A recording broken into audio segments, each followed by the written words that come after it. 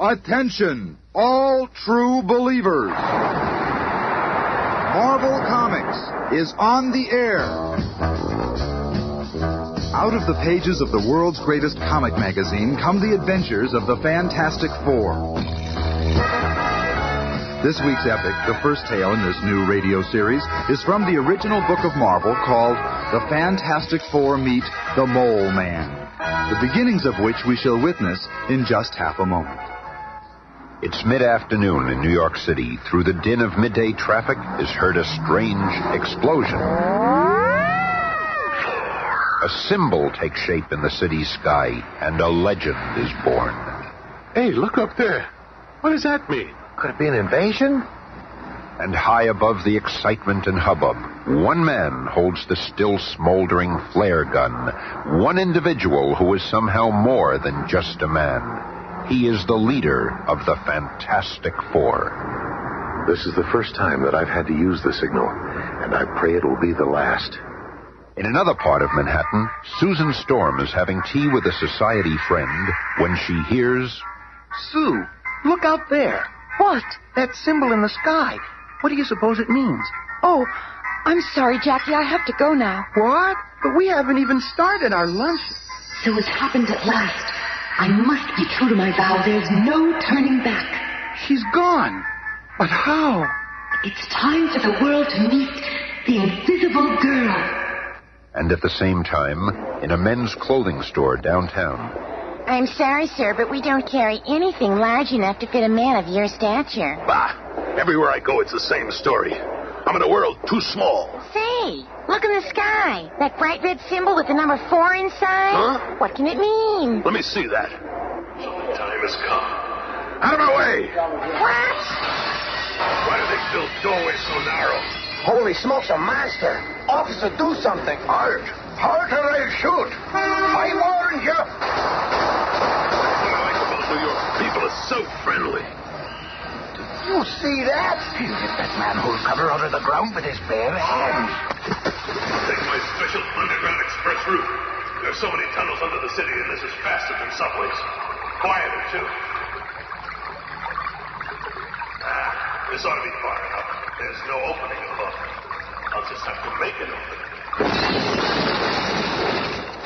A monster came up out of the ground. It don't look human. We're being invaded by Martians. Call out the army. Oh, we're being invaded. Invaded? Well, before we make such a decision, let's observe another scene at Swanson's garage. Oh, we got her purring like a lamb, Johnny boy. Good, that's the way it should be. There's only one thing I like better than working on cars. What's that? Hey, look. What's that in the sky? That's my cue. Flame on. Hey, Johnny, what's happening to you? Remember me saying there's only one thing I like better than working on cars? Well, this is it. The figure which just seconds before had been Johnny Storm is now the Human Torch, flying through the skies like a flaming meteor. Red Dog Base to Squadron Leader. Scramble alert. You are authorized to locate and bring down unidentifiable flaming object now flying over Manhattan. And within a few minutes, Johnny Storm is in a dogfight for his life. I can't keep this up much longer. My flame's gonna run out. Oh no, I'm falling. I'm not gonna make it. And then, just as the flying boy's flame begins to flicker out altogether, two impossibly long arms stretch out and...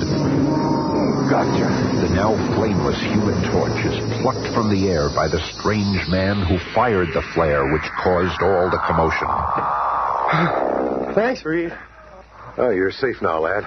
Who is this man? In fact, who are all four of these astonishing humans? How did they become what they are? What mystic quirk of fate brought them all together to form the Fantastic Four?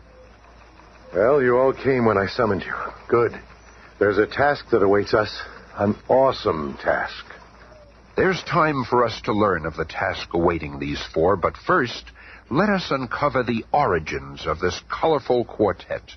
That requires a bit of Marvel magic as we travel back to a time and place before there was a Fantastic Four, back to the office of Dr. Reed Richards in the Federal Space Exploration Complex, where Dr. Richards is briefing his team. So, as you can see, we have a clear time window at 9:40 tonight, and then not again for 3 years. If we're to be the first in space, we must leave tonight. What? You're not going tonight with me as pilot. You know we haven't done enough research into the effects of cosmic rays. Out in space, they could kill us all. Ben, we've got to take that chance. Unless you want the Reds to beat us to it. I never thought you were a coward. Coward? Get that ship. I'll fly her no matter what happens. And so, led by a determined Dr. Reed Richards, the group speeds to the spaceport. Susan, Ben and I know what we're doing, but you and Johnny, you two don't... Don't say it, Reed. I've been working on this for too long. Where you go, I go. And I'm tagging along with Sis, so it's settled. No time to wait for clearance. Conditions are right now. I think this is a stupid thing you're doing, but I ain't no coward. And before the guards can stop them, the mighty ship, which Reed Richards has spent years constructing, is streaking for the heavens, climbing into space. Hey, this hurts. Feels like I have a ton of concrete on my chest. Caused by our fantastic rate of acceleration, Johnny. Right, but the ship is acting like a perfect baby. Yeah, but we still don't know about those cosmic rays. Higher and higher, like a silver bullet, the sleek spacecraft soars. Hear that? The rays are penetrating the ship. I warned you. My head is pounding like it's going to burst. Rays have affected my hands. I can't steer. Ben was right. We should have waited. We should have had heavier shielding. But sis, I feel like I'm burning up. My body is so hot. Can't move. I tried to warn you. At that moment, the powerful rocket's autopilot takes over and the sleek ship returns to Earth in a rugged but non-fatal landing, leaving our quartet of cosmically charged champions deep in the jungles of South America. Oh. Reed, after all your work, we failed. I'm just grateful we're all alive. But we failed. Bah, what'd you expect? And we still don't know what effects the cosmic rays will have on us. Oh, Reed, I feel strange. Susan! Look at Susan! Sis, what's happening? You're fading away. Oh, no. What's happening to me? Reed, Ben, Johnny. Somehow the cosmic rays have altered your DNA, making you invisible. Sis, I can't see you at all anymore. Tried to tell you to wait. How long will it last, Reed? That's got to be the question of the century. How long will it last? There's no way of knowing. What if she never gets visible again? Easy, Johnny. Susan, concentrate. Think about your physical form. Try to imagine yourself visible. I'll try, darling. Look, it's working. I can feel it. Oh, Susan, it is working. Oh, it feels so strange. Oh. Boy, you were lucky. We might never have seen you again. Richard, you were crazy for proceeding with this experiment. How do you know she won't turn invisible again? Oh, Ben, I'm all right now. Oh, sure, you're okay now, but what about a minute ago? And what's going to happen to the rest of us, wise guy? Ben, I'm sick and tired of your insults and complaining. I didn't purposely... And I'm sick and tired of you, period, Bub. In fact, I'm going to paste you one right in that smug face of yours. I've been wanting to do this for a long time. Ben, wait, Ben. What's happening to him, sis? I don't know, Johnny. His skin is cracking. He's turning into orange rock. Wait, Ben. Don't try to talk yourself out of this one, Doc. I'm going to nail you. He pulled that tree right out of the ground. He's turning into some kind of thing. Oh, Reed, darling, do something. Reed, darling. Oh,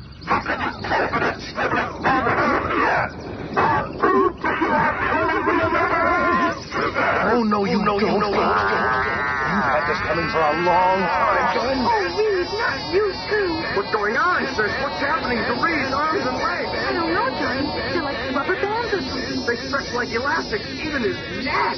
What am I doing? What's happened to me? What's happened to all of us? You've turned into monsters, all of you. It's those terrible cosmic rays. Look at me. They've gotten me, too.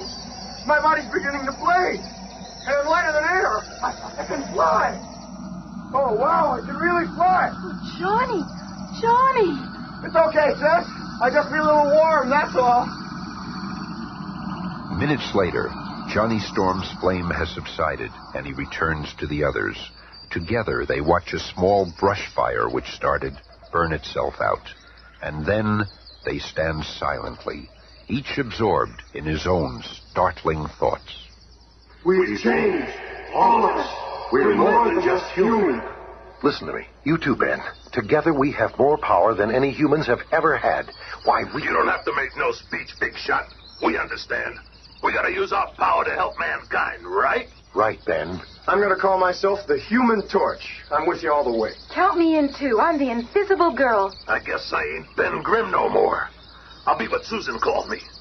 The Thing. And I'll call myself Mr. Fantastic. And so was born the Fantastic Four. From that moment on, the world could never be the same. And now, knowing some pertinent history, let's return to the relative present. This is the first time Dr. Reed Richards has brought the fabulous foursome together since that fateful flight, and the task awaiting them is truly awesome. I brought you here to see some photographs I just received from Washington. Pictures. What are they, pin-ups? This one's an aerial shot of what used to be a nuclear power plant in the Soviet Union. What made that big hole in the earth? The same thing that made this hole in a power plant in Southern California. And this one in Australia? It's happening all over the world. Wait, according to the steady pulses on this seismograph, another one is about to go. And halfway around the world in French Africa. What is that sound, Andre? It feels like the ground is shaking under my feet. And that sound, it sounds like gnawing. An earthquake in the sand. How is that possible? The earth is going mad. Look, the entire installation is caving in. But the worst is yet to come for these unfortunate French legionnaires. Not only did their nuclear generator sink into the undulating earth, but... What in the name of... It is some kind of giant clawed beast. Artillery! Bring the artillery!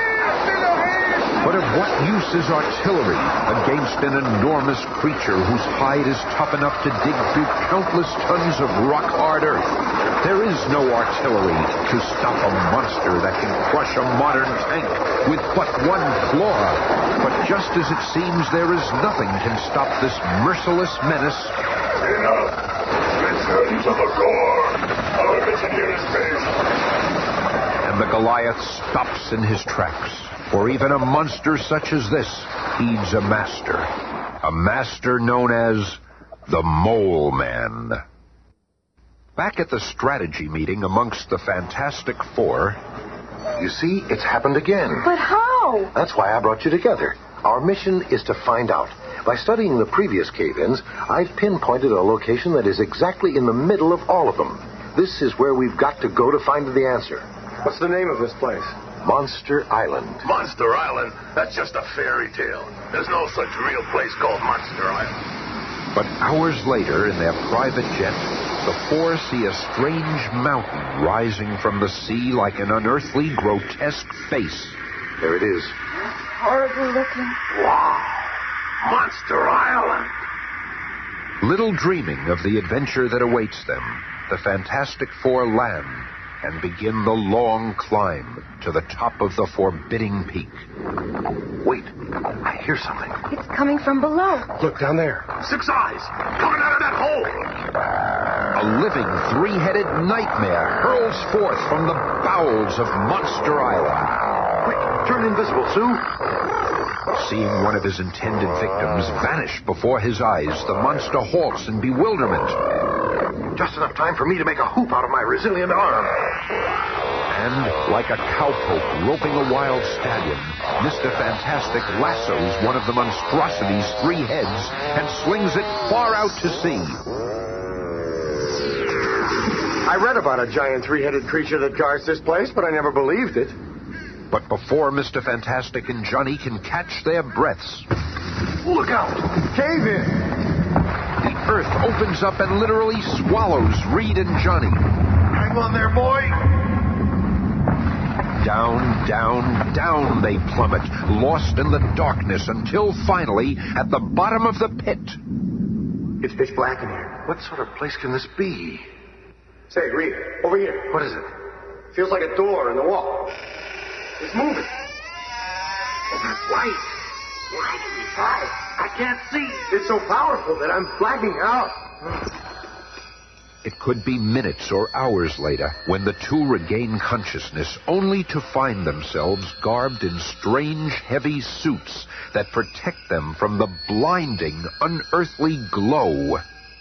Oh, my head. That light actually overpowered us. How did we get into these clothes? It is about time you came around. Who are you? I can't see. Where are we? One thing at a time. The reason for your blindness is the glare from this valley of diamonds. Brighter than the sun. And as for me, I am the Moleman.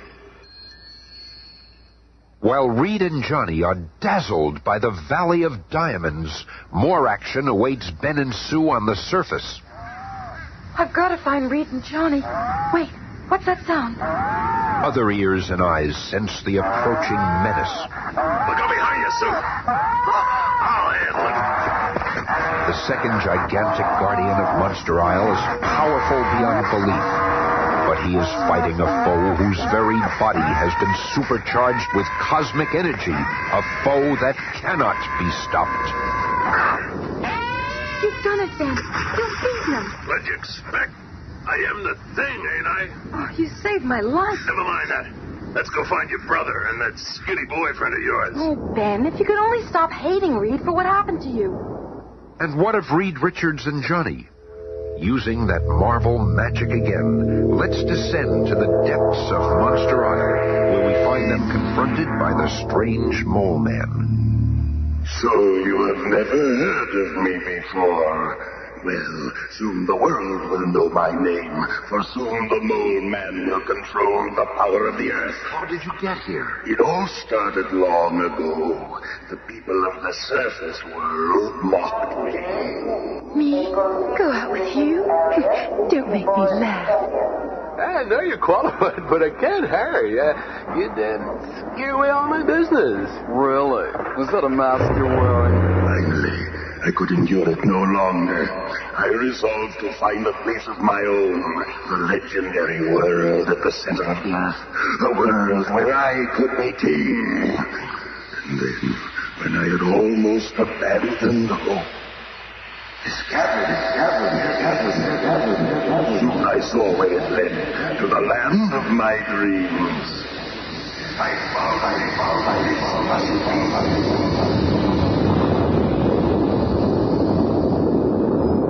The sudden shock of my outcry in that blue, silent cavern caused a violent avalanche. When it was over, I had somehow survived, but I fell into the Valley of Diamonds and was permanently blind. That was the last of my misfortunes. My luck has changed as I mastered the creatures down here. Made them do my bidding. With their talents, I carved an empire out of the earth's core. I conquered everything around me. I developed the ability to deal with the dark and the blindness. Here, take this pole. Try to hit me with it. What do you mean? Go ahead. Take a swing at me. Again. See? I have radar like a bat. I am able to evade whatever danger approaches me and return the attack in time. Reed, you okay? He's not hurt. But see how easily I defeat anyone who dares defy me.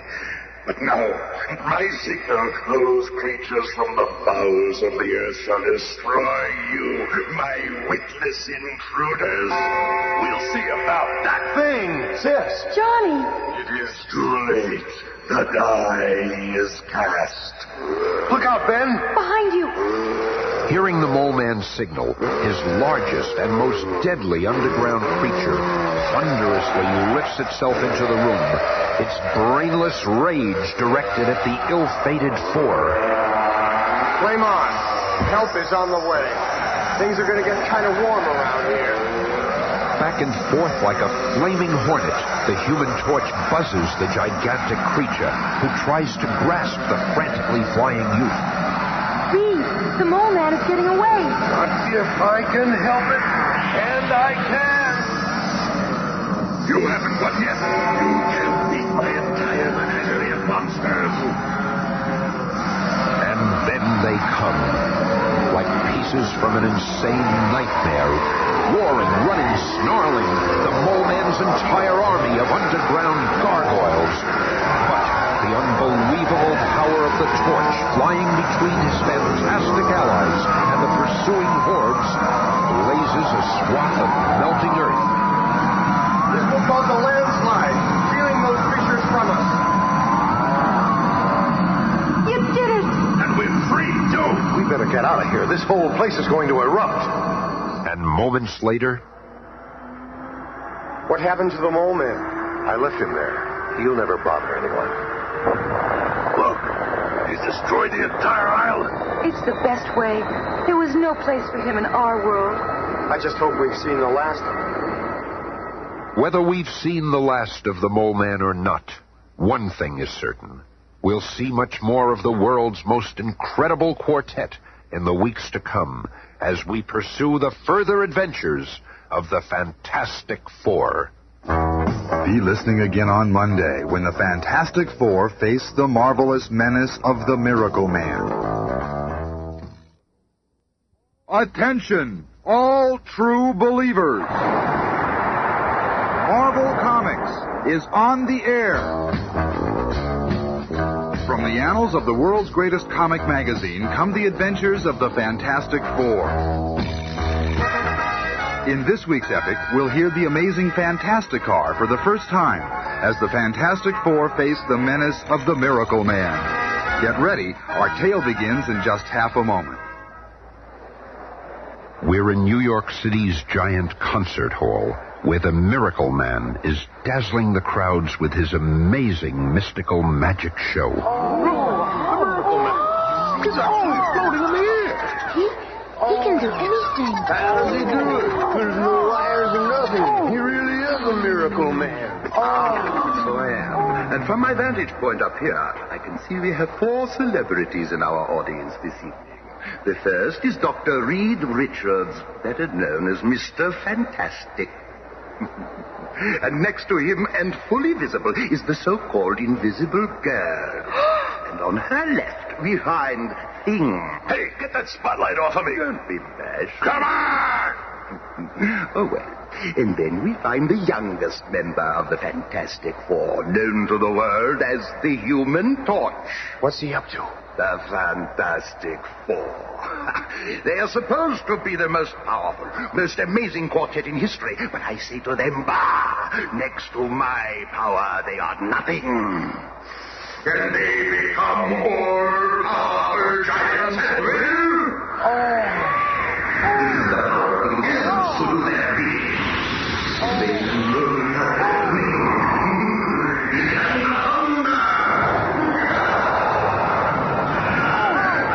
Fantastic Four. I see they are gaining power. Hold on there, fancy pants. Wait, Thing. Let go. I'll wipe that grin off his oily face. I was hoping one of you would accept my friendly challenge. Step right up here, Thing. Let's have a little test of strength. You ain't no challenge to me. Your overrated powers against my miraculous powers? This will be a defeat you'll never forget. Pick either of these 2 identical tree trunks. Okay. Now what? Destroy it in any way you can. Oh, that'll be easy. Think I can, huh? Watch. Yes.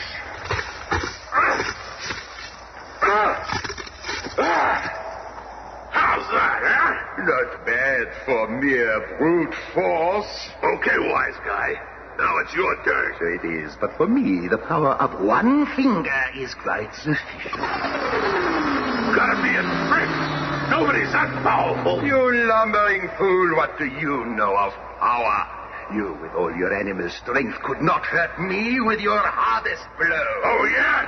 Try this one on for size. Certainly, if it will serve to convince you. It didn't even faze him, Reed. It ain't possible. That chap could have smashed through a stone wall. Let me at him again. No, Mr. Grimm, that won't be necessary. Ladies and gentlemen, I conclude my performance. You have been most kind. Thank you. Minutes later, in their new air-powered flying craft called the Fantastic Car, our four mystified superheroes are headed for home base. You've been quiet for so long, Reed. What are you thinking? Just that it's fortunate for us the Miracle Man isn't a criminal. If he was, he might be one foe we couldn't defeat. But little does Reed Richards know that at that very moment, in his dressing room at the theater, the time has come for me to remove my mask of respectability. Now that I have demonstrated my powers to the world, it is time for the Miracle Man to strike. I'll need a bold, breathtaking feat to make them realize that the human race is powerless against me. Wait. In front of the theater below. There's my answer. The huge statue of the monster from Mars is on exhibit. I shall bring that statue to life and use it as my unconquerable slave!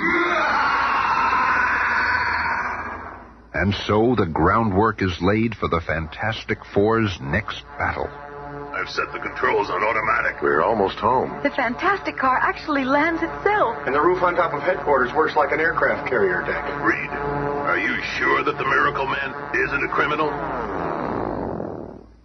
We join the Fantastic Four at their nearly completed headquarters atop the Baxter Building on Manhattan's Madison Avenue, where they are relaxing after a night at the theater. We're here at the... Hey, look, they're televising the opening of that Monster from Mars exhibit. We were just across the street from there. Never mind the statue. Look at what I've got. Susan, you made a costume for yourself. And for all of you. It's time we had some colorful clothes to wear. Bah! What's this? Giants? I ain't wearing no dumb costume. Reed, hey, look. It's the Miracle Man on TV. What's he doing there? He's making some kind of strange gesture. Put it on the big screen, Johnny, and turn up the sound.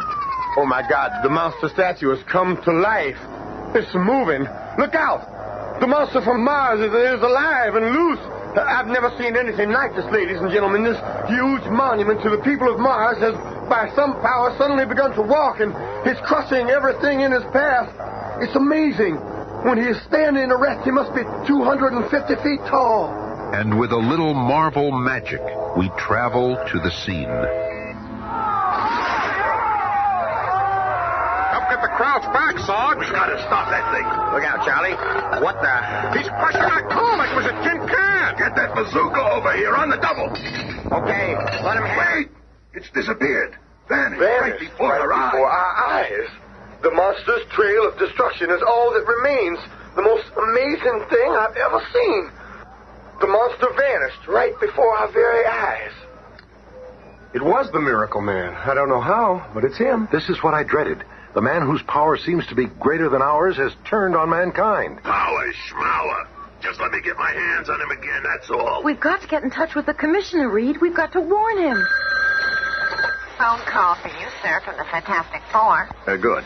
Reed, I want to read you this note I just received. Okay, Commissioner, we've got our recorder going. Roger, ready for this. I hereby declare war on the entire human race. Signed, the Miracle Man. That's pretty heavy, Commissioner. Reed, I'm authorizing you four to do whatever you can. This Miracle Man must be stopped. And so it begins, as the Fantastic Four set out to do battle with a man who works miracles. We'll each take different sections of the city. And with a push of a button, the amazing Fantastic Car splits into 4 separate self-powered modules, and the Fantastic Four begin their search. Good luck, everyone. And barely half a mile from the Baxter Building, the living monster reappears and crashes through the steel walls of a heavily guarded jewelry store in New York City's Diamond District. Stop him! He's stolen $100 million worth of gems! Stop him! Look how big he is! How are we going to stop him? How indeed. But the keen eyes of Mr. Fantastic spy the lumbering creature. Monster's coming my way. I've got to trap him. I'll make a human net out of my body, stretching it to its absolute limit. Just 3 more steps. Come on, baby. A little more stretch. Gotcha! But another figure is also on the scene. Mr. Fantastic. It will take more than a rubber-lead elastic free to water my elastic back. Mr. Fantastic, being knocked unconscious, loses his cosmic powers, and man and monster slip into the gathering darkness. A short while later, at police headquarters... I'm disappointed in you, Reed. You almost had him, and he slipped right through your fingers. I'm sorry, Commissioner. What happens next? The others are still on patrol. We'll stop him. How can a man who works miracles be stopped? How can a man that can bring life to the monster from Mars be kept in check? That is the problem confronting the guards at a nearby military supply depot. It's the monster. He's after a new atomic tank. And from above, another figure flies into the scene. There he is, Tommy. No time to warn the others. Diving from his hovering section of the Fantastic Car, Johnny Storm plummets to Earth just before he reaches the ground. Flame on. Johnny Storm enters the battle as the Human Torch. And from another section of the patrolling Fantastic Car... Look, Thing. It's Johnny. He's got his flame on. He's found a monster. That means the Miracle Man can't be far away. Yeah, and I'm getting out of this silly monkey suit so I can move. But while Sue and the Thing prepare for action... You trying to grab me, chum? Okay, let's make it a little easier for you, huh? And harder. You want to touch the torch, do you, Martian Monster Man? Well, it's time for you to learn the Human Torch is too hot to handle. He was only wood and plastic.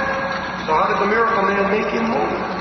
And as the torch ponders that problem, our villain is readying a new one. This will stop that blazing nuisance. Oh, careful. Boom. My flame. Where are the others? Hey, Matchstick, what's wrong with you? The Miracle Man sprayed me with foam. You'll have to get him now. Get him.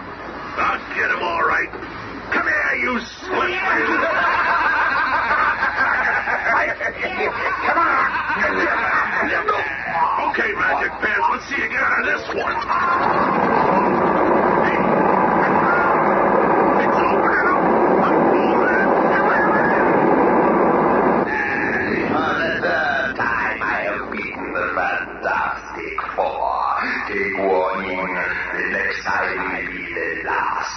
Then I shall rule the world, and mankind will be my toy. And a few moments later... Good. Did you see that? What? Oh, the claw. Did you see where he went? Oh, I'm gonna nail that creep if it takes forever. Hey, where you go with that tank, punk? But the fourth member of our team takes over now. The Invisible Girl is a secret stowaway in the atomic tank and calls the others on her portable radio. Attention. Thing, Johnny. We hear you, Susan. Order the troops to fall back. I'll tackle the Miracle Man alone. It's our only chance. Over and out. Sometimes one invisible girl can accomplish more than a full battalion. The Miracle Man may be getting away, but he's got an unseen passenger along this time. And following Sue's instructions, Thing and Johnny return to Fantastic Four headquarters where they find Reed Richards, and once again, an internal argument ensues. How could you leave Sue out there to tackle the Miracle Man alone? Because she wanted it that way, twerp, remember? Now shut up and let us think. Simmer down, Thing, and you too, Johnny. When Sue signals us, we've got to be ready. Ready? I'm always ready. The next time I get within grabbing distance of that fancy faker, I'll make mincemeat out of him. He thinks his powers are greater than ours. Well, they ain't. Nothing's more powerful than those cosmic rays that turned us into what we are. I'll never burn that day out of my memory. That launch into space, and then the cosmic rays and the crash in South America. I'll never forget seeing Susan, sweet Susan, grow invisible for the first time. Or the look on your faces. I was then Grimm, then before I began to change. Before I became the Thing. And Reed, how did it feel when your limbs stretched and you realized that you could mold into any shape you wish? And then, when I saw Johnny turn into the Human Torch. That's when we joined together and became the Fantastic Four. And we've been able to use our powers to help mankind, to fight evil and injustice. Sure. Great for you, but what about me? I'm nothing more than a walking fright show, an ugly, gruesome thing. What about me? You've changed back to your normal self for a few minutes. It might happen again for a longer time. I don't want to be normal for a few minutes. I want to be Ben Grimm permanently. I want women to look at me and smile instead of screaming. Chicks look at you. Don't kid yourself. They wouldn't look at you if you looked like Robert Redford. Well, you cry, little punk. I'll teach you. Hey, lay off, you big ape. I was only fooling around. Yeah, me too. Don't get crazy, thing. Think I'm crazy, do you? Well, what do you think it is? I warned you. If it's a fight you want, flame on. Then that's what you'll get. Okay, you two, let's not get out of control. Yeah? Flame off, you sport, and fight like a man. Oh, sure, it's okay for you to use your uncontrollable animal strength, but if I use my controllable flame, I'm not fighting like a man, huh? Well, that's it. I'm leaving. I'm sick of looking at your ugly puss anyway. Better get out while you still can walk. I'll find my sister alone. You all seem to have forgotten all about her. She may be part of your dumb club, but she's still my sister. Why can't you control yourself, Ben? What's wrong with us? Look in any mirror will answer that for you. Heck with it. When's Sue gonna signal us? What's happened to her? We find the Invisible Girl and the atomic tank, driven by the Miracle Man, entering an automobile junkyard in the suburbs. Within minutes, I'll have this tank so well hidden that no one will ever find it. The Miracle Man is covering the tank with old wrecked cars. If I can only alert the others before he suspects I'm here. The dog has caught my scent. What is it, boy? Why are you growling? There's nobody here. The dog never growls for no reason. So if I can't see anyone, then it must be the Invisible Girl. It won't work, Susan Storm. I know you're here. And I, Miracle Man, command you to become visible. That's much better. You see, I have the power to make even the Invisible Girl visible. You must obey me. I am your master. You are to signal the Fantastic Four to come to your rescue. Then I shall defeat them once and for all. Like a woman in a trance, Susan Storm aims her small emergency flare pistol into the sky and... It is done. This marks the beginning of the end of the so-called Fantastic Four. Look out there, Thing. Susan's signal. Well, it's about time. I hope she's all right. The Miracle Man is a dangerous character. She better be okay, for his sake. And so the stage is set for this momentous battle. Except for the Invisible Girl's brother, the Human Torch, who is drowning his troubles at a Greenwich Village sidewalk cafe. Hey, Johnny, why can't I join the Fantastic Four? I'm your best buddy. Ease up, will you? I gotta think. What's bugging you, man? First of all, my sister is missing. And secondly, the Thing is acting like an absolute ape, as usual. One of these days I'll have a showdown with that big slob. Hey, John, isn't that the Fantastic Four emergency signal? It sure is. That's the signal I've been waiting for. Sue needs me. Flame on! Catch up with you. Hey, take me with you, Johnny. Come on, man, I'll help you. Where the Human Torch goes, he goes alone. Fate works in mysterious ways. Whoever would have thought the most powerful foes in all the world would have their last battle in a lonely junkyard in Scarsdale? So again we meet Miracle Man. Very astute, my good fellow. Your monster is destroyed, and you won't get away this time. Me? Get away? No, gentlemen, it is you who are trapped, and I will destroy you all. If you think you're scaring us with that oversized skeleton key you're pointing, you got another think coming. You'll see soon enough. Come on, Reed. Let's take it. Oh, hold on, Thing. There's more to that giant key than meets the eye. How very perceptive of you, Mr. Fantastic. Now, Reed. This is more than a magical key. Before your very eyes, I can change it. A machine gun. Right again, Professor. And now, where do you all? I, too, can do a quick change trick. Ever tried hitting a bouncing ball with your overgrown Gatling gun? Reed can't dodge that dummy's symptoms forever. Oh, I better do something. And like a lumbering giant, the mighty thing races between Mr. Fantastic and the deadly bullets, letting his own incredible body absorb the impact of the projectiles until... At last, he's out of ammo. Hurry, please. Thing, you saved my life. Yeah, well, you better get moving before Laughing Boy gets away. But before the exhausted Mr. Fantastic or the battered thing can make a move, the Miracle Man reaches the atomic tank with his female hostage and... He's getting away, Reed! He's getting away! To the Fantastic car. We'll catch him. Thing, Reed, wait. It's Johnny. It's about time you got here, Junior. The Miracle Man cut your drive cable. It's death to use the Fantastic car. Quick, we can still catch him in one of these antique cars that are stored here between exhibitions. Never mind that. I can fly faster than that, Eve. Well, why ain't you flying, Matchstick? Because this is more fun. Can't you ever be serious? Have you forgotten that your sister is the Miracle Man's prisoner? Look out! He's hit a tire. We're gonna crash! It's my turn to finish him off. Torch, wait! Flame on! Watch out for Sue. But the Human Torch causes no harm. Instead, he increases his flame until it becomes a blazing flash of light in front of the tank, temporarily blinding the Miracle Man. I can't see! I'm blind! And only minutes later... My eyes. You'll be okay, fella. But if you've harmed my sister... He did it. The torch stopped the Miracle Man. And now it's my turn. I've been waiting for this. Hold it, Thing. You'd kill him. His power is gone. The law can take care of him now. Huh? But how do you know? I'll explain in a minute. But first, Miracle Man, or whoever you are, bring Susan out of her trance. Never. Do as I say, or I'll turn you over to the Thing. All right. I'll do it. Susan Storm, you are yourself again. Oh! She's fainted. Okay, Reed. How did he do it? Yeah, what is he anyway? Well, he's no Miracle Man, that's for sure. He's merely a clever hypnotist, a master of mass illusion. A monster never really moved. He hypnotized us into thinking it did.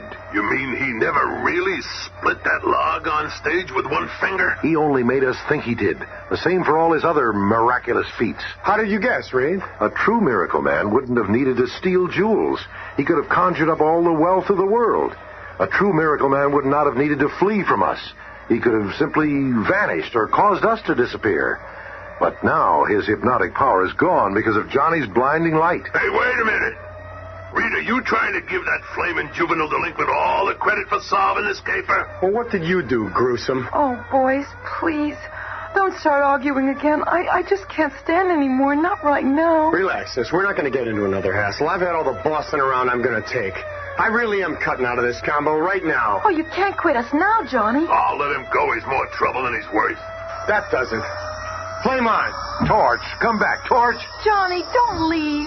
It's too late, Sue. Oh, Reed, what will become of him? Where will he go? It's not him I'm worried about. It's mankind. What will we do? What can we do if he turns against us?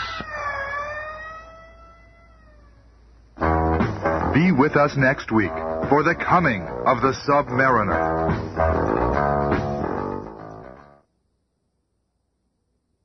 Attention, all true believers. Marvel Comics is on the air. Out of the pages of the world's greatest comic magazine come the adventures of the Fantastic Four. This week's story revolves around a menace from the sea, and we'll begin our shanty in just half a moment. Our story this week picks up where we left off last week. The Fantastic Four have returned to their headquarters in the Baxter Building after Johnny Storm, the Human Torch, had defeated the Miracle Man. I'm sure it'll all come back to you as we proceed.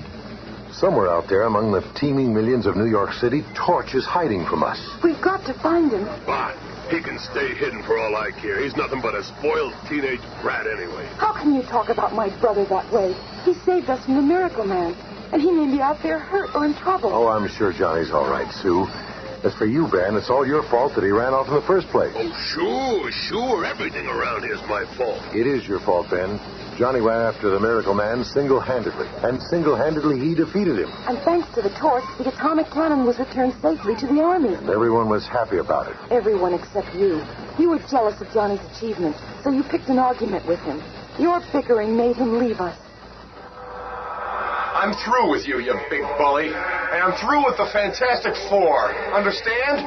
Through. Well, we're going to find that youngster, and that means you too, Ben. And when I find him, I'll teach him to run out on us like that. Oh, Reed, darling, if he harms my little brother. And so the Fantastic Four, -1, set out in their fantastic car to search the megalopolis. You check the village where you and Johnny grew up. Okay, Reed. Ben, you cruise the west side and check garages. And what are you going to be doing, Reed, darling? Oh, Ben, give me a break. Okay, this is where we separate. Release sections. Thus, the long search begins. Susan Storm lands in the center of town. Johnny loves this neighborhood. There are so many people his age. Here's a good place to start searching on a hot day. The soda fountain where Johnny hangs out. And there's one of his pals. Excuse me. Huh? Have you seen my brother, Johnny Storm? What? I must be hallucinating. Some funny-sounding chick's voice out of thin air. Oh, wait a minute. If you're hallucinating, then I'm hallucinating. And I'm getting out of here. I never understood why he hangs out here. These kids sure scare easy. Oh, well, back to the search. Back to the search indeed. We find Mr. Fantastic in Central Park, near the bike trails. There are some cyclists. Maybe they've seen Johnny. I'll just reach in here. What? Mr. Fantastic. Hey, I didn't know you were for real. I'm real enough. But tell me quick, have you seen Johnny Storm the Torch? No, man, I haven't. Hey, say, how do you stretch your No time to body chat right now. Sooner or later, I'll find someone who's seen him. But little does Mr. Fantastic know that less than a mile away, in Swanson's garage... Nobody can modify an engine like you, man. Yeah, that's incredible. You're only saying that because it's true. You know, the whole country is looking for the Human Torch. Yeah? And he's right here working with us on cars. Well, I've got to do a little welding, guys, so step back for a few seconds. Flame on. Hey, Johnny, I didn't know you could ignite parts of your body. The flame from my finger beats a welding torch any day. It's really nifty. Every time I use my flame, I learn new things I can do with it. By concentrating, I can keep it away from that gasoline. But if I wanted to, I could merge my flame with that barrel of oil and keep this place heated for months at almost no cost. Reed and I have done a series of tests. But as Johnny explains his superhuman abilities, one of his ex-teammates is right outside, preparing to demonstrate his. Before I knock myself out searching this whole city for that squirt, I'll play a hunch. The thing. Right, Matchstick.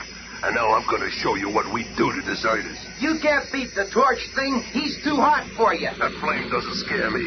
There's gasoline all over here. One spark and your pals will be statistics. I'm getting out of here before I'm blown up. Flame off, Torch. Flame off or I'll drop this jalopy right on you and we'll all be blown to bits. Drop the car, thing. Sure, I'll drop the car. Now I'll take care of you. You've always laughed at me because I'm ugly. So why aren't you laughing now, punk? Lay off, thing. I'm warning you. Don't worry, sonny boy. I won't spoil your pretty face. I'm just going to rough you up a little so you won't forget who's boss around here. Knock it off, thing. I'm not going to warn you again. Warn me? I'm telling you, I'm gonna. Come in, human again. At last. I better get out of here while the getting's good. A man. I'm a normal man again. Flame on. Go ahead and fly away, you flaming freak. I'm a man again. The poor fool. It's just a temporary change. He'll soon be the thing again. His is the cruelest cosmic power of all. My hand.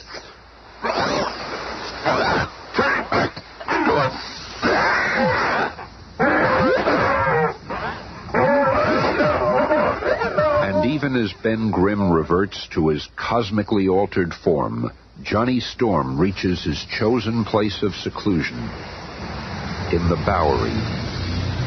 No one will find me down here. I'll just lose myself among all these human derelicts. I better get off the streets. That flop house over there looks as good as any. 2 bits a night, buddy. In advance. Well, Johnny wanted the anonymity of the Bowery, and for his 2 bits, he shared a room with 15 other men, all similarly inclined. Well, it ain't the Waldorf, but I'll be safe here while I plan my next move. Hey, pal, could I see that comic book over there? Sure, Mac. Here you go. Submariner. I remember someone talking about him. He was the world's most unusual character. He lived underwater and was as strong as 10 men. I wonder what happened to him. He was supposed to be immortal. You know about Submariner? What? Oh, yeah. You got a bum over here who's as strong as that guy's supposed to be. Yeah? Hey, old man, wake up. You may be. Come on, old man. You got a lieutenant here. Show what you can do. Oh, I want to sleep. Well, leave the old man alone. He's probably tired. Well, he's never too tired for this. Come on, you mangy bum. Get his phone book in here. Go away, you puny flea. Let's teach him a lesson, boys. Get him. Hoblin, spoil it for a good fight. I said, go away, all of you. I'm tired of showing my strength. I just want to remember who I am, what I am. I've spent so many years here in this fog, my mind's a blank. Look, his guard is down. How's our chance? Yeah, I never like to creep anyway. Hold it. Leave him alone. Can't you see he's sick? He's got amnesia, loss of memory. He doesn't even know who he is. Yeah, but we'll beat it back. You need him. Wait a second. I've got an easier way. First, let's show him what he really looks like. Let's give him a hot shave. Flame on. Hey, what's that? You've got to be the Human Torch. I can control my torch flame to within a hair's width. Look at his face. It can't be. It is. It's Submariner. At the same moment that Johnny Storm makes his incredible discovery, the other members of the Fantastic Four are continuing their search for him. Have you fellas seen a flaming teenager flying around the city? Holy smokes, I've read about you guys, but I never dreamt that you really existed. We exist, all right. Now, how about it? Have you seen the torch? No. Well, if you do, contact the Fantastic Four. Susan Storm, too, prowls the vast metropolis as the Invisible Girl. I've traveled all the way down to the Bowery, a refuge for lost souls. I can't believe that I'd find Johnny here. Come on, pal. If you are Submariner, I know one thing that will bring back your memory for sure. If you can, I'll be forever in your debt. I'm wasting precious time. I'll continue down and look for Johnny in Chinatown. And once more, destiny dabbles with the fate of humans. Susan Storm, less than 10 feet from her brother, turns and walks away, not seeing the subject of her search. Okay, the coast is clear. Flame on. No, you're a demon. It's okay. You're safe from my flame. We're just going for a little flight test. See? There's the Atlantic Ocean. But you... Easy, pal. I won't drop you. Not yet. If he is Submariner, the sea will bring back his memory. If not, I'll dive in and save him.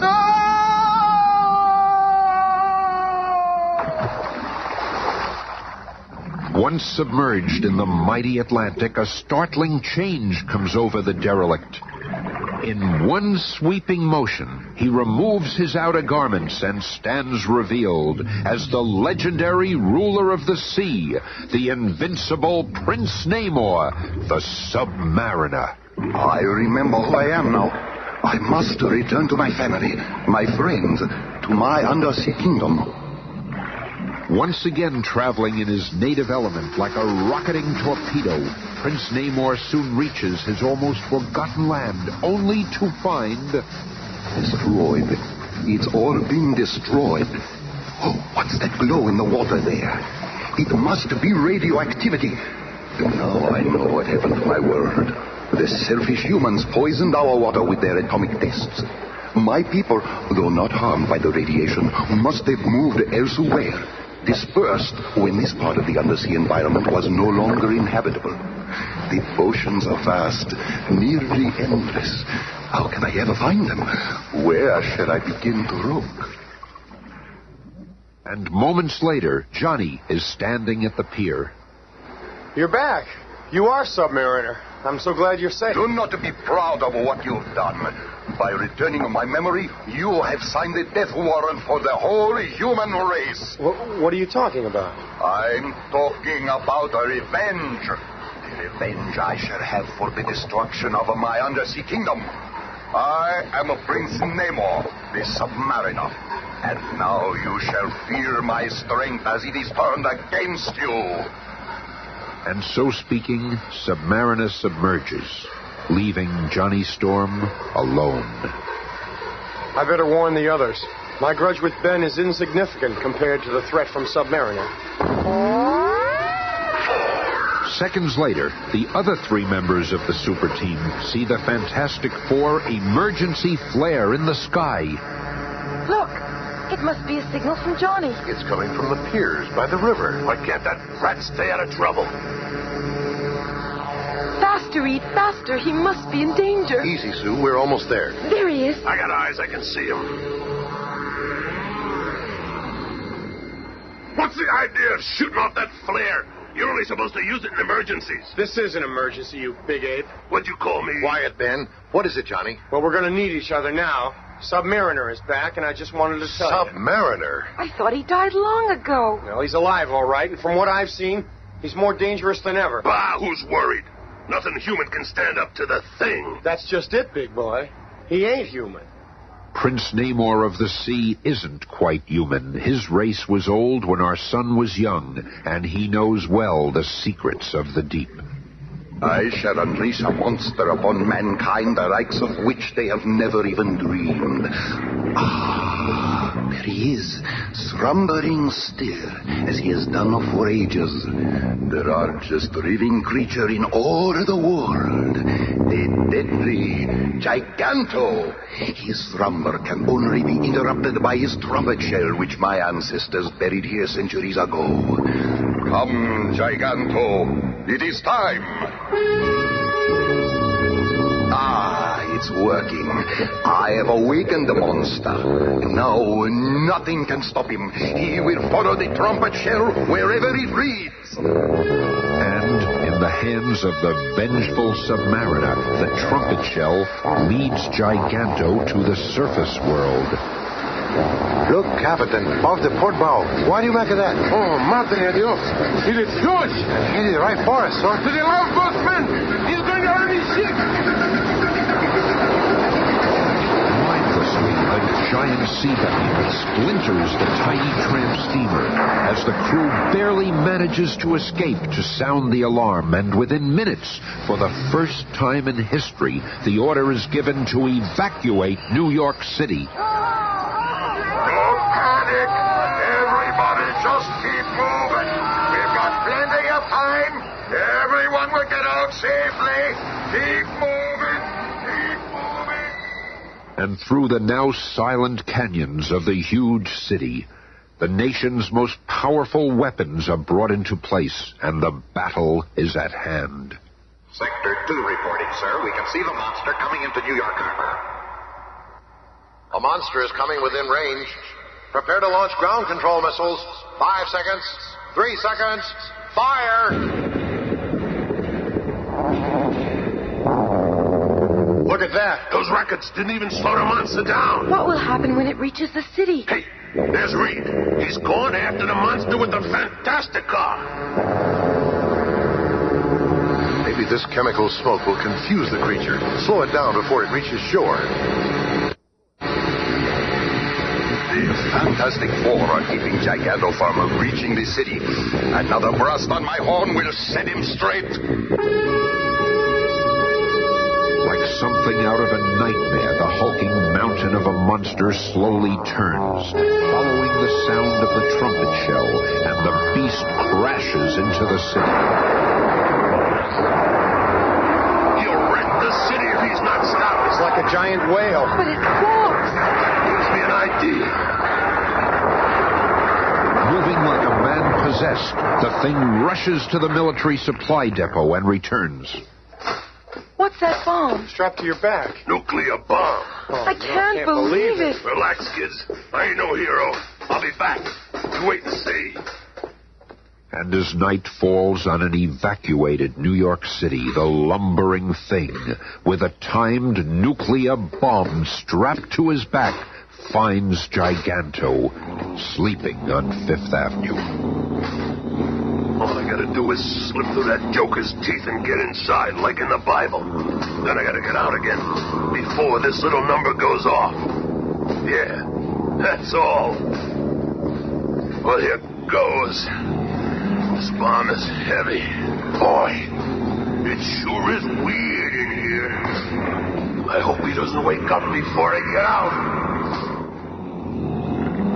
Slowly, warily, knowing that each step might be his last, the thing walks deeper and deeper inside Giganto, the monster from the sea.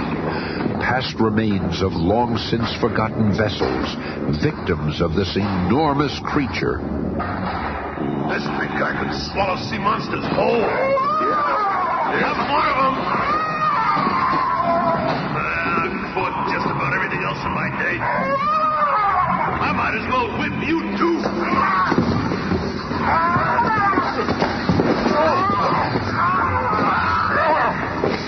That takes care of that. And this is as good a place as any to put this nuclear firecracker. There. Now I gotta get out of here. This mouth is shut. I'm a goner. Oh, I can see the street. Look at me!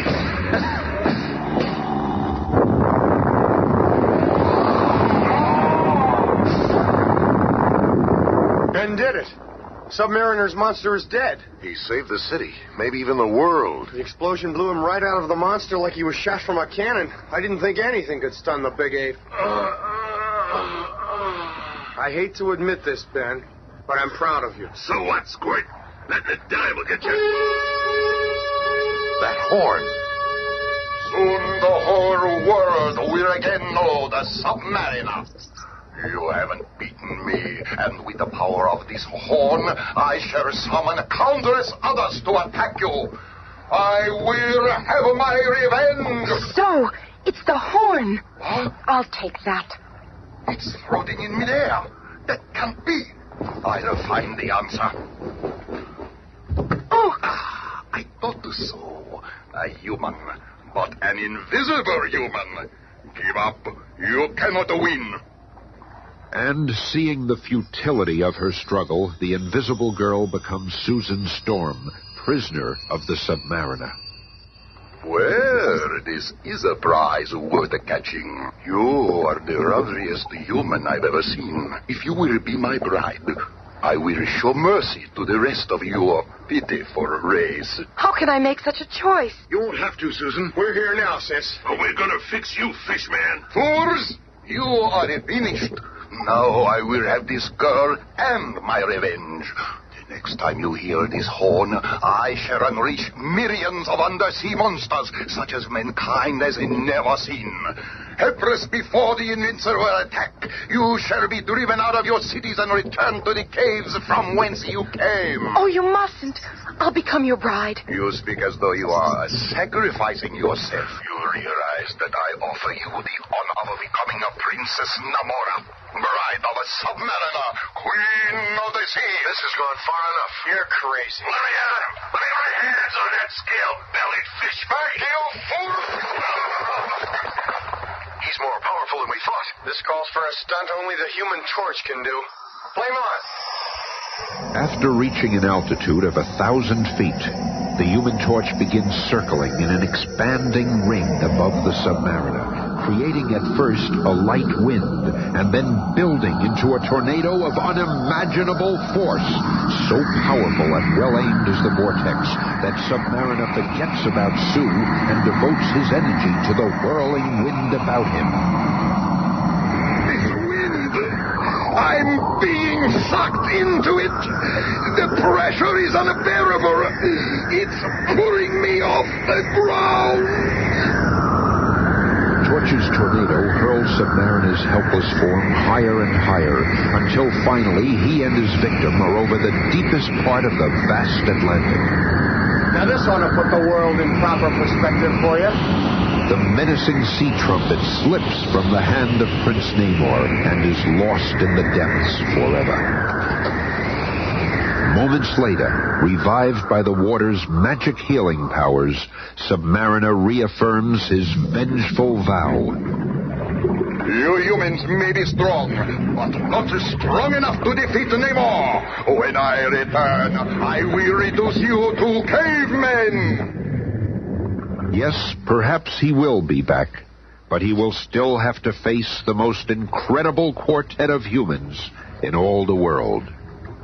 I don't think you should have let him return to the sea, Johnny. I got a hunch he's going to be back, and I can't wait. Let's cross that bridge when we come to it, Ben. When he returns, we'll be waiting.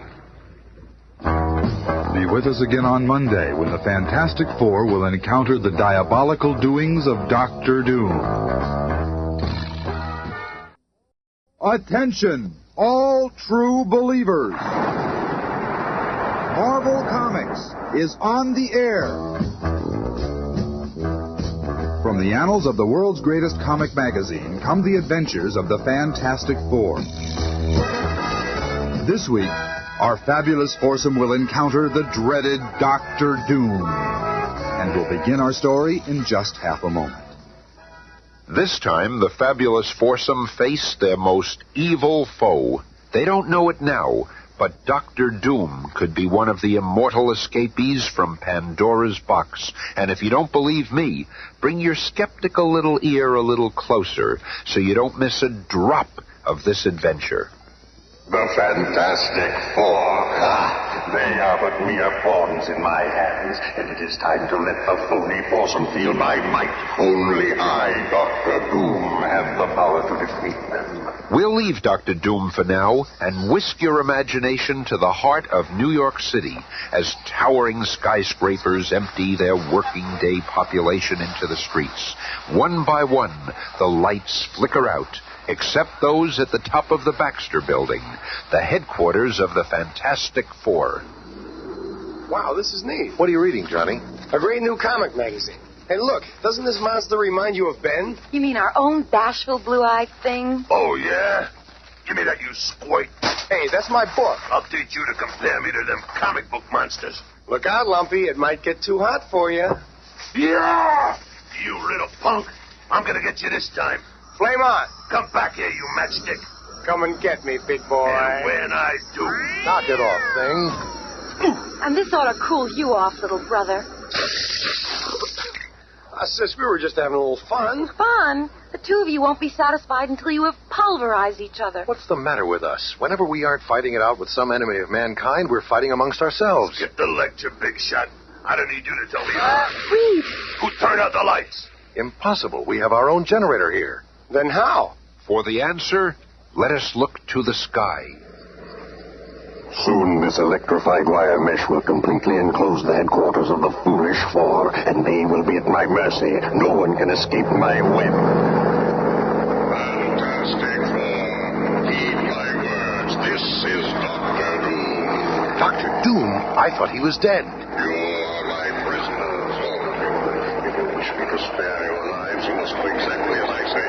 Prepare yourselves. It really is Dr. Doom. I recognize that voice. Who is he, Reed? Yeah, who is this creep? Years ago, back in college, there was a student named Victor Von Doom who was fascinated by sorcery and black magic.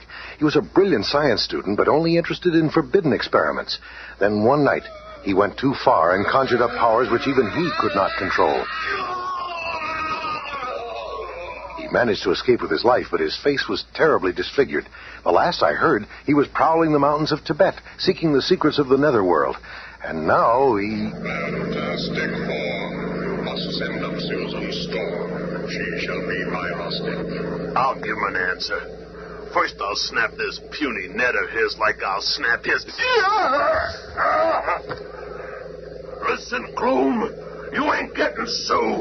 If you want us, you're going to have to come down here and get us. I've got to go up to him, Ben. It's the only way to bring him out in the open. Sue's right. We can't just scare him off. We have to defeat him. There may be more than just the four of us at stake. If you are sending her out, shoot a flare. I will deactivate a section of the net. Good. My My plan is working perfectly. Dr. Doom must have vast powers to dare challenge the Fantastic Four. When I draw him out, we'll see what those powers are. I am ready, Dr. Doom. I shall be your hostage. But you will regret defying the Fantastic Four. Look, he's taking Sis aboard his copter. Now that I have the girl, you must all board my ship. Fire a flare signal when you are ready. Give me that flare gun. We're going on his ship, and then we're going to take him. They accept my terms. I knew they would. Reed Richards could not resist. Just the flip of a switch, and they will be mine. Holy smokes, Reed. Dr. Doom's net turned inside out, and it... That's turned into some kind of cage. What does Doom think we are? He must be a real wizard at inventing things. He is an evil genius. We must never underestimate him. Then, with a sudden, unexpected surge, Dr. Doom's helicopter blazes through the sky at an unbelievable speed. We will reach my castle in minutes. And in less time than it takes to describe it, Doom's craft has landed, and he's escorting the four to the dreaded Doctor's laboratory. Sure is spooky. I'm sure we're safe until Dr. Doom gets what he wants. Yeah. And then I'm going to give it to him. Now I will describe your mission. If you carry it out successfully, I shall reward you by returning the invisible girl and sparing your lives. If not... Talk fast, Doom. Yeah, what's the story? I have successfully developed the most incredible invention of the age, a space-time travel device. With it, you shall go centuries into the past, and then return to me with the treasure chest of Blackbeard. What? You don't mean... Why don't you go get it yourself? Or I must remain here to operate the device. Wow, a chance to visit the past. What if he never brings us back? I have to bring you back. How else will I get my treasure? Doom, if we don't return, you must promise to release Susan. Done. I only wanted her to lure you here. And now... What's that button? It must be the space-time travel machine. Right you are, Richards. You mean we've been standing in it all this time? Yes, and you are to return within 48 hours with the chest of Blackbeard's riches. Do not fail. Now they are gone. Gone to bring me the gems which contain all the powers of the universe. Look, it worked. Look where we are. You mean when we are, Johnny, and we've got to move quickly. First, we'll get some clothes to make us look like we belong here. Reed, over there. I'll steal these clothes and sworn they're mine. You miserable dog. You swore you'd give on to biggie with me. They're mine, I tell you. I tell you they're mine, so do you want to make something of it? Yeah, look out, it's a devil incarnate. I'm never going to steal again. This is perfect. A whole chest of boots and pants. And look at this shirt. I feel like a real swashbuckler. Let me disguise you, too, Thing. A fake beard, this hat, and an eye patch. There. Take it easy, bub. I don't want to suffocate in this monkey suit. Say, you look like the real thing. Don't get smart, Matchstick. But say, this does feel pretty good. And so disguised, Reed, Ben, and Johnny begin their search for the treasure of Blackbeard. What better place to begin the search than in a local pub? Ahoy, matey. Hey, what do you say we hustle a couple of these barmaids? Forget it, Thing. We've got to find Blackbeard and his treasure. Right. So let us think. Methinks those three would be good additions to me crew. Aye. Feed 'em some grog. That'll put 'em to sleep. And be quick about it, love. Aye, aye. Refresh yourselves, gentlemen. This round is on my master. Why, thank you. The service is pretty good here. And this beverage really quenches my thirst. Well, tastes good, too. Gosh, Reed, I'm getting a little sleepy. What's the matter, kid? Can't you hold your beverage? I think they put something in this. I feel a little woozy. It's done. When they awake, they will do my bidding. Hours later, the Thing is first to awaken. We've been scuttled. Slowly, silently, he looks about, only to find that they're locked inside the musty hole of a pirate ship. This'll be easy. While above deck, Get the prisoners and put them to work, and be quick about it, you slimy Since bum. when do you give the orders around here, Mr. Splinty? I'm as fit to command as any. I'll show you who gives the orders around Oh, here. you will. All right, stand over. All right, boys, break it up. Who's dead? I dare. And I'm going to make something of it. Bite off a little more than you can chew. I might die. All right. You know, Johnny, I kind of feel sorry for those pirates. Yeah, only 12 of them against one thing. Go get them! Look out! That pulley just missed you, Reed. Came from up there. That wasn't very sociable of you, mister. Mutineers, be ye. A taste of me blade will fix you. Oh, yeah? Flame on. That's a good name for it. We're being attacked. To your battle station. Okay, come on. It's another pirate ship. Good. Maybe it's Blackbeard. See her through this glass? She's loaded with treasure. It could be Blackbeard. This could be the fight of our lives. You hear that, you swabs? We're all in this together, you understand? Aye. You guys do just what we tell you. Step aside, mates. I'll warm them up a little first. Flame on. Hi, fellas. I heard your fireworks. That's just a sample. Now I'll turn on the steam. Okay, thing. Johnny set up his steam screen. Let's go. How are we going to get over there, big brain? Like This. I like there's a bridge between the two ships. Now hurry up. I can't hold it here all day. Come on, you swine. Hurry up, thing. My back is killing me. It's clobbering time.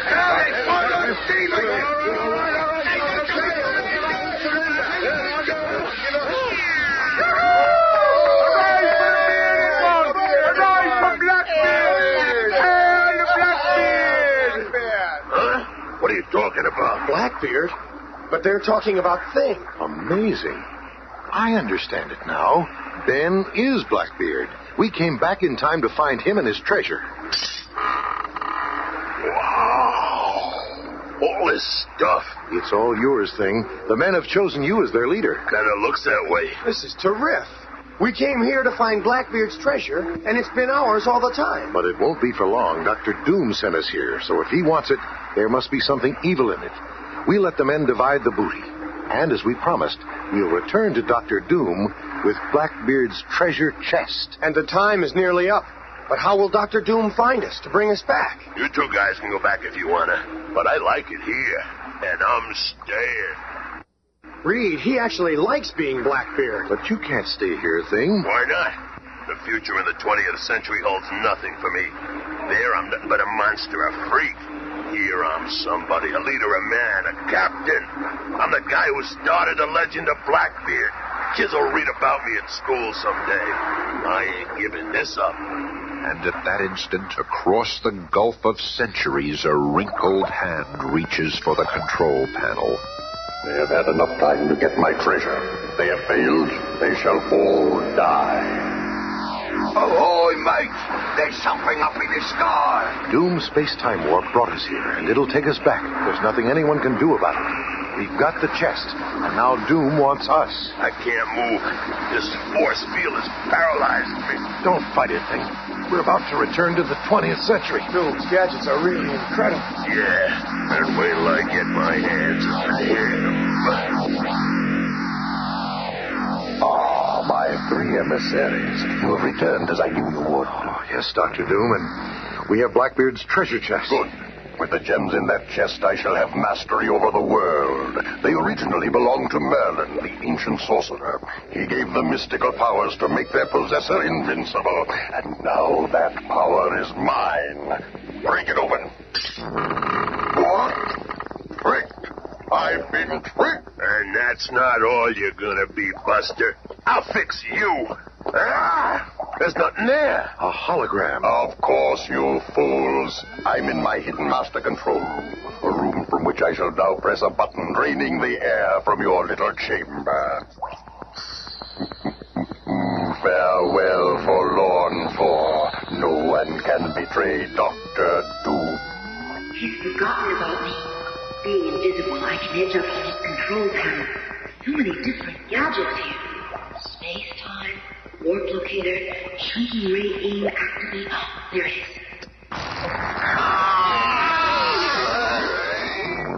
And it's opened the escape door. Then if I can reach the others in time. I need air. Hang in there, boy. Save your breath. Maybe it can break through the floor. Here. I hope I'm not too late. Now, where's the switch? There. The door is opening. I can breathe. Sue, it's you. Oh, I prayed I'd find you in time. Doom is temporarily out of action in his master control room. While I was up there, I got a look at his control panel. He's got a shrinking ray. This is worth looking into. Where's his control room? Out that door and down the stairs. We'll have to be careful. He's probably got every inch of this place wired. Flame on. I'll scout around and meet you there.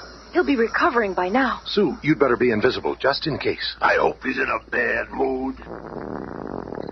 And within minutes, Reed, Ben, and an invisible Sue Storm reach Dr. Doom's master control room beneath his castle stronghold.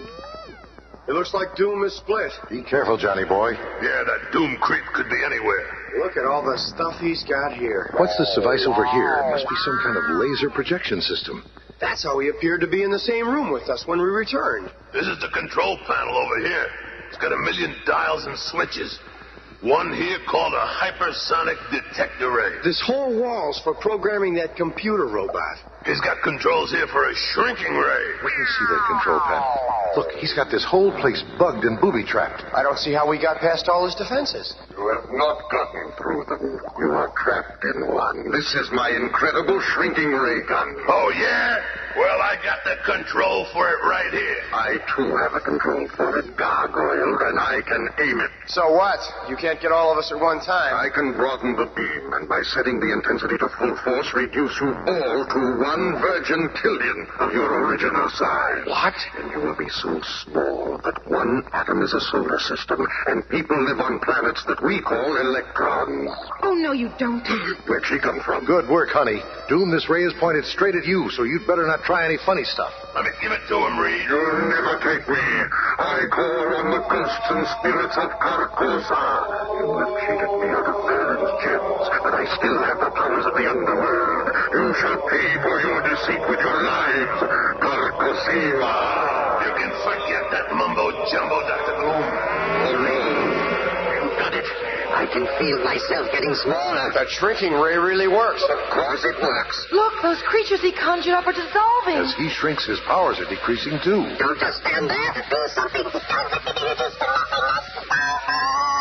But there is no time. The ray is so fast-acting that within seconds the figure of the dreaded doctor is fading from sight like a stone dropped into a canyon, and soon he has completely disappeared. What a way to go. You may have been a little hasty on the trigger there, Ben. We could have... What? That creep was bringing up the devil himself to do away with us. Well, at least you could have warned him. He did the right thing. I guess it's irrelevant. Doom is defeated, and that's all that really counts. We better call the commissioner and get this place boarded up. If all these evil inventions fell into the wrong hands... Don't worry about that, sis. A couple of fireballs ought to do the job. Then nobody, not even Dr. Doom, will be able to use these things. That's a good idea, Johnny. Well, you better let us get out of here before you go playing around like the 4th of July. Come on, Sue. Best way to do this would be to burn from the top down. I'll go out with you and lob the fireballs over Doom's moat. Hey, Reed, what's a virgin tillion? Tune in again Monday and witness the Fantastic Four, Prisoners of the Puppet Master.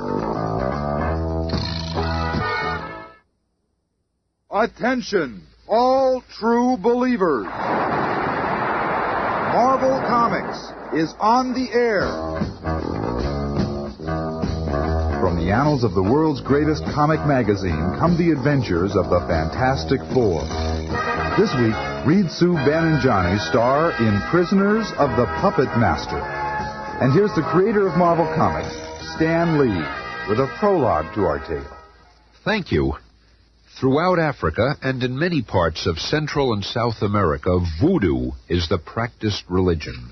The voodoo practitioner can inflict pain or even kill his victim from miles away by affecting a doll image or effigy of his enemy. Most say that the victim must know that his effigy is being attacked for the practitioner's actions to have any effect. They're of the opinion that it's the victim's fear that gives the practitioner power. The puppet master is not a voodoo practitioner, but he does use effigies, as we will see in just half a moment. Oh, it's Ben. I didn't expect him back so soon. Don't let him in here. Sorry, Thing, you can't go in there. Reed's working on some secret experiment. So, I'm still one of the Fantastic Four, ain't I? We can't explain now, but please, Ben, don't enter Reed's lab. How come you only call me Ben when you want something? The rest of the time, I'm just the Thing to you all. So I'm going to teach you and that walking rubber band not to keep secrets from me. Wait, Thing, you don't understand. I understand plenty, and I'm through playing patsy for you grandstanders. Wait, Thing. You're my buddies when you need some muscle, but when something important comes along, I ain't good enough for you, huh? Well, things are going to change around here. Now, don't try to scare us with that funny voice of yours. Flame on. Let's see what that strength of yours can do with my Roman candle punch. Look out, Junior. That's hot. Well, I'll just put a circle of flame around you till you cool off. Knock it off, both of you. Here, Thing, I'll douse Johnny's flame. Boy, you're really getting to be a killjoy. Be quiet, little brother. Thing, I'm sorry we couldn't let you in the lab. You see... Stow it, chum. I had enough of your smooth talk. I'm cutting out of this quartet right now. The Fantastic Four can go fight a wall for all I care. Wait, Thing. You're making a big mistake. Reed, what will he do? 'Tis a puzzlement, Sue. Ben Grimm is one hard-headed guy. You better follow him, invisibly. Perhaps when he calms down, I can reason with him. The invisible Susan Storm catches up with the Thing just outside the Baxter Building in Midtown Manhattan. Ben, you can't walk out on us now. We need you, Ben. We really do. Sure, that's why you treated my Dracula's brother. Sorry, lady. I ain't buying it. Hey, look at that big clown talking to himself. Yeah, what gives? Hey, Mac, you some kind of nut or something? Who wants to know? We do, Fatso. Yeah, how about introducing us to your lady friend, big fella? Yeah, what was she, some kind of gremlin or a good fairy? Ever been kicked by a gremlin before? Dude! Holy smoke. Hey, Charlie, what's going on? While you try to figure it out, here's a lamppost for you. Only instead of leaning on it, I'll wrap it around you so you don't fall down. Bing, look! Where? On the bridge. There's a man on the bridge. To be killed. Oh, Bing, we've got to do something. He's too far away. Reed and Johnny can. Look, Reed. Our signal hovering over the bridge tower. And there's somebody on the bridge. Johnny, flame on. Good luck, partner. Hope I reach him in time. At that same instant, several miles away in Brooklyn, a strange, ominous figure bends over a scale model of that same bridge. Now, little puppet, you and your alter ego will help me test my newfound power. When I nudge you, my little effigy, that nameless creature on the Brooklyn Bridge will be unable to resist jumping into the river. Look at his eyes. He must be in some kind of trance. Crow! Gotcha! Yeah, the dog bent my fingers. But how? Only one living being could have done this. The Human Torch will be the next victim of the Puppet Master. Father, I heard you cry out. What's wrong? Nothing. Nothing at all. And how many times have I told you I am not your father? I'm your stepfather. Now I have work to do. Go to your room. Oh, stepfather, let me stay with you while you work. I love to be with your puppet. Oh, well, if it will keep you quiet for a while.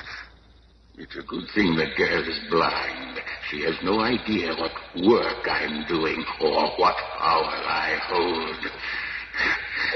These puppets of the Fantastic Four become more valuable every day. I think Thing shall be my first experiment. I'll use him to draw the others into my plan. By placing his effigy on this scale model of my living room, the Thing will have no option but to come here. And, true to the Puppet Master's prediction... Thing, Reed will explain everything. Just come back with me. Thing! Forget it, sister. I'm going in this building here, and nothing can stop me. Thing, where are you going? Oh, Thing, wait! No, leave me alone. It's like he's in a trance. going into that apartment just like a zombie. I am here. Good. Just have a seat over there and wait for me. A puzzled Susan Storm also enters the apartment of the puppet master, invisible to him, but... Father, there are two strangers here. I can hear another heartbeat. I sense another person. There's only one person that could be, and she shall not find the puppet master unprepared. First, gas masks for us. Put this on, my dear. You too, thing. There. And then, ether for her. Oh, I've got to get to this window. Oh, it's locked. Sing, why won't you help me? Oh, Sing, help me, please. Sing. Oh. Once asleep, she can no longer control her cosmic ability and... So this is what the invisible girl looks like. I hope the others are equally easy prey. What are you talking about, Father? But you and this girl look remarkably similar, Alicia. In fact, that gives me an idea. Come here, my dear. How would you like to look as beautiful as the invisible girl? What, Father? Yes. Come here, Alicia. Within a few minutes... There, my dear. You look just like her. It's time for you to play a little prank for me. What kind of prank, Father? Do not question me. Do as I say. And don't call me Father. This man, his face feels strong, yet I sense a great gentleness in him and something tragic. Enough of your prattle. Stand back while I test his strength. A steel keg in his hand, and by my command, he shall crush it. He has no will but my will, no brain but mine. Go with him, Alicia. Say nothing, but do not leave his side. I do not understand. This is all so strange. Alicia. I will do as I am told, stepfather. While they're gone and the invisible girl is unconscious, I shall take the next step in my plan. Here is another little friend of mine, the effigy of the personal trustee of Warden Sloves up at the state prison. I know his alter ego is in the warden's office, so I'll just sit my little doll here at this scale model desk until his tiny fingers grasp the master key ring. Meanwhile, at the state prison... Guard! My keys have been stolen. Close off all exits from this building. Sound the general alarm. But let us return to the Baxter building, where the other two of the Fantastic Four are in Reed Richards' laboratory. The experiment is almost completed, Johnny. Too bad Ben isn't here. Someone's just gone through our heat sensors. Maybe it's him. Yeah, it looks like they're coming in right now. Wrong, Sonny. We ain't coming in. We are in. Reed, help! Come quick! The thing's gone mad. No, Johnny. I can tell by his movements. He's being controlled by some outside power. He doesn't even know what he's doing. What are you going to do? I'll lure him into my lab where I've been working. The berserk thing uncontrollably follows Reed Richards' movements, and in his frenzy smashes the end result of several months of research. You did it, Reed. He crashed right into the chemical vial. Now we'll see if the potion works.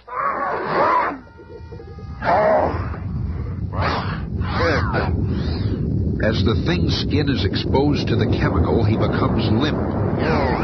He sinks to the floor, drenched in the strange formula. My face. It's human. I'm Ben Grimm again. It's me. So great is the shock of his transformation that the spell of the puppet master is terminated. You did it, Reed. But how did it happen? It was this chemical I've been working on. I didn't want you to know about it until I knew it would work. You've had too many disappointments already, and You were doing it for me? I thought you hated me, were scheming against me. Oh, Reed, I feel off. Stow it, partner. You had every right to blow your top. And we've still got some job cut out for ourselves. Please, will somebody tell me what's going on? You're not my sister. Who is she, Ben? I remember now. She's the stepdaughter of the puppet master.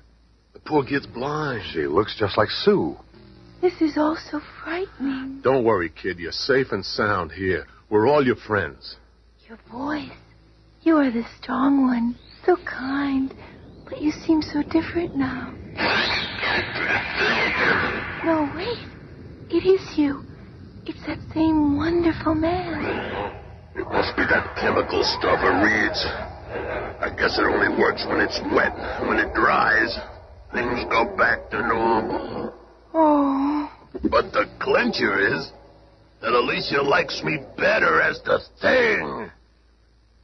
And now, as though racing against time, fate accelerates the speed of our startling tale as we swiftly shift our attention to the home of the nation's most hardened criminals, the state prison. Ever have the feeling that something's going to happen? Dad, you've been reading too many mysteries. Perhaps he has been reading too much, but at that instant, the warden's personal trustee inserts a master key into an electronic lock which automatically opens every cell door within the prison. I don't understand. I cannot control myself. I must free all the prisoners now. The puppet master is so involved with manipulating the jailbreak, I've got a chance to escape. Who opened that door? The girl. She's gone. No one gets away from the puppet master. I'll just squeeze the ankles of my Susan Storm effigy and... And the shock of being tripped by remote control causes her to lose concentration and... There you are, my dear. My only chance is my flare gun. The time is short for Sue, but fortunately the other members of the team are searching nearby in the Fantasticar. There's Sue's signal. It's coming from the stoop of that building. Let's go! However, inside the building that serves as his laboratory, the puppet master has another creation awaiting his attackers, his largest, most powerful puppet. Now to use my prize, my mentally controlled puppet. He will hold them long enough for me to make my getaway, and you, Susan Storm, shall be my hostage. Careful, guys. That robot looks pretty sophisticated. And there goes Sis through that door behind him. First things first, fellas. I am programmed to keep you in this valley. I am the meanest little monster in the whole valley. Well, we'll just see about that. Yeah, it's clobbering time. Flame on. I'll go after the puppet master. You guys look like you don't need any help from the Human Torch. We never did hot stuff. I'll ignore that for now. Just hold him there, Stretcho, and I'll put him to sleep.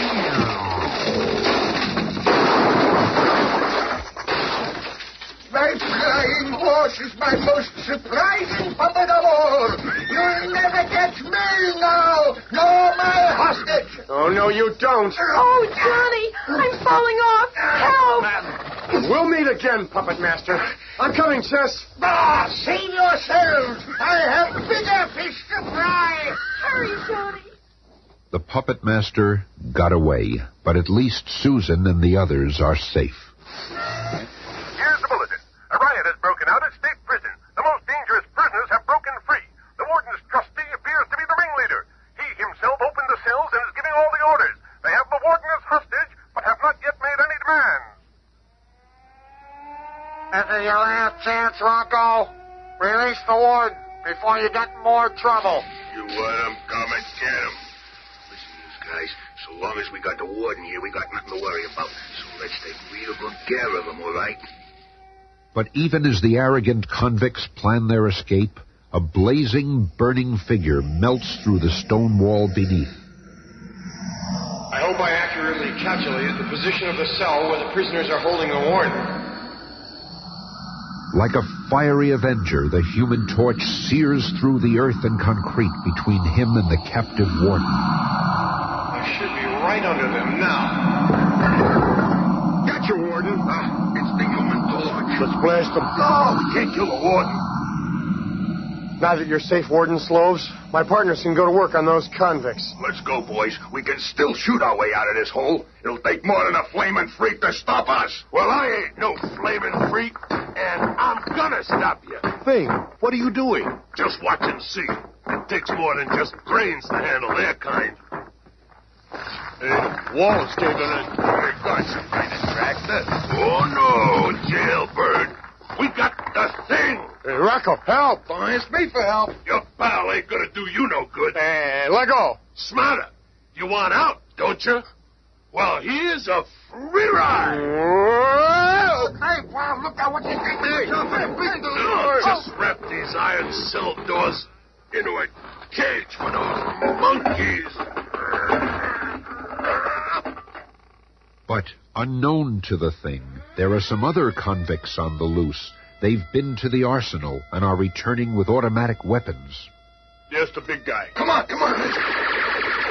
But they haven't reckoned with the amazing Mr. Fantastic. The elasticity of my body will enable me to absorb the shells. Then I can snap them back in the other direction using my body as a slingshot.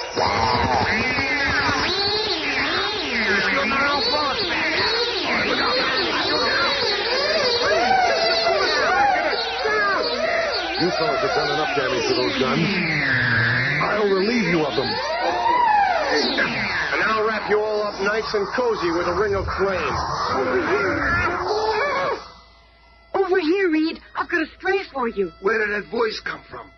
And that floating gun? I'm the invisible member of our team. Good work, Sue. I think we've got them all now.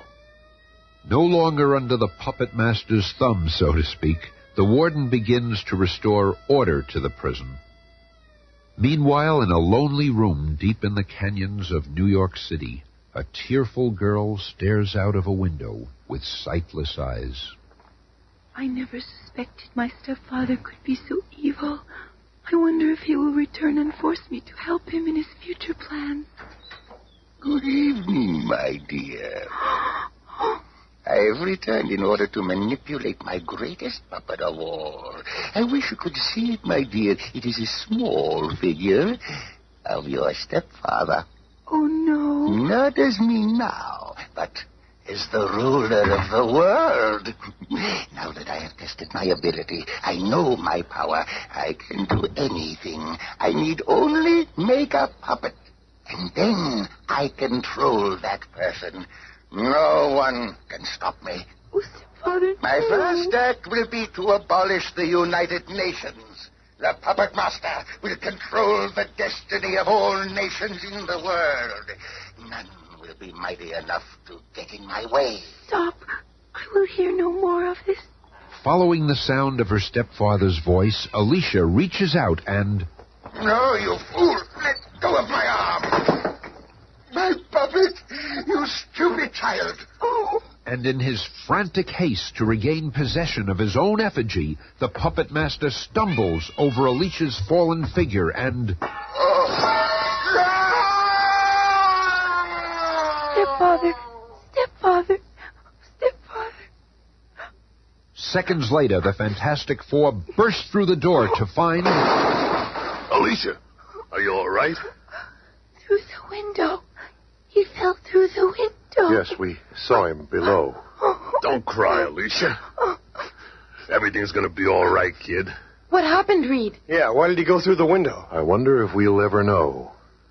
I'll leave you to explain to the cops. Alicia and I are getting out of here. Good idea, Thing. We'll meet you back at headquarters. Come along, kid. We'll take the back way out. He sure has taken to that girl. Yes, and she needs a big shoulder to lean on now. All right, somebody tell me what's going on here. Be listening again on Monday when the Fantastic Four face the Incredible Hulk. Attention, all true believers. Marvel Comics is on the air. of the world's greatest comic magazine come the adventures of the Fantastic Four. This week, we shall witness in vivid detail all of the amazing events that led up to the explosive moment when the Fantastic Four met the Incredible Hulk. In another second, just 2 more steps, I'll destroy them. The Hulk was really our second creation for the Marvel Comics group. He's had his own series for almost as long as the Fantastic Four. If you've never seen him, he looks kind of like that fella over there, coming out of New York City's Philharmonic Hall. That's not the Hulk, of course. That's Ben Grimm. Oh, Ben, isn't Beethoven's Fifth the most beautiful music you've ever heard? If you say so, Alicia, honey, but personally, I really get off on some good old down-home boogie. Look, my dear, a company of infantrymen right here in the city. My word! Hey, watch where you're shoving. Don't raise your voice to me, young man. I was trying to see those troops. A monster! And now you're insulting me. I'll show you. Ben, what are you doing? So you want to see the soldier boys, do you? Oh. Well, have a good look. Compliments of the gang. Hey, Captain, you see that? That big character just lifted that guy like it was a feather. Pull him down real gentle. He could be the one we're looking for. Surround him, men. Don't let him get away. Ben, what's happening? I don't know, but you better stay back, honey. I'll handle it. Watch out for the girl. It looks like she's blind. Would you look at that? He tore the fire hydrant clean out of the street. Okay, let's take him, men. Are you guys all nuts? Brushing his attacker carelessly aside, the mighty thing throws himself on the powerful jet of water, This ought to cool you guys off for a while. causing it to spray in all directions, scattering the nearby troops. Put on your masks, boys. These gas bombs will stop anything.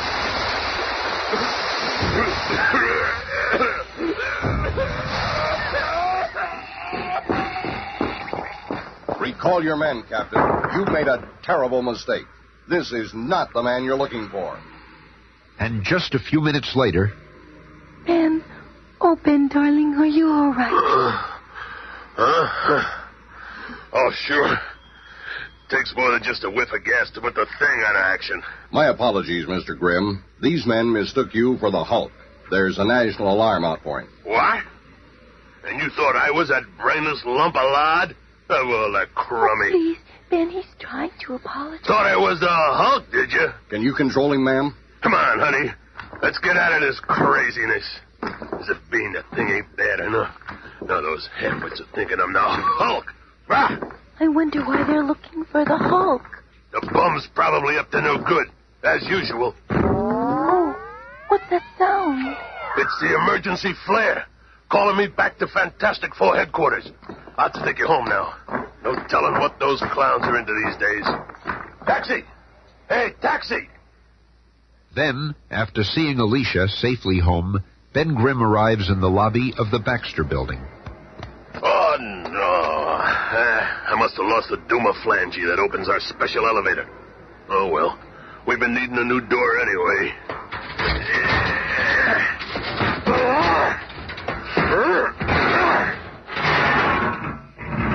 Without the special beam, the elevator won't go down to street level. But it'll just take me a few minutes to climb this cable up to 35 flights. I gotta talk to Reed about keeping one of them beam jobbies down by the doorman. I wonder if the Hulk has something to do with that call to headquarters. Almost halfway there. Well, here comes Loverboy. How was your date with Alicia, Romeo? Doesn't look like you're in too good a mood tonight. What's wrong, Ben? I'll tell you what's wrong. And it's a lucky thing I didn't smack a few crack army heads together. Then, after Ben has told his tale... And that's it. Can you imagine those lunkheads thinking I was the Hulk? Next, somebody will be mistaking me for Frankenstein. It's quite a coincidence. We've all gotten together here on a mission that involves the Hulk. That's right. General Thunderbolt Ross is coming to see us about some stuff. That's probably him now. I'll deactivate the entrance locks and let the elevator down. Don't say Reed. How do we even know there is such a man as the Hulk? I've never seen him, and you've never seen him. General Ross says he has. Oh, here he is now. And this is the staging room where we plan many of our missions. Reed, I'd like you to know General Ross. Glad to meet you, my boy. This is my aide, Captain Nelson. Nelson? Dr. Richards. Is there someplace we can talk in private? I've no secrets from my 3 associates, General. We can speak freely here. Well, first, and I guess everybody asks you this one, what ripped out the door of your special elevator and left that pile of rubble in the lobby downstairs? What? What are you talking about? Reed, I've been trying to tell you. In that riot scene with the Army, I must have lost my special beam to open the elevator. So when I came home, I just ripped the door right off the wall. Well, we'll have to work this out later. Now, General, what's this about the Hulk? This alert that we have out on the Hulk lists several ways of recognizing him, one of which is his superhuman strength. Superhuman strength? I could make mincemeat out of him. Well, you may get your chance. Here's a photograph of him. But he's all green. The gamma rays, you know. Looks like a pretty tough customer. He sure ain't no beauty prize winner. What puts him at the top of your hate parade all of a sudden? Several of our missile installations in the Southwest have recently been sabotaged, and from the looks of it, only the Hulk could have done it. So when do we come in? I'm here to enlist the help of the Fantastic Four to find and destroy the Hulk. We're ready with the slides, General. Oh, good. These are some of the more recent shots of the Hulk. They were taken by an automatic camera in the sighting device of a special cannon. Well, if we're looking at him, I guess he must exist. He looks so big. And this is the same cannon after the Hulk's finished his savage onslaught. Oh, he's just the most terrifying creature I've ever seen. You got nothing to worry about, Sue. He may be the big, brainless, rampaging Hulk, but there's only one thing. You probably won't have a chance to get close to him. No matter where he goes, I'll enclose him in my circle of flame. Glad to hear such enthusiasm, men. And don't forget Stretcho will be right behind you. Looks as though I'll just be going along for the ride. A pretty young lady like you, Miss Storm. You keep the men's morale up just by being around. That's just about the way we feel about her, General. But don't you think the Human Torch is a little, well, young for such a dangerous mission, Dr. Richards? Who, Johnny? Don't let his age fool you, sir. His flame is one of our most potent weapons. And, of course, his mechanical skills. In fact, let me give you a little demonstration. Right on, Reed. Just this way, General. Captain Nelson. Johnny has just completed restyling the Fantastic Car. Very impressive looking. They don't build them like they used to. I felt that the old design was too restricting, and this revised model can do a lot more. Tell me, what's your top speed? Hooray! Sorry, sir. All that's top secret. But a speed would surprise you. With this new fuel Reed is working on, we'll be able to extend the range of this baby to just over 3,000 miles. That's enough to take you clear across the continent. Stop yakking and show the brass how the 4 sections disengage and fly separately. And remember, that's my idea. As a matter of fact, why don't we use the Fantastic Car and fly to the missile area? General, we can take you and Captain Nelson with us if you'd like a lift. Well, we'll be delighted, my dear. And a few hours later... Those jet props under each small wing certainly keep the ship flying smooth. Here's something I bet you haven't counted on. A rainstorm. Not to worry, sir. At the flick of a switch, the windshield rolls over and forms a transparent, waterproof, and bulletproof shield. Nelson, make a note to tell Army Ordnance about this. Yes, sir. And within hours, at a secret Southwest missile base... Down there you can see an example of the Hulk's work. That used to be Dr. Bruce Banner's favorite project. Now it looks like what was left of that elevator door. But how can you be sure the Hulk did it? Look at that tangled steel. Who else could have the strength to do that?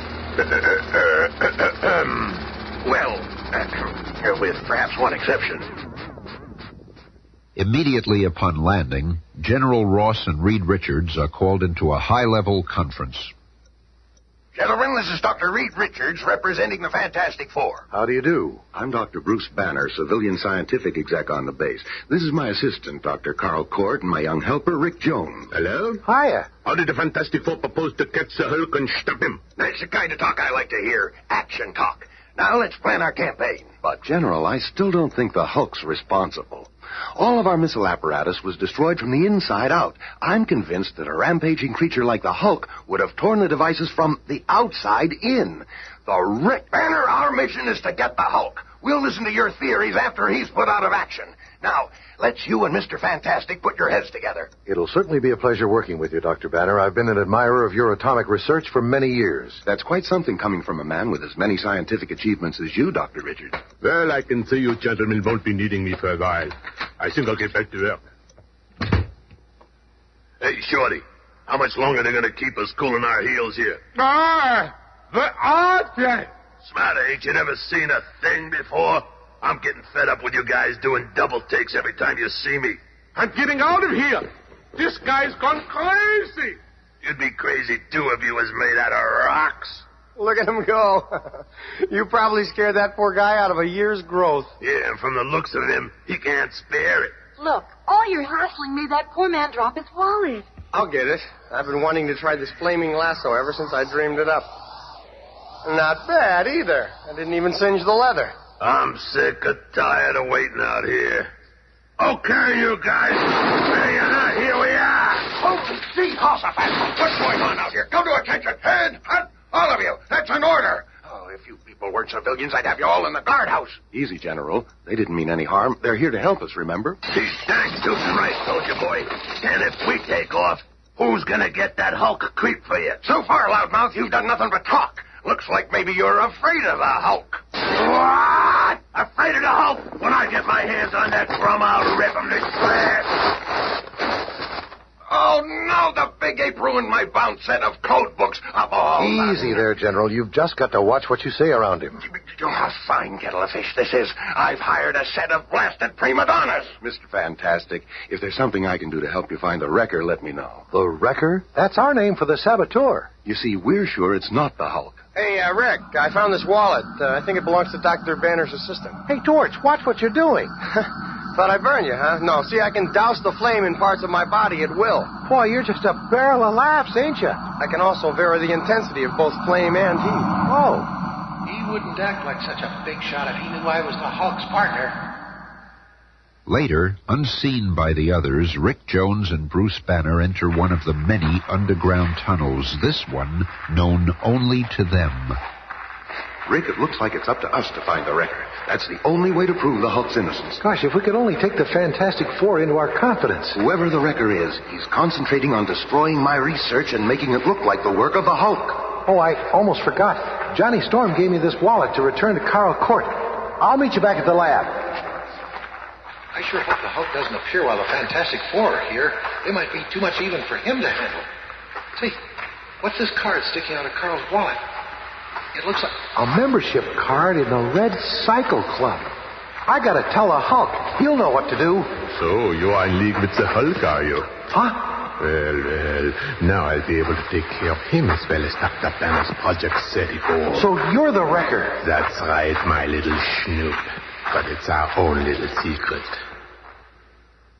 Thing, get out of there. That rocket sled isn't ready for testing yet. It's got some bugs we haven't ironed out yet. I've licked those problems for you, General. Relax, Napoleon. I'm an accredited test pilot, and I've always wanted to ride one of these kitty cars. That's out of the question. I just checked the track rails and welded a few weak spots. There's the green light, Reed. Whenever Ben's ready. Okay.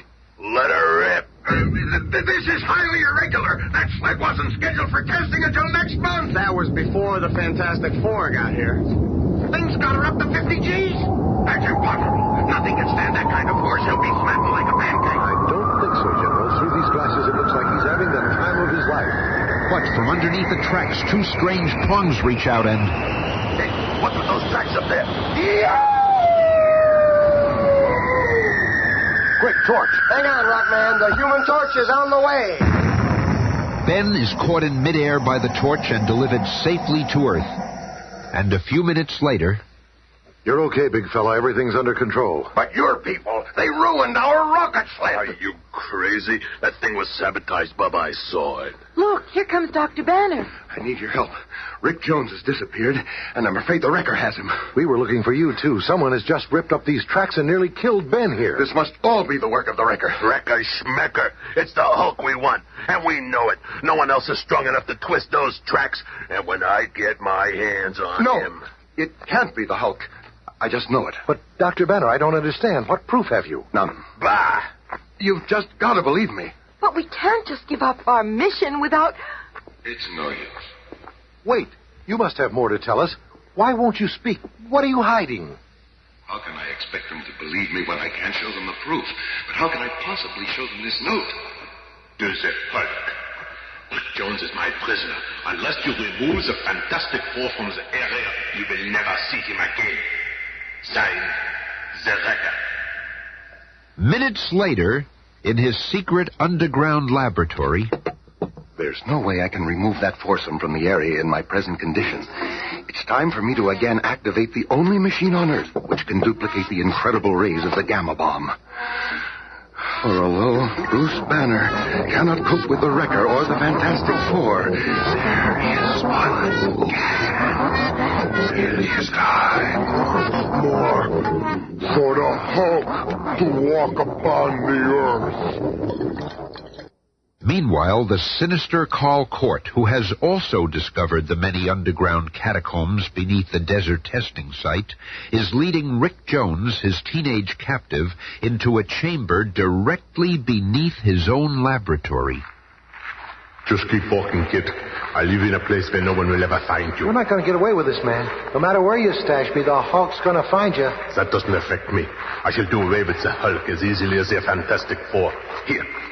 This shall be your new home for a long time, possibly forever. Don't bet on it, Pops. Others also know of the dark, rambling tunnels. One of those others is the Hulk. The Fantastic Four are sure to be around here somewhere. But they won't be around at all when I'm through with them. This is better than I expected. It's them. Coming right towards me. I had a hunch there were tunnels under the rocket sled run. The Hulk must hide down here between escapades. Where could he be? I'll go up ahead and see if I can pick up his trail. I sure hope we find him soon. I'm just itching for a tussle with that overrated creep. I'll crush you like a flea. It's the Hulk! Having the element of surprise, the Hulk strikes the first blow.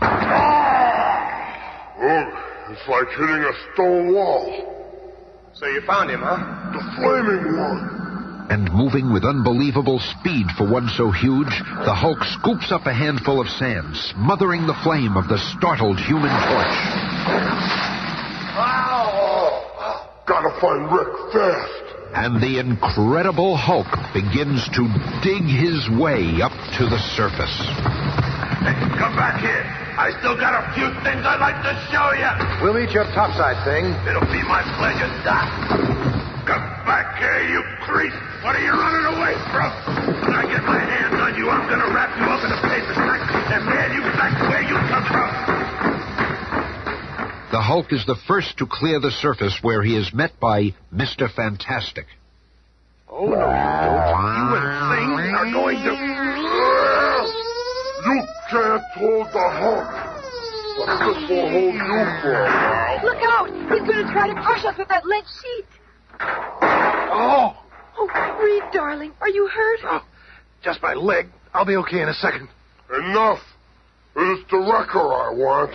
You are merely interfering. Brace yourselves.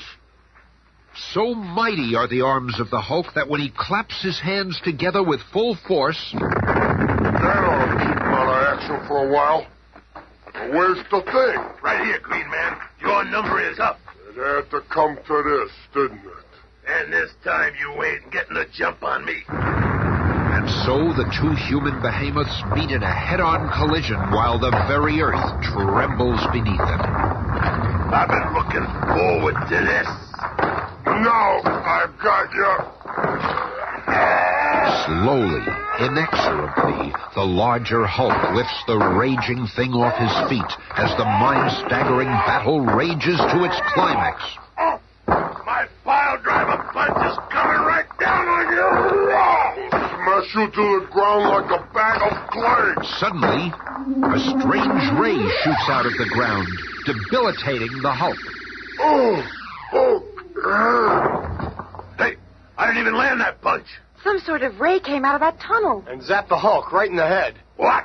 I've been robbed. I'll just rip a hole down to that tunnel. What is it, Neil? A giant robot. This must be the Wrecker's machine. Correction. It was the Wrecker's machine. Dr. Banner was right. It wasn't the Hulk doing all the damage. And I'll bet the Wrecker's right behind that huge iron door. I better go along, invisibly. So, I've been waiting for you. So, Carl Court, You're the wrecker. Look out. That's the weapon he just used. Don't worry, Rick. We'll get you out of here in a second. It is you who should be worried. This atomic-powered ray gun will destroy you all completely. It is now set at full energy. You'll never aim that horrible device again. What happened? What happened is nothing like what's gonna happen. To you. Here they are, Reed. What are you doing with Dr. Court? Doctor My Eye. This guy here's the wrecker. What? So you're the saboteur. It must have been easy for you using that monstrous robot. Sure, everybody figured nobody but the Hulk could do all that damage. But where is the Hulk? Even as the question is raised, the mighty Hulk's body is recovering from the effects of the powerful ray. Wrecker captured. Rick safe. No reason to hang around here. And with one gigantic leap, the mightiest legs on Earth send the Hulk soaring upward.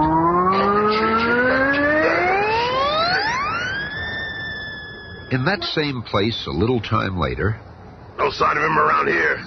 I just flew over the whole base and didn't see a trace of him. In a way, I'm kind of glad. Means he's recovered from the wrecker's ray and left under his own power.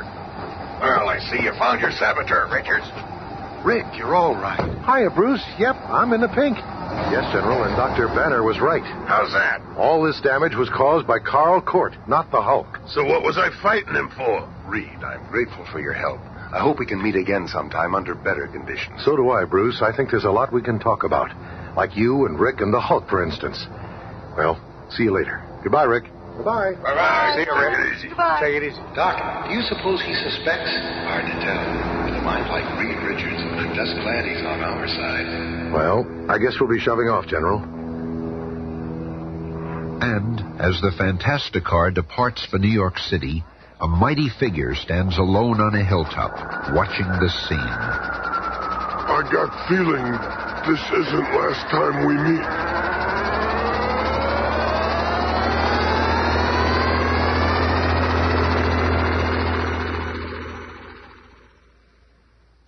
Be listening again on Monday when the Fantastic Four face the horrible harassment of the Hate Monger. Attention, all true believers. Marvel Comics is on the air. From the annals of the world's greatest comic magazine come the adventures of the Fantastic Four. This week, our usually friendly foursome battle each other furiously under the spell of the Hate Monger. We'll get this incredible adventure started in just half a moment. Now, here is the creator of Marvel Comics, the crowned king of comicdom, Smilin' Stan Lee.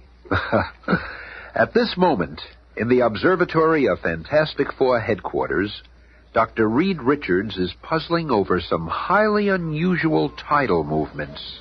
And thus begins this unforgettable adventure.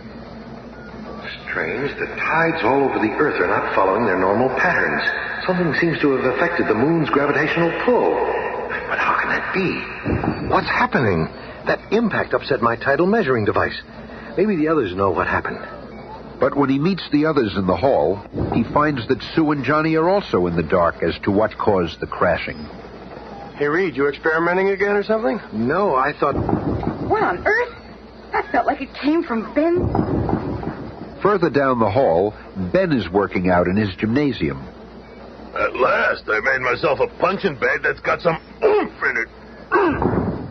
The building shudders as Ben's 10-ton punching bag bashes into the wall again. Ben! Whoa, big fella, you're upsetting all my sensitive instruments. I might have known it was old Muscle Brain himself. What's wrong, Ben? You're smashing that steel punching bag as though you're trying to punch it out of the building. Yeah. Well, I've been reading the papers for the past hour, and it's something I gotta get off my chest. Just take a look at these headlines.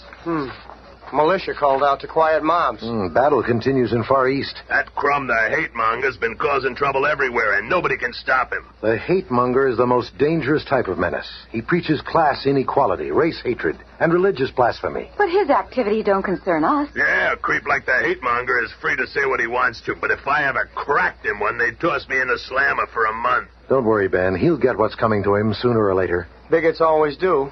Let's go for a walk. It'll get our minds off that wicked windbag. And so, dressed in street clothes, looking as inconspicuous as any group can when they're with a lumbering thing, the Fantastic Four begin to stroll along Manhattan's east side. Boy, if I ever get my hands on that hate monger, I'll give him something to yell about. I know how you feel, Ben. He wouldn't get very far in this country. Oh, yeah? Then that masked man over there stirring up that crowd must be the Lone Ranger. Long live the hate monger. He'll clean up this country for us. Down with all foreigners. Down with everybody who disagrees with us. Follow the hate monger. And looking down upon the crowd from behind the protective walls of the speaker's platform, the masked form of the hate monger steers his listeners to a savage rage of unthinking emotion.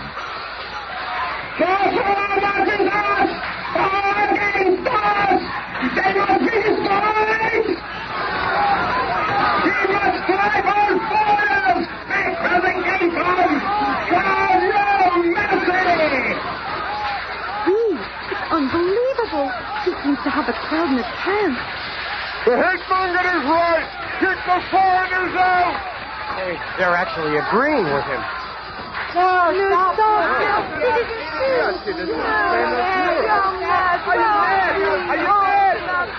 The crowd's gone nuts. But if they want a riot, they're going to get one. And with a mighty lunge, the thing plows into the grandstand surrounding the hate monger with all the force and fury of a runaway pile driver. Just wait up there, masked man. I'll get to you in a minute. And on the outskirts of the skirmish area... Oh, good old Benjamin. He beat us to it, Reed, but there's still time for us to lend a hand. Let's go. Yahoo! Action at last. The hate monger is standing his ground. I don't like it, Reed. Stand fast, Fantastic Four. None can resist my all-powerful H-ray. And as the shimmering green ray bathes the four figures, they're stopped in their tracks, stunned, overwhelmed by unfamiliar sensations. There. If my hatred ray will work against the Fantastic Four, then no one can resist it. No one will stop my master plan. Thus ends my acid test. As soon as the green H-ray dissipates, the fabulous foursome begin to fight among themselves. Not the good-natured bickering we know so well, but a different kind of conflict, filled with hostility and true hatred. Who asked you to butt in, you skinny, egg-headed clown? I'm going to put my fist through your scrawny middle. You don't scare me, ugly. I can always handle an ape who does his thinking with his fists. Step aside, useless. Huh? I'm going to give both those bums a hot foot they'll never forget. Flame on! Who are you calling useless, you conceited little creep? The street is melting. I'm going to clobber that flaming freak for turning Fifth Avenue into a tar pit. Maybe a bath in that car will cool you off, ugly. Mister, you better start running now, because when I get a hold of you... Thing isn't going to be able to do anything after I trap him inside this flaming lasso of mine. I'm protecting that grateful kid brother of mine.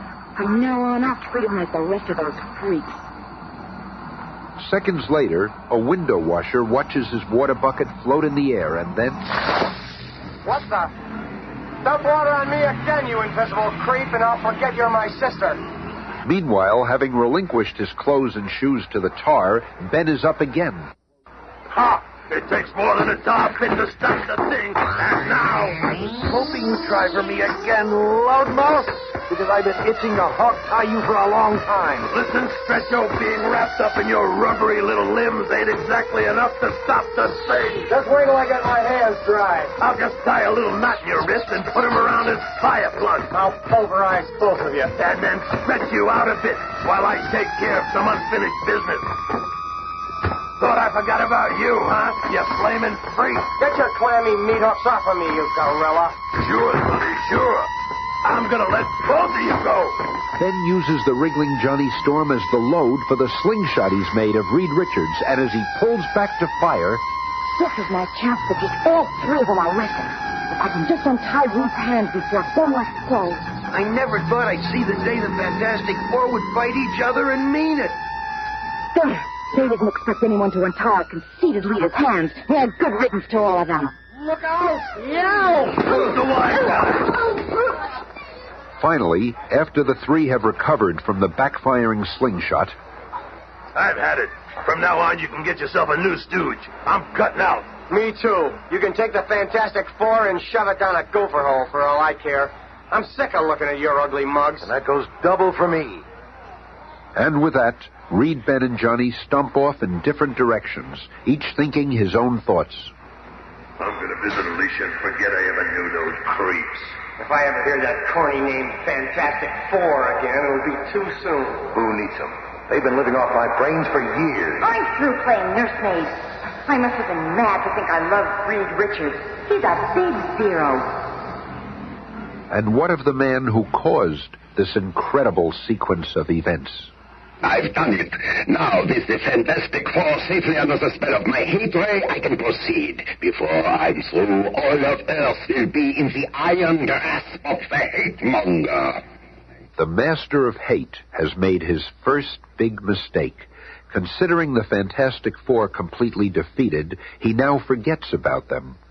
Later, at the entrance to the famous Baxter Building, headquarters of the Fantastic Four. What's going on here?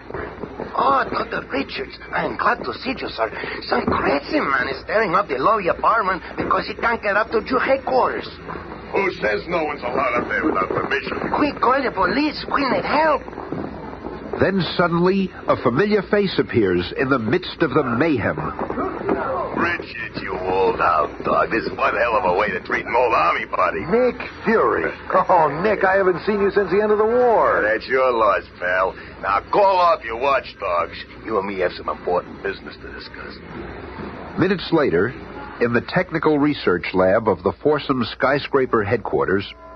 Sarge, I'm sure that if you'd told the doorman you were the CIA, it would have made things a lot easier. We don't go around broadcasting our identities, pal. Hey, you got a match? Got a lighter. Here, Sarge. Thanks. It's Colonel Fury now. Ain't that something? Can you picture me being one of the big brass? Okay, Fury, you didn't come here just to talk about the old days. If you got something to say, spit it out. This ain't the Reed Richards I know. Something's really bugging him. I want to talk to you about some trouble in the South American Republic of San Gusto. Hey, what are you doing to that gizmo? Keep talking. I'm just shutting off this nuclear activator so I can hear you better. Well, Uncle Sammy's been pouring billions into San Gusto to make it a showplace of democracy. But suddenly everything's gone nuts. A revolution started, and it looks like the government's going to collapse. If that happens, it could upset the balance of power in South America. So it mustn't happen, Dig. I'm way ahead of you. I'll be there by morning. But what about the rest of the Fantastic Four? Who needs them? From now on, I work alone. A short time later, Reed, dressed in flight gear, boards the jet-powered pogo plane. What are you waiting for, Fury? There's room for you, too. I'll join you later, pal. I got some things to take care of here first. Suit yourself. Just don't go poking around any of those rooms. My alarm devices will atomize you in seconds. I was afraid of this. The hate monger has gotten Reed and the others already. I've got to find a way to break his spell. Stopping a revolution in some postage stamp country doesn't sound like a job for the Fantastic Four. Wonder what made Fury come to me. Well, what's the difference? It'll give me something to do anyway. As Reed and the pogo plane fly over the New York skyline, the other three members of the Fantastic Four spot it and angrily speed to headquarters, where less than 30 minutes later, after introductions and explanations have been made... You mean that skinny nitwit took off of San Gusto without us? What's he trying to do? Hog all the glory for himself? I always knew he'd run out on us. All I gotta do is keep my trap shut. They'll be fighting to go to San Gusto. Hey, what are you sitting there smirking for? I got a good mind to... Shut up. Who says you got a mind? This here badge says when you dangle with me, muscle brain, you're dangling with Uncle Sam. Anyway, Richards told me he didn't want you in San Gusto. What? That bummer. But I've got the authority to take you there if I want to. Perfect. Once I have all four of them in San Gusto, things will really start popping. Don't just stand there, Buster. Pack your toothpaste, because we're leaving right now. Yeah, you ain't stopping us. Nobody can stop us. Minutes later, with the thing's capable hands on the controls, the Fantastic Four's passenger ICBM blasts off, departing from the Baxter Building's built-in launch pad with 4 passengers, 3 angry and 1 thoughtful. They don't even know they're under the spell of the hate monger. I've got to find a way to beat him before he gets the whole human race under his influence. San Gusto's the place to do it. The first nation that the hate monger is openly attacked. A short time later, high over the Atlantic range, the missile booster disengages, and the capsule with its 4 passengers drops unerringly to the outskirts of San Gusto, where a most startling adventure awaits them. Meanwhile, other eyes have witnessed the departure of the Pogo plane and the ICBM, hostile eyes. The ICBM field south, I wonder. Sir, we just received word from our base in San Gusto. A strange airborne capsule was seen landing near the eastern sector. I suspected as much. We shall leave for San Gusto immediately. It seems I didn't give them a strong enough dose of the H-ray. Even under my spell, the Fantastic Four are too dangerous to ignore. Seconds later, they're on their way to San Gusto at unbelievable speed. Faster, faster. The next time I meet the Fantastic Four, I shall give them a lethal dose of my hate gas. There will be no more errors. Follow me. We must race to the underground command post and prepare for the attack which is certain to come. Meanwhile, some distance away, the rebel forces are gathering large artillery shells for their assault upon the San Gusto Palace. That is enough shells for now. Let us rejoin our forces. Soon we shall control our land. But as soon as the rebel forces depart, a long blue-clad arm incredibly stretches out from the underbrush and... One stick of well-placed dynamite among those artillery shells ought to slow down the rebel forces while I think up some other little stunts.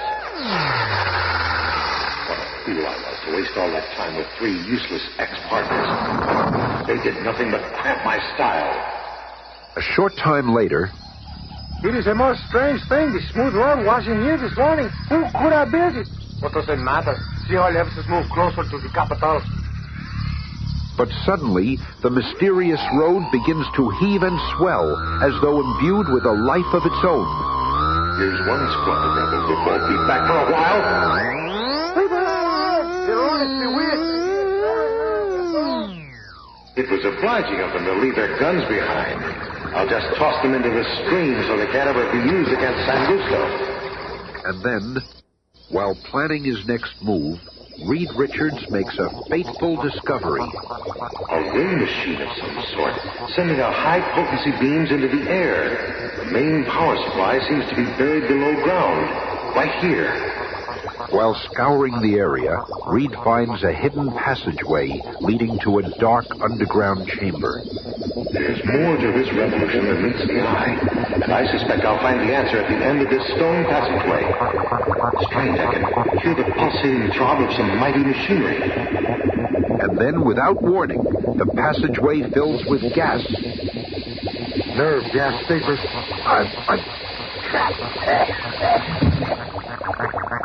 We got him. Let us take him to our masked master. In a semi-paralyzed state due to the potent nerve gas, Reed is brought face-to-face with a hate-monger in his command headquarters. I knew it was only a matter of time before you'd stumble across my hate-ray generator. And now, before you die, I shall show you the fate that awaits mankind. My hate-ray derives its matchless power by bouncing a beam to the moon. And then, with this beam, I can reach any place on Earth. No wonder the tides have been abnormal lately. You've been affecting the moon's gravitational pull. Exactly. And see how effective my ray is. I shall blanket the world with it, turning friend against friend, neighbor against neighbor. Just as he turned the Fantastic Four against ourselves. But who is he? Only I shall remain impervious to the hate ray, for only I possess the antidote. Thus I shall eventually control the entire planet. What's that? You're needed a rescue, just like old times. Okay, you hooded creep. Cough up the antidote before I slam this gun down your throat. I will do as you say. With a machine gun pointed at his head, the hate-monger grudgingly turns over the antidote. A pity you are too squeamish to exterminate a defenseless man. I shall live to destroy you all. 60 seconds after injecting the antidote for the hate ray... Nick, you old hound dog, I feel like myself again. All the hatred is gone. Okay, quit slobbering, pal. We still got some mopping up to do. But during the brief seconds that their attention is diverted, the hate-monger presses a nearby button, activating a built-in wall of bulletproof glass. He tricked us. That shield is blocking our way. It won't save him for long. We're safe for the present, but there are dangerous foes. Let us get out of here. They are no match for the hate-monger. They've merely caused me to alter my timetable. As the hate-monger and his crew escape out the back way, Reed Richards and Nick Fury leave the way they came in, but with the antidote. Somehow I've got to force the others to take these capsules. Okay, Boy Scout, you do that. Meanwhile, I'll stay on the hate-monger's trail. A short time later, Reed spots the Torch and a band of rebels. When he learned that I'm on the side of the government, the effects of the hate ray left Johnny no choice but to join the rebel forces. Come down here, Torch. I want to talk to you. Mister, my talking days are over. I'll melt the stretch out of you once How and for about all. dousing your flame and fighting me man to man? Pleasure, wise guy. Flame off. Thing taught me enough about fighting to mop this place up with you. But before Johnny knows what's happening, Reed lassos him with one elastic arm, forcing the antidote down his throat with the other. Hey, you crummy cheat. I should have known I couldn't trust you. It's for your own good. A short time later... Thing, help me. Help me, Reed's trying to kill me. You skinny creep. I'll teach you to pick on the kid. And at just the right split second, Reed lets go, and Johnny flames on, hurling a fiery loop around the startled thing. Hey, did you lose your marbles, hothead? I knew he'd open his mouth in surprise. Hey, what the... All of a sudden, I don't want to pulverize you anymore. I'll explain everything later, old friend. Right now, we've got to find Sue and give her a pill, too. Meanwhile, at the huge dynamo which supplies power for the hate-monger's ray, Nick Fury fights a desperate battle against impossible odds. I can't hold them off much longer. There goes the last of my ammo. His gun is empty. Slay him for defying our cause. Geronimo! Don't shoot. He runs right into our midst. If we fire, we'll kill each other. Look out, old Fury, I'll get you bums. Now I'll show you how we used to do it in a Howl of Commando. But the Fantastic Four soon arrive to help. Look who's here. It's about time. Didn't think we let you have all the fun. Hurry, Ben. We've got to find the hate-monger. Over here, Stretcho. There's our pigeon now. It's the Torch. I get him. Don't waste your bullets. Move it. His flame is only meant. It'll take a double dose of my hate ray to stop him. Not this time. It's the invisible girl. She's winning the game. The hate ray blast fatefully strikes the hate-monger's own men. The cursed hate-mongers to blame for all of this. Because of him, we are fighting the all-powerful Fantastic Four. Let's get him. Stand alone, hate-monger. Oh, you must... It's like a scene out of some movie. He used hatred as his weapon, and in the end, hatred destroyed him. Take his hood off, Nick. I'm anxious to see who he really is. Wait for me, you guys. I want to see, too. It seems like a mad dream. And then, as the concealing hood is lifted... It can't be. And yet it all ties in. He looks just like his pictures. But he's supposed to have been killed years ago. The maddest leader the world has ever known. Hate Ray must have been one of the last achievements of his enslaved scientists. Actually, we'll never know whether he was the real one or not. A little while later, Nick Fury puts a call through on his portable radio phone. This is Fury calling the CIA. Our little caper is finished in San Gusto. Fantastic Four will give full report when they get back. Over and out. And as the famous foursome return to the States... Until men can truly find peace with each other, regardless of race, creed, or color, the hate-monger and those who follow him will still stand undefeated. Let's never forget that.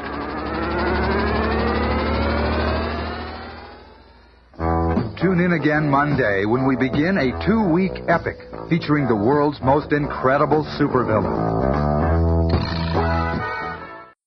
Attention, all true believers.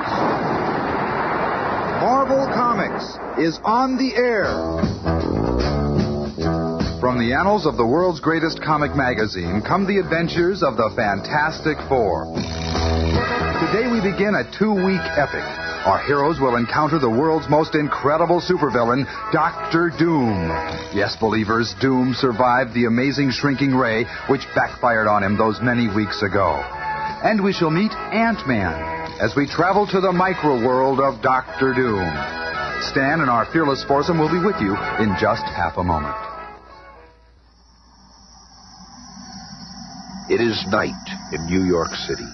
From high atop a Manhattan skyscraper, an amateur astronomer can hardly believe his eyes. Look at that, Martha. A new comet. I'll be famous.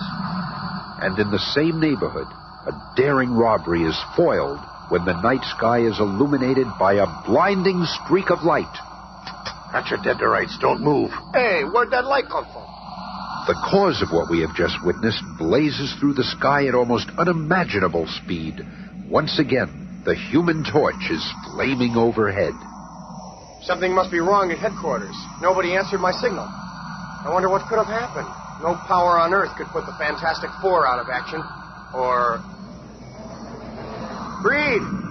Ben! Hey, Sis! Where are you? Flaming fireballs. There's not a sign of life. Is anybody here? Here, Johnny, we're down here. Here, look. Down here. What's that? You've been reduced in size. You look like the dolls of us that they sell. This is no time for your cheap cracks, Matchstick. Grab hold of us. We're being sucked into that air shaft. Hurry, Johnny. Here you go. But you gotta fill me in. Hey, look, you guys are getting bigger. What's going on? I don't know, young fella. It's some power beyond our control. And I got some more news for you. This ain't the first time it's happened to me. I shrunk down like that a couple of days ago, but I didn't tell you because you'd have called me crazy. It happened to me, too. Boy, was it embarrassing. Me, too. This is incredible. It's happened to all of us. And what's that laughter? I heard it when I shrank before. You fools! You are helpless putty in my hands. And this is but the beginning for you. Who said that? It's impossible. There's no one else here. Reed, are you thinking what I'm thinking? Afraid so, little chum. We could be in for a big one this time. We better start by comparing notes. Johnny, what were you doing just before you shrank? Well, I was working on that new rod of mine down in the garage. Boy, when I'm not flying around on our adventures, I sure get off messing around with cars. Hey, what's happening? This isn't possible. Well, I'll just do what I always do when I'm in trouble. Flame on! That was it. You're lucky your flame didn't ignite the flammables down there. You think that's something? The time I got shrunk down was even worse. I was messing around in the gym playing with this 3-ton weight when all of a sudden... I was my size. I was so embarrassed I hid in a hamster cage. When I grew back to normal size, I just figured that I imagined it all. My experience was similar, Ben. Tell us about it, Sue. Well, I was guest starring on Molly Margaret McSnide's interview show. Tell us, Miss Storm, who is your favorite member of the Fantastic Four? Gosh, Molly, that's like trying to name a favorite son or daughter. Holy smokes, she's turning invisible.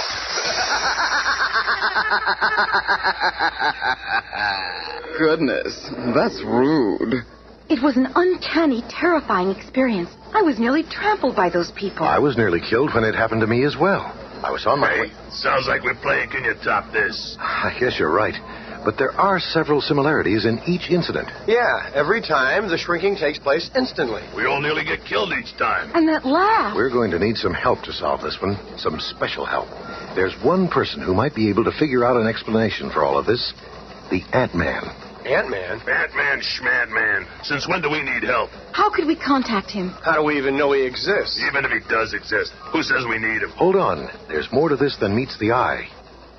Unseen by the Fantastic Four, a tiny flying ant picks up the mention of Ant-Man's name and begins relaying the urgent message across town. And with a speed that would embarrass Ma Bell, the information reaches a hidden laboratory crowded with sophisticated cybernetic equipment. It's from the Fantastic Four. They need my help. I've got to become ant-sized and head over there.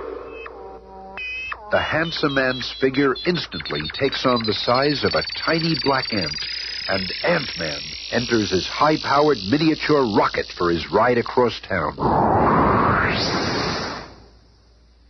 Hey, Ben, call information for Ant-Man's number. Maybe they'll give it to you. What? Is your brain burned out? Nobody would be in the phone book with a name like that. No need to call me. I'm right here. What's that? Hey, the airman's right here. Are you kidding? I ain't kidding, hot stuff. The little guy's standing there, right on top of the phone. Can't you see me? I'm right here. I'm very audible and very... But how? We can't understand you, Ant-Man. I'll put this electronic audio-visual magnifying amplifier over you. Even elevator shoes couldn't help this guy. Now, suppose you tell me about your problem. Something to do with shrinking, I presume. That's right. For the past couple of days. And after Ant-Man has been briefed... That's the story, Ant-Man. Some power that we don't understand is able to make us shrink and grow at will. We need a method to find out whoever is responsible and stop them. I see. Well, I have a temporary solution for you contained in these 2 vials. When exposed to the air, the liquid turns to gas. One is for reducing and the other for growing. Use 1 drop at a time. It's very powerful. We'll be able to regain our normal sizes quickly should we happen to shrink again? Yes. I'll return to my lab and see what else I can discover about your situation. Guard the liquid carefully, as it may soon save your lives. If you need me again, just speak my name, Ant-Man. I wonder if all this trouble could have been started by him. Oh, no, Johnny. He's too cute. If he were normal size... Ah, Sue, it was bad enough when you were mooning over Submariner. But this guy... A few days later, at the apartment of Ben Grimm's blind girlfriend, Alicia... Be careful now, Ben, dear. Don't hurt yourself. It's okay, honey. Just tell me where you want this piano. Well, I think it should Hi, be... Alicia. Ben, I've been looking for you. I got something here that I think you're really going to like. Can it wait, Stretcho? I got this grand piano here. Don't think you'll want to wait, Ben. I've been working on this serum for months. This will be the first phase of it. It'll turn you back into Ben Grimm. Okay, but I'm sick and tired of your experiments. You're wasting my time.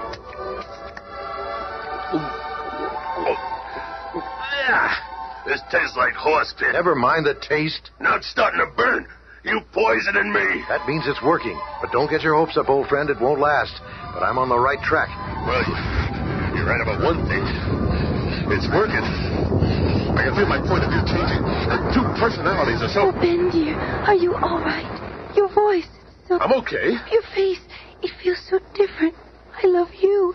I don't want anything to change. Nothing's going to change for us, honey. You can count on that. And listen, Reed, I appreciate what you're doing for me with all these experiments, but Alicia loves me as the thing. So why don't you forget about what you're trying to change me back to my former self and spend your time finding some way for Alicia to see again? Maybe you're right, Ben.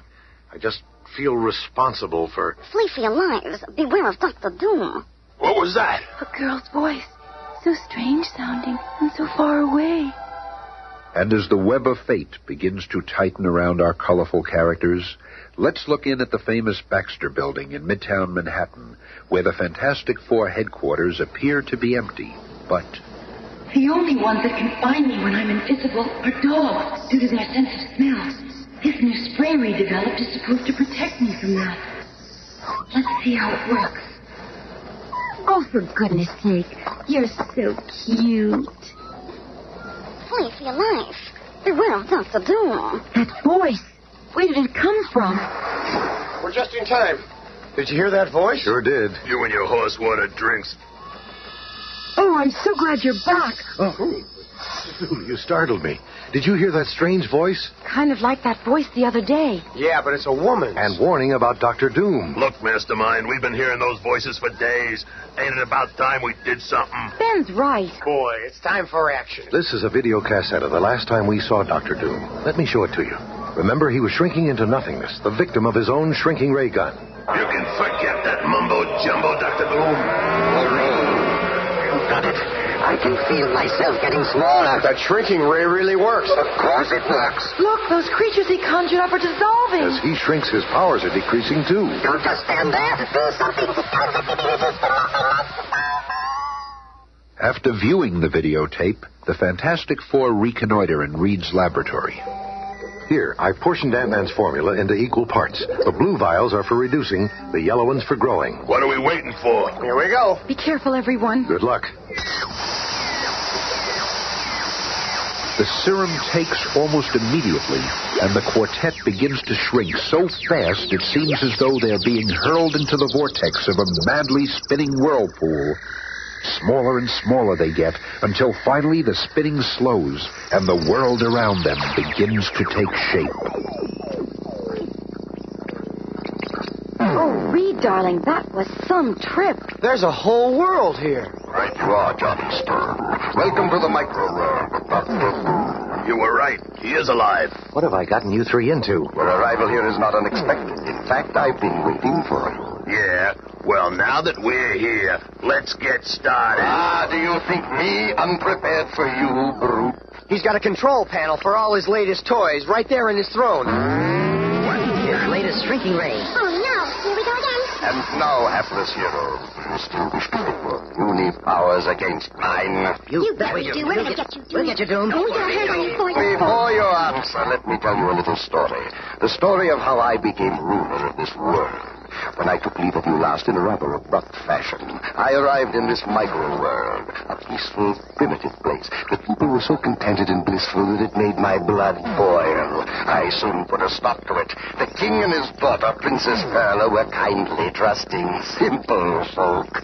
I soon gained their confidence and thereby was able to develop and supervise construction of several new devices. All of this to only one purpose: to develop a ray that would reduce the size of living creatures, and then to transmit both my voice and the perfected ray through the infinite to you. What? I have played with you as a cat plays with a mouse, but now the game is over. The mouse has lost. Guards, seize them. But Paul runs first. He's the leader. Hey, where'd he go? Looking for me, pal? There he is over there. I'm over here, and I'm here, too. With my strength reduced 20 times, I'm tougher than these zombies. Did you get the message? It's clobbering time! I can't let Reed and Thing have all the fun. Flame on! I'll just do a little welding on these robot shapes. That'll keep them tied down for a while. All I've got to do is power comes from that control box. If I can just reach it while he's distracted. Oh, the box is warning something. Up to your own tricking, Storm. I'll just cover you with this glass jar. Oh, I have the girl, hopeless one. The once invisible girl. Now try to save her. We're gonna do just that, Dr. Gloom. Really? It will prove quite difficult for you to save anyone when I put you to sleep. Just a whiff of my sleep-inducing mist, Reed Richards.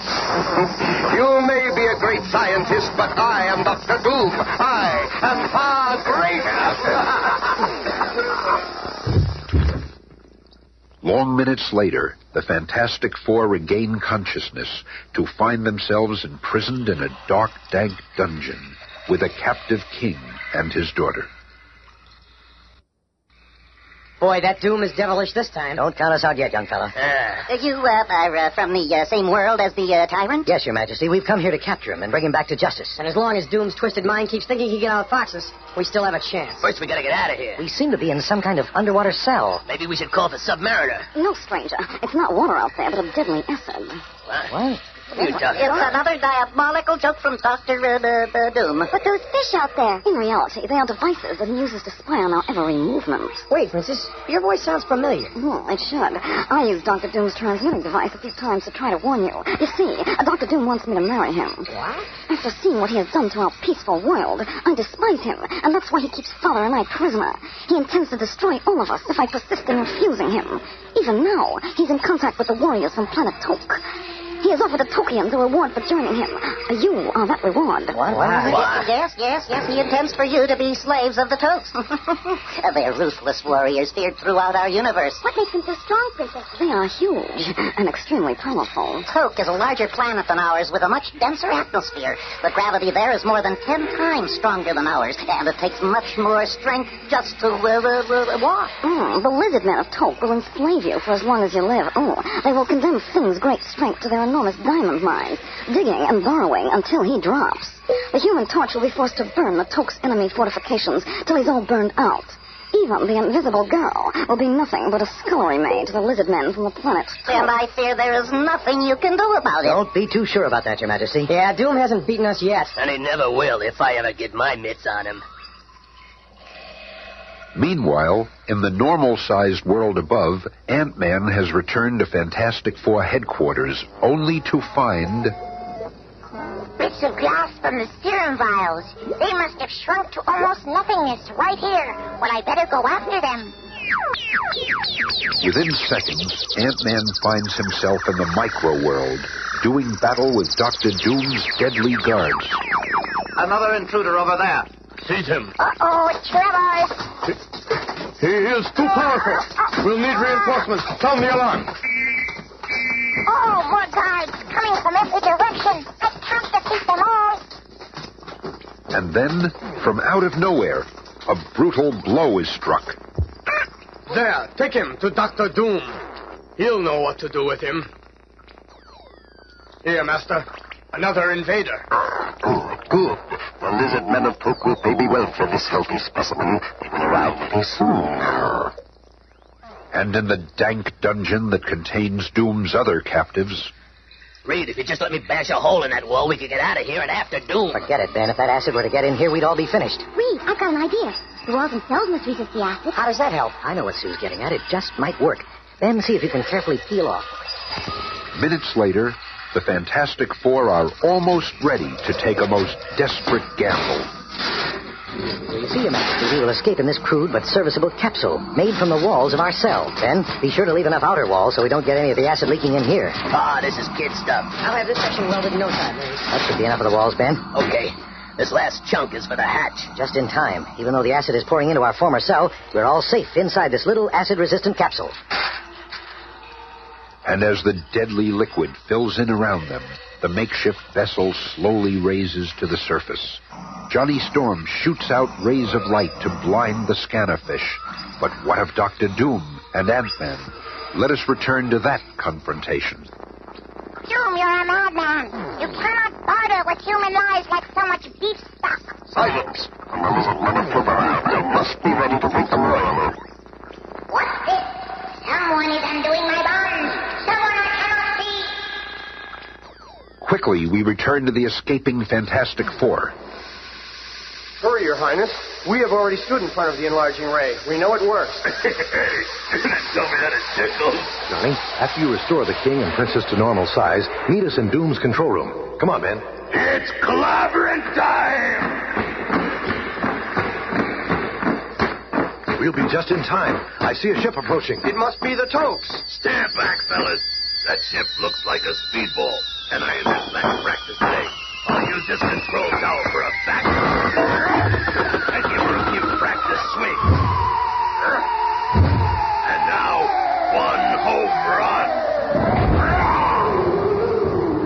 And, hearing the enormous explosion outside, the Ant-Man's captives are taken by surprise when... Now's my chance. He's broken free. Stop him! Stand aside, you fools. We'll finish him off once and for all. Not with that gun, you don't. What? A disembodied voice? The invisible girl is free.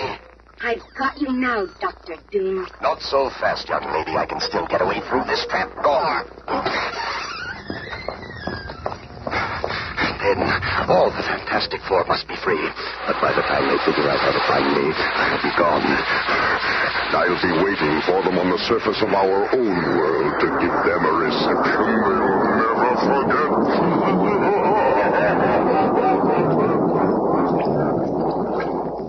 Out from under the influence of Dr. Doom, the guards lose their will to fight, and the kingdom returns to normal.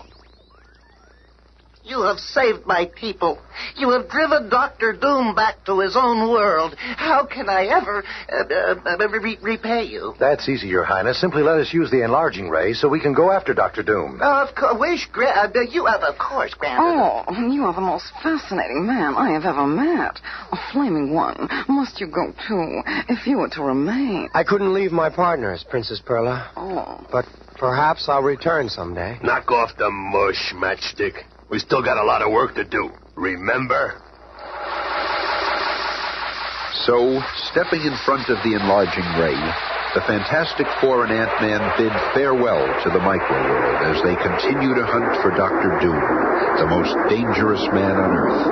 And that is the tale for our next adventure. Be listening again on Monday when all of us scramble into the clutches of Dr. Doom. Attention! all true believers. Marvel Comics is on the air. Out of the pages of the world's greatest comic magazine come the adventures of the Fantastic Four. This week, we'll conclude our first 2-week epic adventure featuring the diabolical Dr. Doom. Can America's most colorful super combo escape from the threat of the swirling cement, the panic of the deadly whirlwind, or the peril of the room without a floor? We'll begin to find out when we join Stan and the fabulous foursome climbing into the clutches of Dr. Doom in just half a moment. Last week, aided by the amazing Ant-Man, the Fantastic Four invaded the micro-world of Dr. Doom and triumphed over their arch-foe. Now, back home again, they bid adieu to their ant-sized ally. Goodbye, everybody. Goodbye. I feel foolish waving to anything that small. You're okay in our book. It'd be a waste of time to go searching for Doom. He's much too crafty and slick to have left any clues for us. We won't have to wait too long before he makes a move. Right, Johnny. Well, I'm going to wait by calling Alicia. We might as well get back to our personal lives for now. Reed, I believe you have a speaking engagement at an astronomers convention. And I got a heavy date. A few minutes later, the foursome are leaving their Baxter Building headquarters and heading out on their various appointments.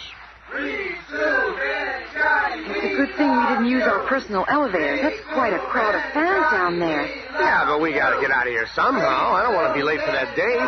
If I go out in that mob, I'll get thrown in the slab before it's sighting a riot. Hey, over here. I can take you down in the freight elevator over there. Oh, we're in luck. One of the janitors.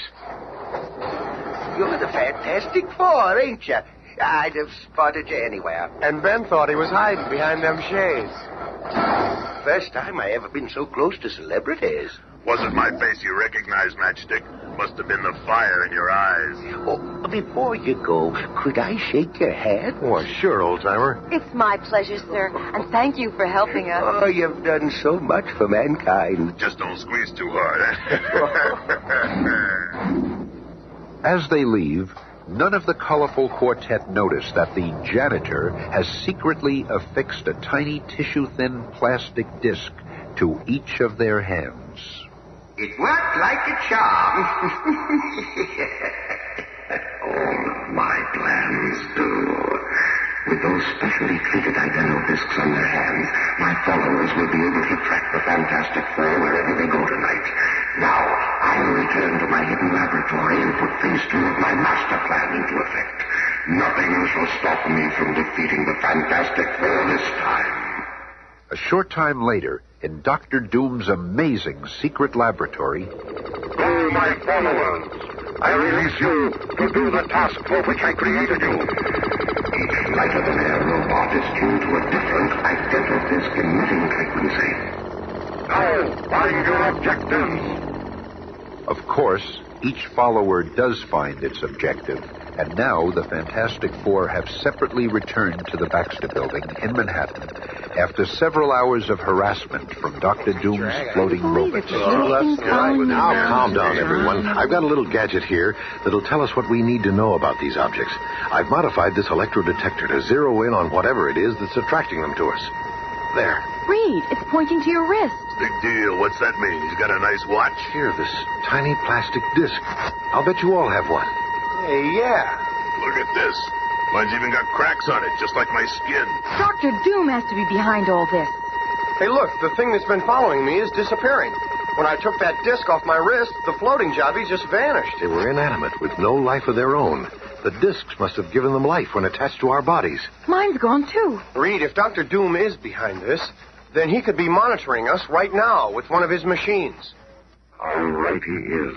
And now that I have put them off guard with my follower robots, I shall work with a vengeance to accomplish my ultimate goal, the total destruction of the fated Four.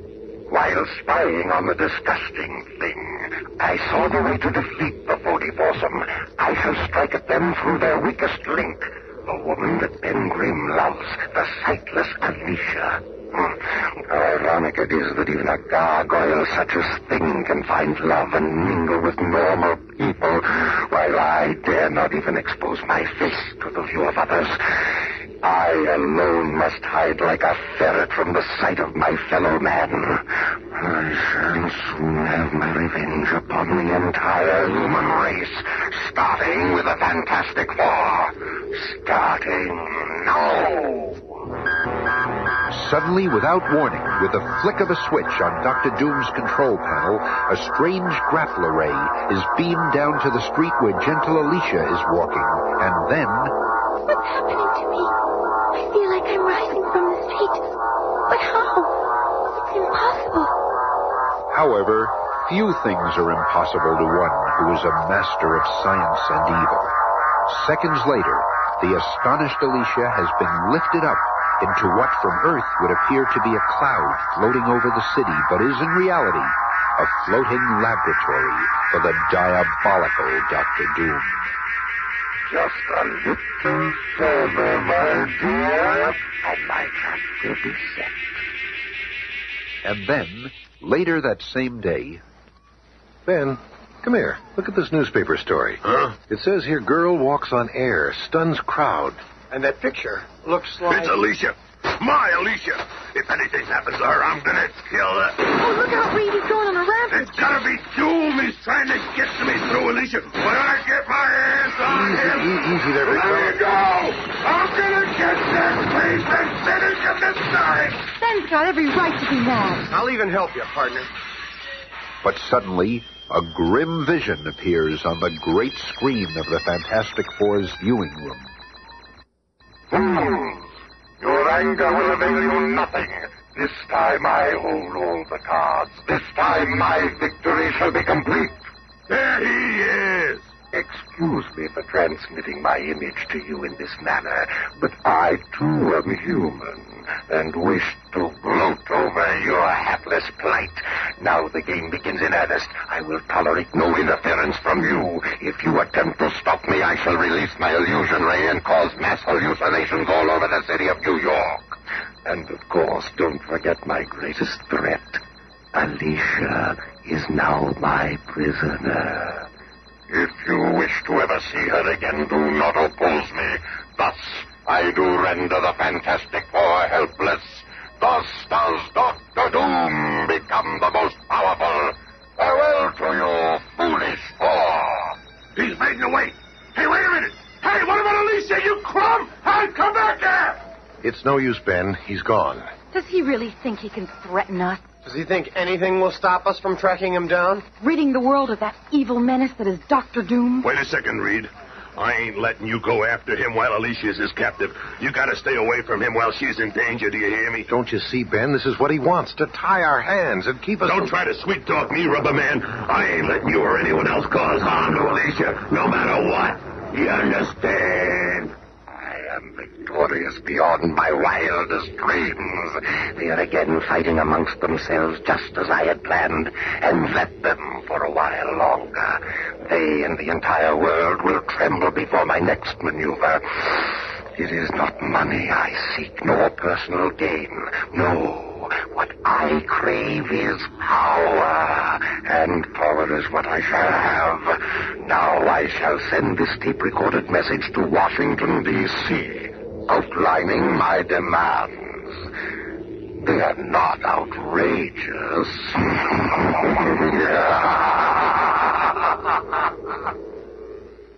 And within hours, an urgent high-level meeting is taking place at the White House. And so you see, Mr. President, Dr. Doom is holding the Fantastic Four at bay with the girl as hostage, and now demands that you appoint him to your cabinet. He says in his taped message to you that if you fail to agree, he'll declare war on the nation. Thank you for your report, Mr. Hollerman. But no matter what resources he may have or what means he may use, we will not allow this free nation to be a dictatorship. Certainly not under an evil, sinister devil such as Doom. Has only one thing to do. We shall show this egomaniac that the people of this country were born free and remain free. That'll be all. But, sir, what are your orders? Never mind that. What else have you got? The next day, having received no word from the White House on his demands, Dr. Doom begins his one-man war. And as we might suspect, knowing the Doctor, the weapon he uses is his unique ability to control electrical energy. What's happening to this computer? It's gone wild. And within hours, every man, woman, and child in the country is affected. So many power companies are unable to handle the crisis that much of the nation will be in darkness when night falls. The search is on for the cause of this mayhem, but as yet, no clue. And at the headquarters of the Fantastic Four, a grim, brooding official visitor is speaking. And so the Joint Chiefs of Staff feel that you, having dealt with Dr. Doom in the past, well, the country's on its knees, Dr. Richards, and the Joint Chiefs feel that you and your team... We understand, General, and we're prepared at this time to discuss... All this talk, and Alicia is still under his thumb. But not for long. Right, Reed? How's that? Well, sir, we have formulated a plan... Well, out with it, man. What'll it take to get you started? Sorry, sir. I think the fewer who know about it... I understand. We've set up a special communication for just this eventuality. Should you need anything from the military, just call this number. Thank you, sir. We'll be in touch. And after the official visitor has departed... Reed, I'm sorry I blew up at you like that yesterday. Tell me, do you really have a plan to save Alicia and nail that creep? Oh, Reed, if we only could. Well, there is, and it mostly depends on you, Ben. Me? That's right, old friend. A couple of hours ago, with my electroscanner, I located Doom's hideout. This is an ultraviolet photo I took of a strange cloud that's been hanging over the city for the past few days. It looks like a giant blimp inside. That's where he's been monitoring us from. But finding him was only part of the problem. This is an enlargement of that photo. You take nice pictures, but you're wasting my time. Ben, we can't rush into this. He's got a most elaborate defense system against us. Those disintegrator rays are armed and programmed just for us. What do you mean? Well, those floating things that followed us around the other night didn't just disappear. They returned to Doom's laboratory with specific biological information on each of us. See? You mean he's got the disintegrator rays programmed to our individual body chemistry? That's exactly right. But you say you have a plan. And so I do. There's only one of us with the ability to change his atomic structure. When you revert to being Ben Grimm, the atoms and molecules in your body are completely rearranged. That's something Dr. Doom didn't provide for in his trap. I'm preparing a solution in my lab right now that will change you back to Ben Grimm for a specific period of time. After you've taken the formula, you will again be Ben Grimm for exactly 8 minutes. Just long enough to slip past Doom's defense system. Then you'll be our bashful blue-eyed thing again. Disarm his disintegrator ray guns. Never mind all that talk, mister. Where's that serum? Well, let's go to the lab and see if it's cured. Right on cue as always, Reed. Well, bottoms up, kiddies. Hey, I feel it's working. It's working. I knew it would, Ben Grimm. But for how long?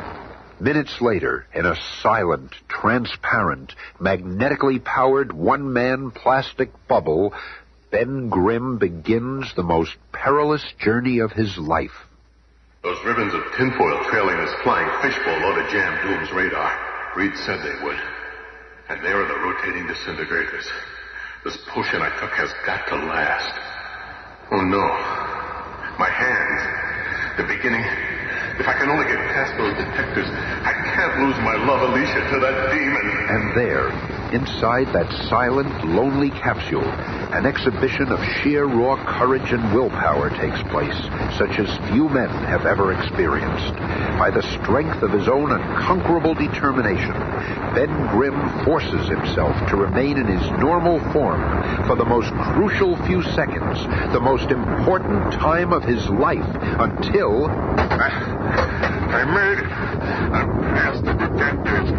Okay, Doom. You've had all the innings till now, but we've reached a turning point now. It's our turn. You hear me, Dr. Gloom? The thing is coming to get you. First, I'll clobber the main circuit for the disintegrating rays so everyone can join the party. Okay, gang, it's time to play ball. We hear you, man. I hope Alicia's all right. Go easy now. We've only penetrated his outer defenses. Doom is still deadly. Never mind the speeches, pal. It's clobbering time. This time my victory shall be complete. Disperse. Don't give him a chance to attack us together. Flame on. I'll go off this way. Alicia, where are you, honey? I'm coming to save you. Do you hear me, Alicia? The thing is on the scene. One of us will find a way to trap him. And all of us together can put an end to this. What kind of ship is this? It's got more corridors and chambers than a Coney Island funhouse. And this is the craziest room of all. It's got all these walls. Oh, no, the door. Within seconds, the walls of the chamber begin to revolve around him, slowly at first, then quicker and faster, until it is like being in a tornado gone wild. It's a trap. It's spinning the air around me. There is so much wind that my flame's going out. But in a final, mighty surge of energy, the indomitable torch creates an explosion of enough force to shatter the hidden rotator, and the room returns to normal. Now weak and just barely conscious, the Human Torch lies motionless, waiting for his strength to return. Oh, out of action. And the leader of the colorful combo is in a different chamber. That door. Doom must be watching from somewhere else in the ship. What's this? Oh, no. Cement. Wet cement is pouring out of those holes in the walls. It'll solidify, and there'll be no way out. Not for any normal human. A man who could stretch his body into any form he chooses always has a chance. Have to move fast. The cement is quick drying. Now, out under the door. Made it. And what does Dr. Doom have in store for the Thing? Alicia, honey, where are you? Alicia! Oh, it just opened up. Good thing there's this pole. But Doom must have greased it. It's so slippery. If I hit the ground from this high, they'll pick me up with a sponge. If I can just dig my hands into the metal, Alicia's depending on me. There now. If I can just dig my way back up. Just thinking about getting Doom gives me the strength to climb up. Just a chance to lay that crumb out. There, I made it. Now to find the others and take care of Dr. Doom. But at that very instant, in Dr. Doom's hidden viewing chamber... The flamboyant foursome have more lives than a pack of cats, but even they will not be able to survive the dreaded fury of my earthly power sphere. And here they come now together again, I see, except for the girl. She's not important. Once I have disposed of these, I'll deal with her at my leisure. My greatest weapon is working perfectly. Attracted by their body heat, the spheres are completely encasing the trap trio. And now my power spheres are spiriting them off to another dimension from which they will never return. They are gone. I have won at last. Finally, Dr. Doom is victorious over the Fantastic Four. What happened? I'll give you 3 guesses, Iron Face. The Thing? No, it's impossible. It can't be. Oh, yes, it can. He's already turned the force field on. We can't reach him. He can't stay in there forever, and when he comes out, I'm gonna be here. But tell me, how did you escape from my power spheres? I saw them take you away. We never went anywhere with your crummy spheres. You wasted them on 3 flame images of us. Ever see me make a flame image? Here, I can make one of you. See? Pretty good, huh? Never had a lesson. That's enough talking, Matchstick. I want to know where's Alicia, and I want to know now! Never! She's my prisoner until I've disposed of you. I will not be defeated. No, never! But Dr. Doom is unaware that even now, a slender woman's figure is slipping into an unguarded room at the other end of the ship. At last, there she is. I hear footsteps. Who could that be? Alicia, dear, it's me, Sue Storm. Don't say a word. Dr. Doom could return at any moment. And before he does, we've got some things to do. First, you go down here. And so, a hurried exchange takes place, and seconds later... Now to seize my hostage. They will not dare attack me so long as I hold her. What? She vanished. That could only be possible if... That's right, Doom. You cannot defeat the Fantastic Four. One hostage is as good as another. You will serve as my prisoner just as well as the blind girl. You are making one mistake, old man. It is you who are my prisoner. You dare to speak so to Dr. Doom? You shall regret that before you die, woman. We'll see who is to regret what. Dr. Reed Richards taught me well in the art of Kung Fu, and I enjoy getting a chance to use it. Indeed? Well, how did he teach you to handle an opponent who holds this ultra-heat ray gun? I shall pull the trigger and sweep this entire chamber. Sorry, Doom, but your chamber sweeping days are over. Omnisus, soon, but I shall never suffer the humiliation of being captured by the likes of you. Farewell, Fantastic Four! Come back here! Stand back, Ben. Maybe I can still reach him. Nope. Too late. I've been robbed! That rat cheated me out of my revenge! Swiftly, silently, the form of Dr. Doom fades from view as the greatest menace of our age plummets down, down, down, until it is lost from sight in the gathering twilight. And in Doom's flying laboratory... Oh, Ben, darling, are you all right? Sure, I'm okay. How about you, honey? As long as you're safe, I'm happy, darling. Johnny, where's Sue? We've got to find her. I'm here, Reed, darling. Sue, you all right? That means our triumph is complete. Darling, if anything ever happened to you... Yeah, what a lot of mush. I don't blame Dr. Doom for jumping out. But the Torch hasn't much time to worry about mush, for in the next episode, the Fantastic Four battle a foe who has all the powers they possess, and more. Be listening again on Monday when we all shall see the Super-Skrull. Attention, all true believers. Marvel Comics is on the air. From the annals of the world's greatest comic magazine come the adventures of the Fantastic Four.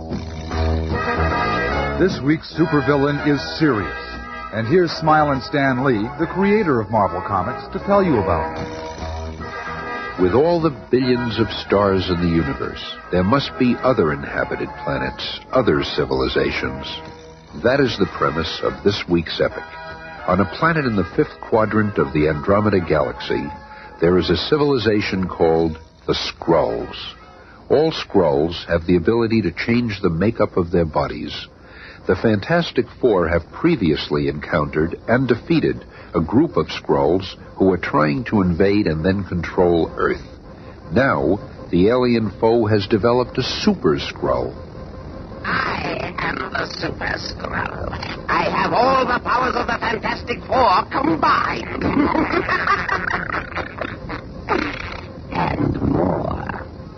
This Super-Skrull shall walk among us in just a moment. I just love watching the evening news. And so, tonight, the menace of Dr. Doom seems to be over. A report about our last adventure. Thanks to the Fantastic For people Four. who don't listen to the But if you radio. ever see this man, you are urged to contact the police immediately. Who's he kidding? Doom don't walk around looking like that. Pictures in the news. Speaking of the Fantastic Four, here's a candid shot of the Thing taken Now while you'll he see was. something. Oh, I'm sorry, ladies and gentlemen, we're running a little late tonight. I've been There's a robbed. message from our. They can't do that to me. That your dog had his cookies today. What am I fasting? I've been upstage by a lousy dog. Face it, man, those pooches are just more photogenic. Look out, Ben. You're wrecking the furniture. Relax, lady. Ain't nothing getting busted with that lousy. Ben Grimm, if we didn't love you so much. I'm ashamed of you losing your temper like that. Yeah, you gotta learn to control yourself. Okay. You trying to give me a complex? And later that same evening... We'll see you later, Ben. Sue and I have a date. That's right. Reed and I are going swimming. How come the junior spaceman outfit? They got swimming pools on the moon? No, silly. We're going to Waikiki in Hawaii. Huh? That's right. We should be there in about an hour. What?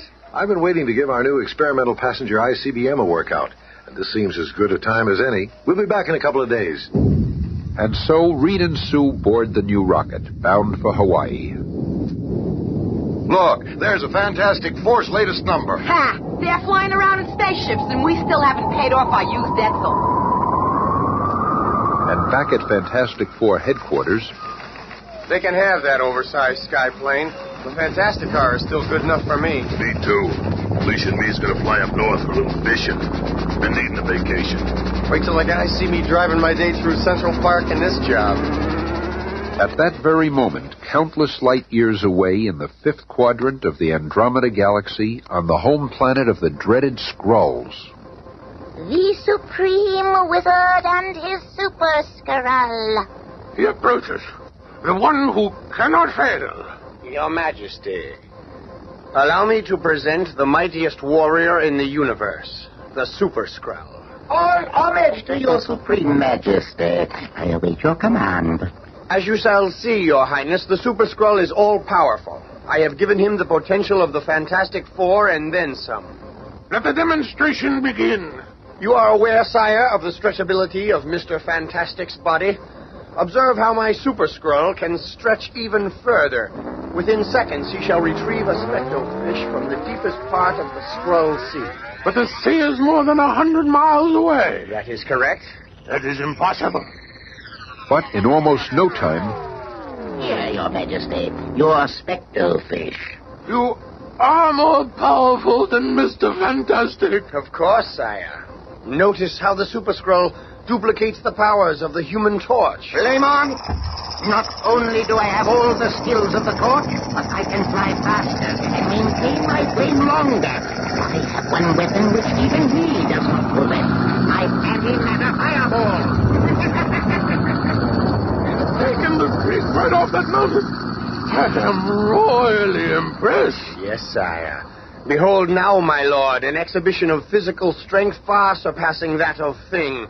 From a specially constructed platform, my Super-Skrull shall lift the cosmic generator, which supplies energy to our entire planet. Impossible. No, Your Majesty, even though the generator weighs 100 tons.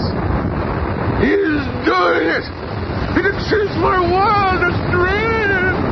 And as far as we've discovered, Thing's absolute weight limit is 36.5 tons. Bring him to me. I would congratulate him.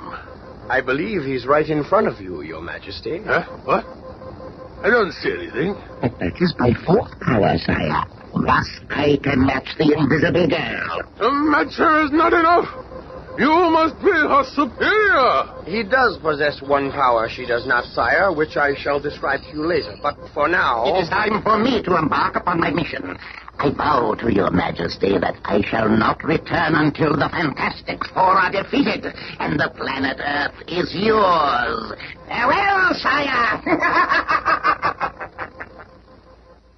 A week has passed since the Super-Skrull began his journey to Earth, and we find the Fantastic Four together again inside a Manhattan department store. Oh, I just love looking at all these new fashions. Don't you, Reed? I think I'll browse around the book department.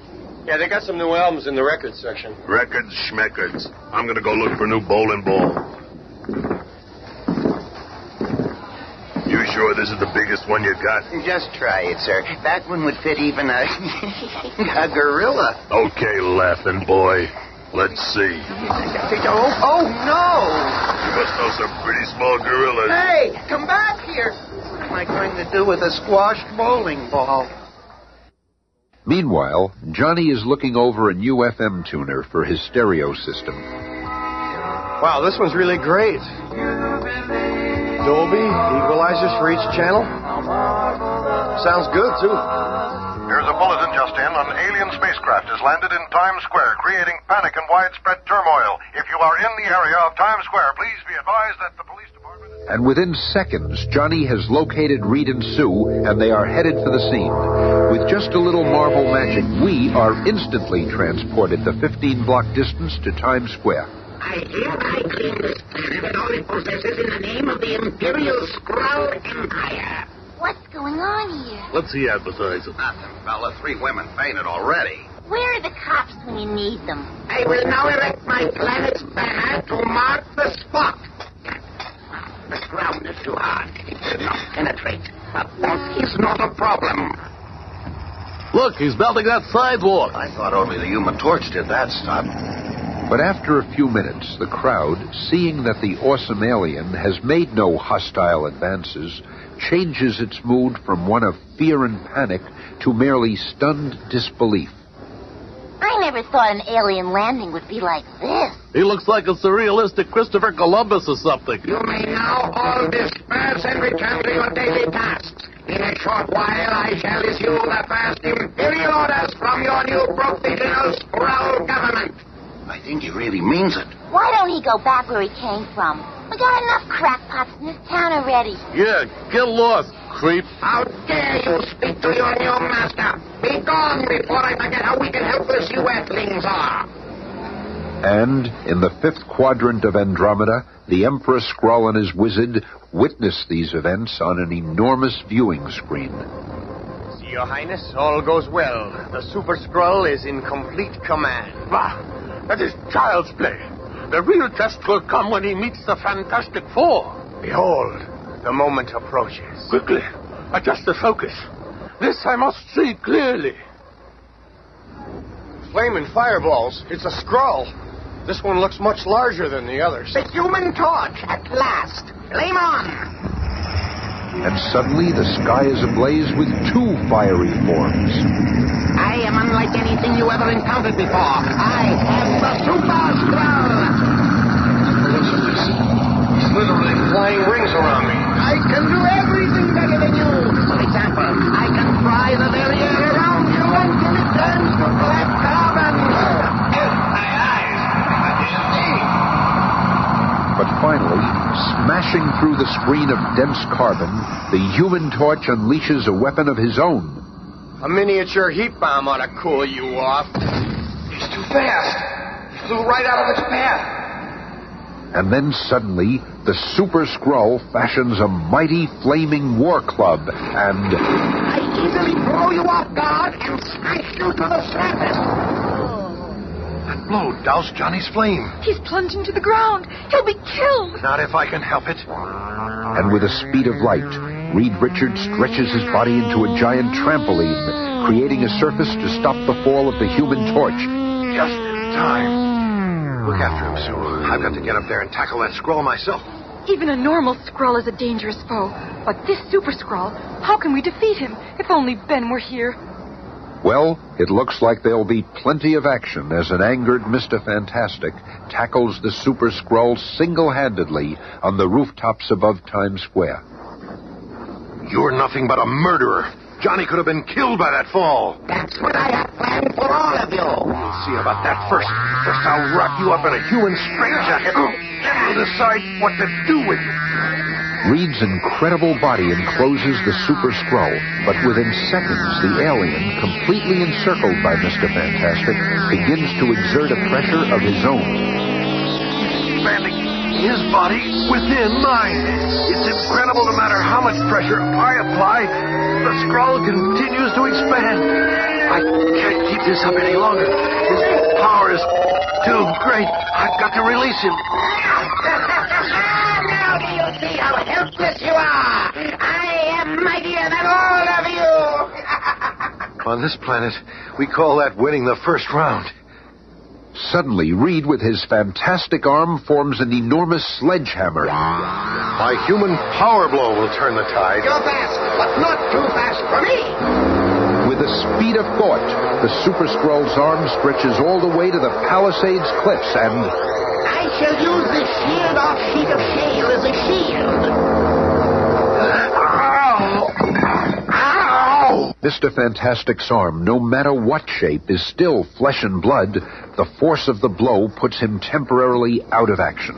And now to finish you off with one shattering impact. Oh, no, you don't.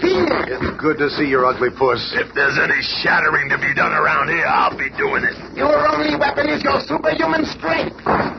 This is what happens when you encounter a Super-Skrull. Why do you bad guys always make speeches when you fight? You don't like my monologue?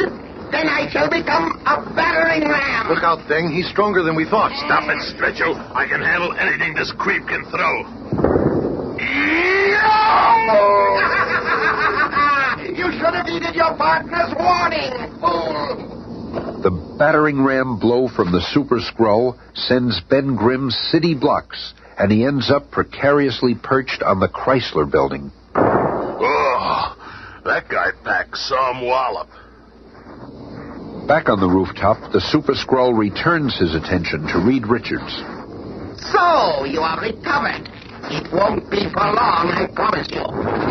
Flaming Scythe? Is that the best you can do, copying Torch's tricks? You merely prolong the agony. Then, as the Super-Skrull is about to swoop down for the kill, he is momentarily blinded by a dazzling sunburst. Flame on! And that's only a sample of what I got in store for you. The Human Torch is after you. Johnny, wait. He's much more powerful than you know. We've got to regroup and put a plan together. Come back, Johnny. No chance. I'm not backing out now. He's got to be stopped, and I'm the only one who can do it. Oh, you make it easy for me. I will not have to chase you. You conceited crumb. All you can do is imitate us. Now I'll show you how much better the original. Where'd he go? Did you not know that I have the power of invisibility, just like your sister? While you try to find me, I'll make you a prisoner within my high-intensity fire chain. But before the crackling chain can tighten around the Human Torch, a superhuman arm stretches out and pulls Johnny from danger. Hey! I said get back down here, and I meant it. What'd you do that for? Reed, you burned your arm. I'll be okay. Johnny would have been killed. The Super-Skrull is no match for any one of us alone. Oh, this is terrible. I never felt so useless. Don't let that bother you, honey. With all our activity, we've accomplished no more than you. Where's Ben? Has anyone seen him? Look, over there. Hey, I'm glad you guys came by with your skyhook. I thought it was going to be some kind of weather vane. You all right, Rockman? Sure. Did you get rid of our little playmate yet? No, Ben. We're going back to headquarters and map out a plan of action. Hurry, Johnny. He's invisible. He might be anywhere. I still think you ought to let me duke it out with him. So, they are attempting to gain the security of their headquarters. They will find that easier said than done. Did you think you could evade me so easily? Yow! Run! He's shooting flaming arrows. Let them run. I shall not descend to their level by pursuit. I know I am more powerful than they, and now they know it too. I shall allow them to return to their headquarters and spend a sleepless night hearing my next move. Then tomorrow I shall finish them off at my leisure. In the hours that follow, all eyes turn toward the skyscraper tower of the Baxter building. If the Fantastic Four can't find a way to defeat the alien, what'll happen next? Don't even think about it. They'll beat it. They just battled. And within Reed Richards' fantastic laboratory, Hey, Rubber Man, when are you going to stop making like a mad scientist and come up with something? Oh, quiet, Ben. Reed's doing everything. I've got something here. What is it? On a hunch, I've been checking the heavens for any unusual activity, and I've picked up some ultrasonic power rays beamed to Earth from Andromeda's fifth quadrant. The home planet of the Skrulls. So what are we going to do? Go there and fight him? Quiet, Ben. It isn't possible for anyone to be as powerful as the Super-Skrull, not without some additional power source. I suspect his home planet is beaming power rays to him here on Earth, and I've got to find a way to stop those rays. slowly the long, tense minutes pass until finally... I've got it. This sub-miniaturized jammer will do the trick. We'll just attach it to the Super-Skrull. Will do, boss. Let me have it. Sorry, Johnny. You wouldn't stand a chance to get close to him. The invisible girl is the only one for this job. Me? Once you fasten this small disc on the Super-Skrull, it will jam the power rays coming from the Skrull planet, and thereby weaken him enough for us to defeat him. But what if you're wrong, Doc? Well, there's only one way to find out, Ben. I'll launch our remote control orbiting public address system and try to contact the Skrull.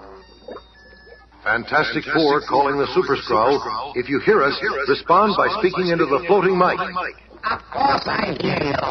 We challenge you to meet us again in a final battle. I gladly accept. I will finish you once and for all. And within hours, the final arrangements have been made, and the Fantastic Four are launching their now famous pogo plane from high atop the Baxter building. Reaching the very edge of the Earth's atmosphere, the pogo plane levels off and begins its electronically guided glide. It's good that we are battling him on deserted Crater Island. Yeah, no innocent bystanders to look out for. This amazing skycraft, half missile, half plane, guides to a perfect landing right on target. There it is. And I can see the Skrull ship waiting for us below. While in the fifth quadrant of Andromeda, two pairs of Skrull eyes prepare to observe the awesome altercation. They are about to meet for the final battle. Increase the Super-Skrull's power to full intensity. He must have all the power we can give him. He must not fail. More power! It's wide open, Your Majesty. Now he cannot fail. And so, on a lonely, deserted crater island, one of the most dramatic encounters of all time begins. Johnny, you and Ben get him started. Flame on. It's clobbering time. Sue? I'm here, Reed, darling. Let's go. We're coming to get you, Mr. Facsimile, and we're going to get you good. Within 60 seconds, I shall be the only living creature upon this desolate isle. How about a couple of supernova fireballs to get this party started? This ought to get you away while trying to run away from those firecrackers. Now I'll make a human fence around the action. Hurry, Sue. You do not know the one extra power I possess. Blinding, irresistible hypnotism! I can't see. I can't even move. And you are next, Torch. How ridiculously easy it is. I'm falling.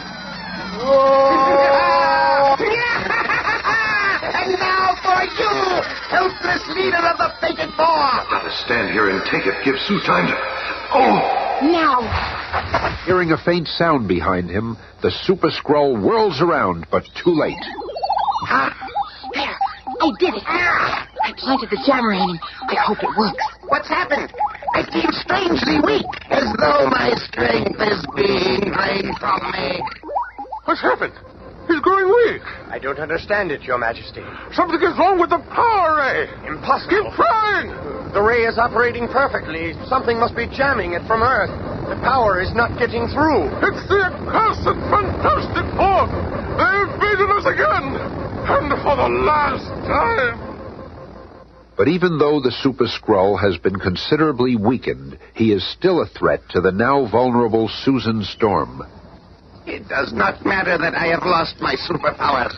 I can still find the invisible girl by the sound of her footsteps and the movement of the pebbles. I know you have descended into the crater, but where you can go, I can follow. You shall not escape me!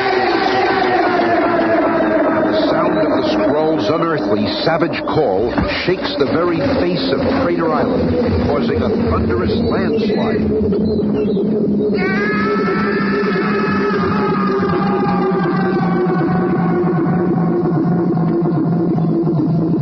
Reed, Johnny, over here. We see you, Sue. Okay, Johnny, do your stuff. Flame on. A low-level white-hot flyby will seal the crater closed forever. With the not-so-super-Skrull inside. And before the entrapped alien can escape, the Human Torch seals the peak of Crater Island and the fate of the Super-Skrull. I wish I could have nailed that creep. You guys never let me have any fun. Tune in again Monday and discover Igor Kragoff and The Watcher. Attention, all true believers. Marvel Comics is on the air. From the annals of the world's greatest comic magazine come the adventures of the Fantastic Four. This week, our fearless foursome will travel back in time and find themselves at the mercy of Rama-Tut, the pharaoh from the future. Sound mysterious? Well, Stan will be by to unravel this marvelous tale in just half a moment.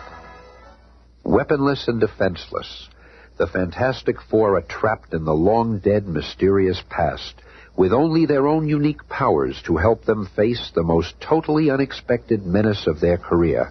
But let us start at the beginning and let them lead us into this mind-staggering adventure. Ben's never failed to respond to our signal before. I wonder where he can be. He must be at Alicia's. No, I've been trying to reach there by phone. Wouldn't it be something if they've eloped? Maybe they're out walking. I'll fly over the neighborhood. Flame on. I was right. There they are now. Hiya, Alicia. Hey, Romeo, I don't want to break up your little balcony scene, but Reed wants you to report back to headquarters on the double and bring Alicia with you. On my day off? Look, Squirt, you tell that bag of bones not to hold his breath. No, Ben. We must go. It might be important. And so, a few minutes later... All the tests check out perfectly, Reed. Now, if only Ben and Alicia would get here. Here they are now, Sue. Come in, you two.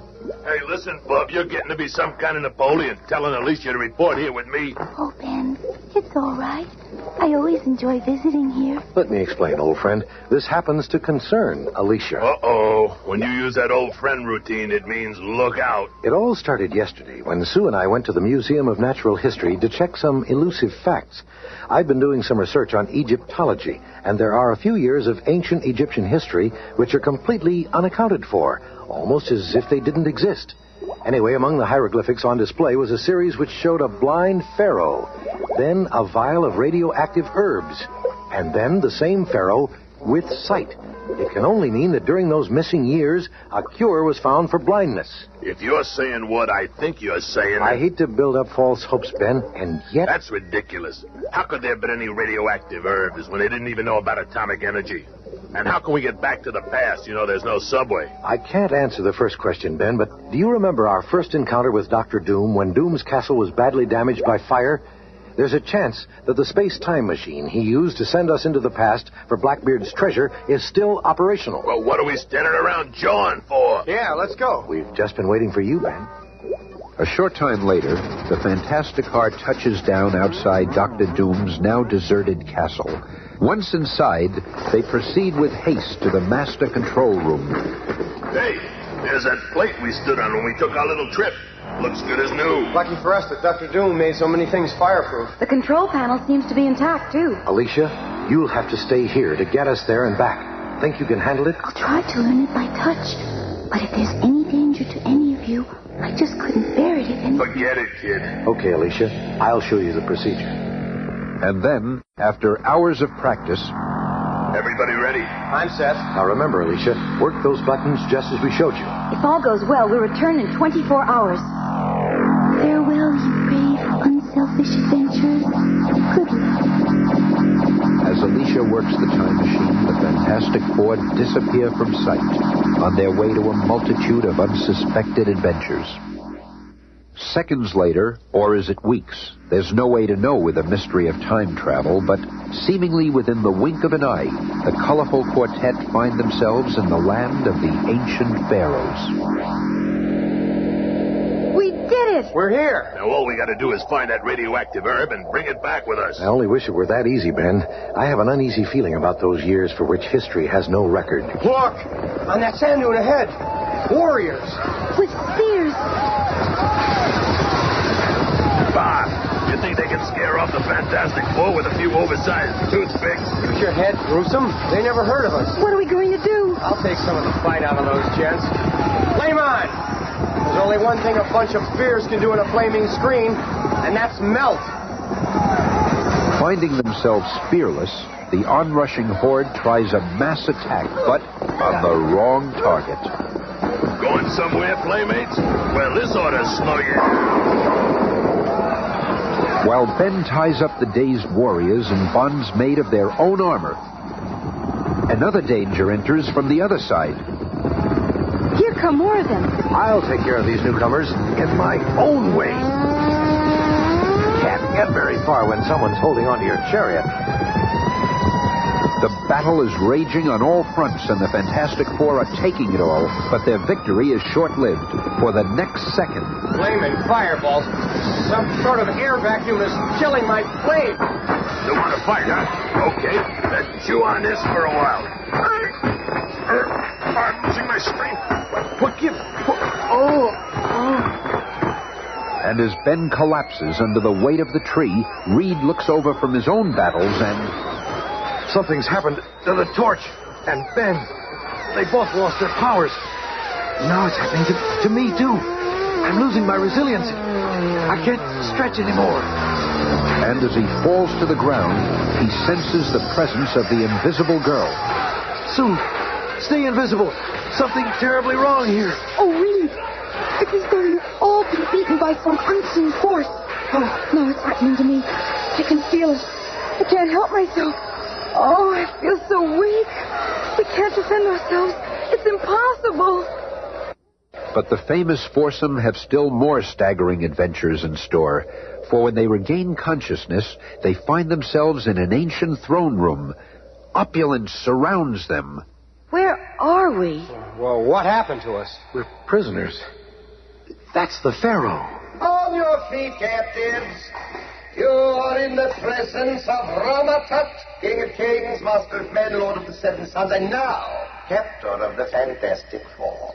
You know us? You know us? I thought that remark would startle you. Hey, what's going on here? Did we land in the wrong year? Can this be the future? No, it is the past. Your mind is as sharp as the ancient legends claim. This is the past. But I am not of this age. No ancient pharaoh could have the power to subdue the Fantastic Four. Then... This is the weapon which sapped your powers, which made you my captives. This ultra-diode ray was invented in the year 3000, 1,000 years further ahead in the future than your own century. Then you, too, are a time traveler. I come from a glorious age of enlightenment, the century of peace and progress, and I hated it, for I am a man of action, an adventurer. But there were no adventures, just unbearable bliss. The closest I could get to an adventure was watching it on 3D stereo vision. I learned of your existence through an ancient audio tape. Oh, how I envied your dramatic careers. Then, one day, while visiting the ruins of an ancestor of mine, I came upon what was left of his greatest invention. A time machine. I devoted years to building my own time machine from his plans. Then, at last, I was ready. With my headquarters in Egypt and my vast scientific knowledge, I could become the absolute ruler of all mankind. And so I traveled back into the dim past in my time machine, which I shaped into an awesome idol to play upon the superstition of my soon-to-be slaves. Wonder, what miracle is upon us?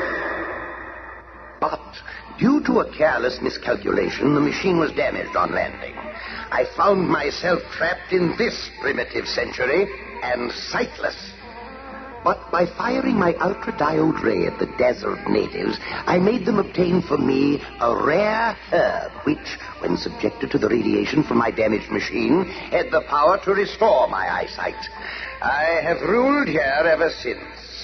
If I can just seize that gun. Now I'll show you the power of my mightiest weapon. By bathing you with its rays, it can sap your will and make you my slaves. I need only repeat the treatment to free you, but that shall never be. Take them away. But you, Susan Storm, shall remain at my side and become my queen. I feel so strange, so powerless, no will of my own. And so we see a turn of events you would never have dreamed possible. The complete subjugation of the Fantastic Four. The frequently feisty Thing is now one of many galley slaves chained to their oars. Master, you dogs? I can do nothing but obey. It's like I'm sleeping with my eyes open. And the formerly invincible Mr. Fantastic has been put to work as a super observer for the legions of Rama-Tut. All clear to the north. The enemy has fled. I cannot help myself. Must do as they command.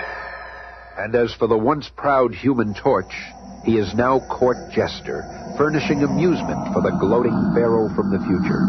I have so humbled Earth's greatest heroes. No, none will ever defy me. And as the clock slowly draws near the fateful hour when the waiting Alicia will attempt to bring the Fantastic Four back to the present, the finishing touches are applied to Sue Storm's bridal costume. The effects of Rama-Tut's ray gun will never wear off. Our only hope is to have it fired at us again. But how? Every fiber of my being wants to flee this terrible fate, but I cannot. How strange for one about to become a queen to look so sad. But inscrutable fate works in mysterious ways and can change the plans of anyone, even Rama-Tut. Under the heat of the Egyptian sun, the body chemistry of the imprisoned Thing undergoes a change. As the rays get hotter and hotter, one of the most awesome physical changes ever recorded again takes place, until the normal Ben Grimm appears. A Ben Grimm slim enough to slip through the shackles. A Ben Grimm whose mind and will are not affected by the ray. I don't know how it happened, but I've got a chance to save the others if I can just reach shore. Within the palace gates, the woebegone Sue Storm sits beside Rama-Tut. Do not fret, my lovely. At my side, you shall become history's most envied queen. Here I am being forced to entertain Rama-Tut, and all I want to do is attack and destroy him. Now, my bride-to-be, sip your nectar and toast our love, for soon you shall be queen of all the Nile. Guess again, lover boy. I got that gun of yours, and things are gonna start popping around here. Another 20th century intruder? But how? How? Oh, But away from the burning rays of the primitive sun, Ben Grimm begins to revert to his other form, and as he feels himself coming under the will-sapping influence of the Pharaoh's spell... I can't let my escape has been in vain. Gotta save Sue. Just one blast. The ray struck the girl. She's normal again. You saved me, Ben, and I won't fail the Fantastic Four. Give me that gun, woman. It won't help you. I'll seize it before you can learn to operate it. I've got to stop the time, even if for a few seconds. You are an elusive queen to be, but that will be to no avail. I can still see your garments. Oh, he's closed. Only one chance left. I'll fire at Johnny. Yippee, I'm me again. Stand back, sis. I'll warm this party up. No, stay back. Stop. I command you. Mister, your commanding days are over. This'll hold you till I zap the Thing and Mr. Fantastic out of your spell. No! Spare me! I beg of you! Suspect the wall behind me is also the door to my hidden chamber. Now, while he wastes his time reviving his friends, I shall go directly to my time machine. Once inside, mine will be the upper hand. Meanwhile, a revived Sue Storm fires the ray, point blank at the Thing, and then... That did it, sis. Oh, my aching head. Now we must find Reed. Once they've escaped from the palace, the Human Torch does exactly that. Ah, there he is. They got our boss acting as a shield for them while they attack another army. Well, they'll just have to get themselves another boy. And in a few minutes, the Torch fills his partner in, and they take off to join the others. Oh, Reed, you're yourself again. Now that we're our normal selves again, we've got to find Rama-Tut. Just what I'm aiming to do, Stringbean. I saw him go through that trap door. It must lead to the Sphinx. And the four take off after Rama-Tut through the underground tunnel. Faster. Easy, Ben. We're almost there. That opening ahead should take us to him. Hold it. It may be booby-trapped. Bah. There's only one way to find out. I'll toss Rama-Tut's gun through the opening and... Holy hell, look at that. It's been atomized. It was booby-trapped. Well, there's more than one way to get where we're going. Flame on! Careful, Johnny. No telling what you'll find. Hey, there's some kind of screen in here, and it's starting to glow. The others join Johnny in front of the screen, which suddenly comes to life with the enraged image of Rama-Tut. You are more powerful than I suspected, but you won't frustrate my plan any longer. Back! He's unleashed a torrent of water on us. Quick, Johnny. Hurl a stream of your most intense flame directly at the open main. Gotcha, Reed. Flame on! I'll have it vaporized in no time. Seconds later, the torrent of water stops. You did it, Johnny. Sure, what'd you expect? You know something? I'm beginning to think that nutty Pharaoh doesn't like us. There's no telling what he'll try next. We've got to find him and defeat him somehow. Don't worry, Stretcho. One little off-tap will be all it takes. Let's go. Some minutes later, despite their different routes and their individual ways of searching, the fearless foursome converge on the same spot. A large circular room with a spherical structure in the center. We've searched everywhere else. Rama-Tut must be in there. You are right, Richard. But you are too late. Within seconds, I shall be gone to another age, another dimension, where my satellite globe takes me. Quick, get back. This structure is really a missile, and it's about to blast off. I shall leave my Sphinx behind to mystify mankind for generations to come. And once I've gone, the memory of my reign shall fade into oblivion. So that's why there are no records of Rama-Tut's strange reign. That Sphinx was just an ornamental shell. That missile was the real time machine. Well, he's gone now. We'll never see him again. I wouldn't count on that, Johnny. Remember when he mentioned that an ancestor of his had invented the first time machine? It could have been Dr. Doom. Maybe he was Dr. Doom. Maybe he's found a way to live for centuries. It might have been the Dr. Doom of the future. Look, I found the vial we came for. That means Alicia will see again. Do you hear me? Alicia's gonna see again. Oh, Susie, baby, I love you. Oh, well, then stop crushing my ribs, you big ape. Listen, That rumbling from deep within the Sphinx. We've got to get out of here. Why, Reed? What does it mean? No time to explain. Ben, hang on to me. Johnny, grab Sue. Get out fast. And within seconds of their departure, An explosion inside the Sphinx. What happened, Reed? Even I can figure that out. It was the Pharaoh's last booby trap. He blew up every trace of his very existence. Hey, look. It's the retriever from the time machine. We got here in the nick of time. Quick, get under that screen. It worked. We're back again. Alicia, baby. Wait till I tell you what we brought back with us. Oh, no. No. Don't say it, Ben. Don't say it. The vial. It's gone. I was afraid of that. What do you mean? Afraid of what? We should have guessed. This time machine won't transport any radioactive properties forward or backward in time. The whole trip was a waste. No, nothing is ever a waste. Now that we know there is a substance that will restore sight, I'll start trying to duplicate it in my lab. Oh, Ben, your love and the safety of all of you means more to me than regaining my sight. But I had it right in my hand and I lost it. Oh, Ben, Reed will be able to recreate the formula. Just wait and see. Everything's going to be all right, Ben. But you all risked your lives with me to help Alicia, and I'll never forget that. Be with us again on Monday at this time when the Fantastic Four will depart for the moon and encounter the mysterious Watcher. Attention, all true believers. Marvel Comics is on the air. Out of the pages of the world's greatest comic magazine come the adventures of the Fantastic Four. This week, our superheroes travel more than 200,000 miles from Earth in an attempt to preserve the political integrity of the moon as the Fantastic Four face the menace of the Red Ghost. Also, later in this spellbinding tale, we'll meet the most dramatic being of all time, the mysterious Watcher. Stan and the fantastic cast will be with us in just half a moment. Thank you. Our trip to the moon began many years ago when man first longed to touch the lunar surface. For the Fantastic Four, it's really just about to start. It's twilight now in New York. At the Baxter Building headquarters of the world's greatest superheroes, all is quiet until... That came from Reed's lab. I'll meet you there. Flame on. You big show-off. Boy, look at this lab. Hey, Reed. Where are you?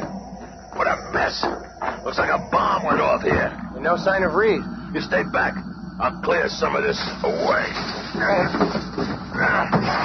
Hey, Reed. Where are you, guy? Now stop trying to worry us, huh? You blasted rubber band. Come on, speak up. Maybe I can spot him by flying over the debris. Reed! Hey, Reed, where are you? I'm okay, little buddy. Here. The fumes in here could extinguish your plane. Huh? What's... There you go. Out of danger now. What are you trying to do, blow up the joint? No, old friend. I was experimenting with a new type of energy for rocket propulsion. It was just more powerful than I had thought. Oh, Reed, I was afraid we were under some kind of attack. I was hoping I was going to get another crack at Dr. Doom. Look, the floor, it's still glowing. Yeah, you're liable to get a hot foot. Oh, quit clowning, Ben.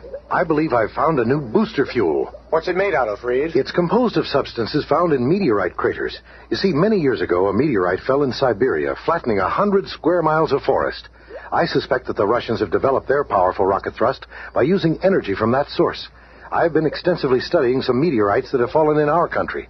And then, last week, I was right. There is limitless energy contained within these rocks from outer space. And now I've found a way to harness that energy.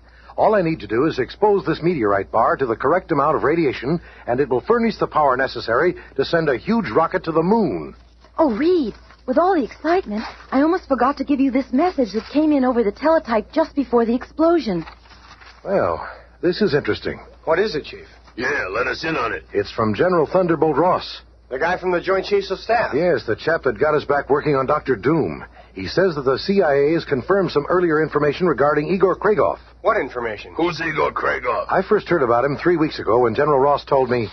His name is Igor Krigoff, and he's developed a new energy source that will permit him to travel to and from the moon with almost no fuel cost. We're told that he intends to lay claim to the moon and take command over the Earth from there.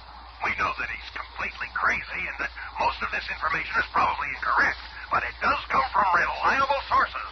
And now this wire confirms that information. Igor Krigoff does exist and is apparently headed for the moon. So by the end of the week, as soon as I have finished converting our rocket, I'll be on this area here, the mysterious Sea of Sighs. Wait just a cotton-picking minute here. What do you mean you'll be there? This ain't no solo deal. Oh, Ben, not a chance. It's too dangerous. I couldn't possibly let you risk your lives. But, Reed, you'll need us. Trouble is, we've let you boss us around too much. Ben, cut it out. You don't know what you're saying. Don't kill him, you big lunk. No, I'll just rough him up a little.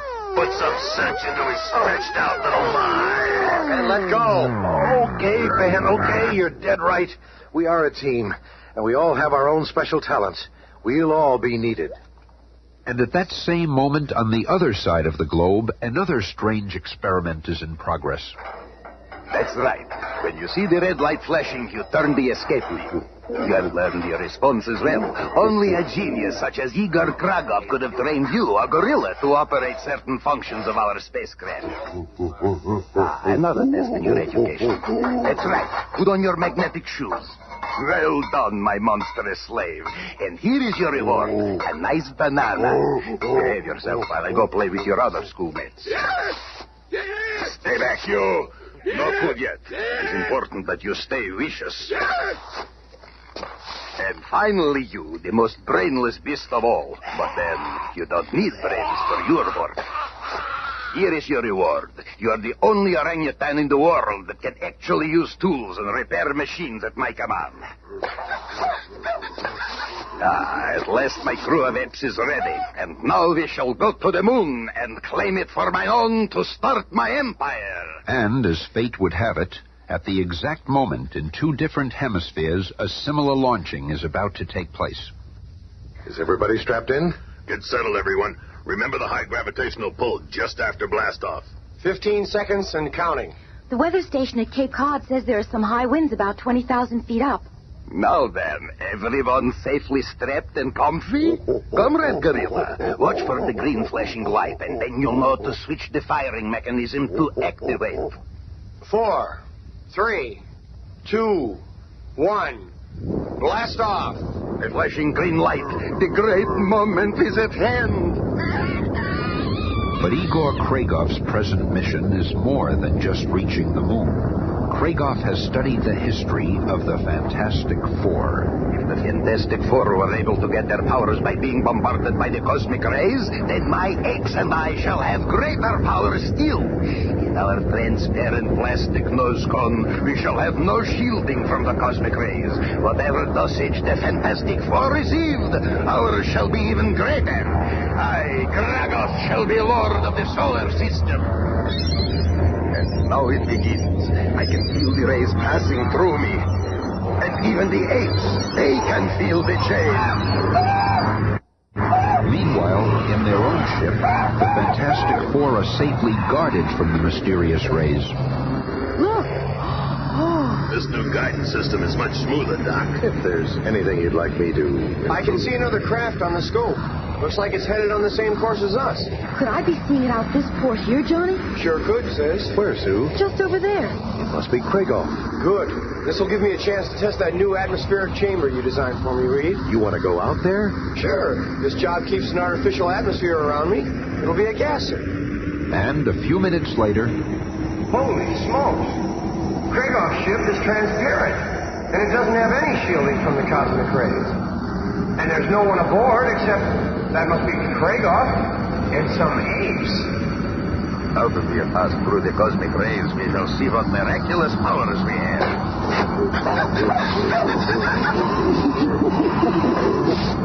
You all look exactly the same, but that's impossible. The rays must have affected us. They must have.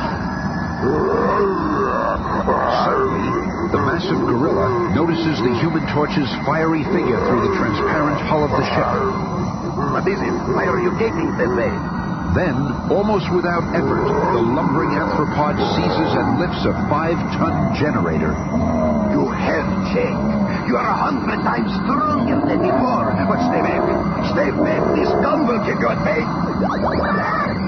But the gun's changing shape. The baboon. The baboon can change its shape. This is more than I had ever dreamed. There is someone out there. That must be what startled the gorilla before. This is somehow the orangutans emitting a magnetic field. The instruments are going crazy. The orangutan, by simply pointing at Johnny Storm, repels him in the same way that two similarly magnetized poles repel each other. Where's the hooker? I've got to get back and warn the others. Kragoff and his apes are more of a menace than we thought.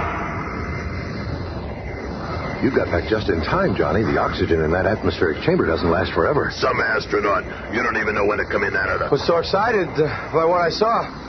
I didn't notice my air supply. But listen to this. Several hours later, the Fantastic Four's great craft is slowly descending to the moon's surface.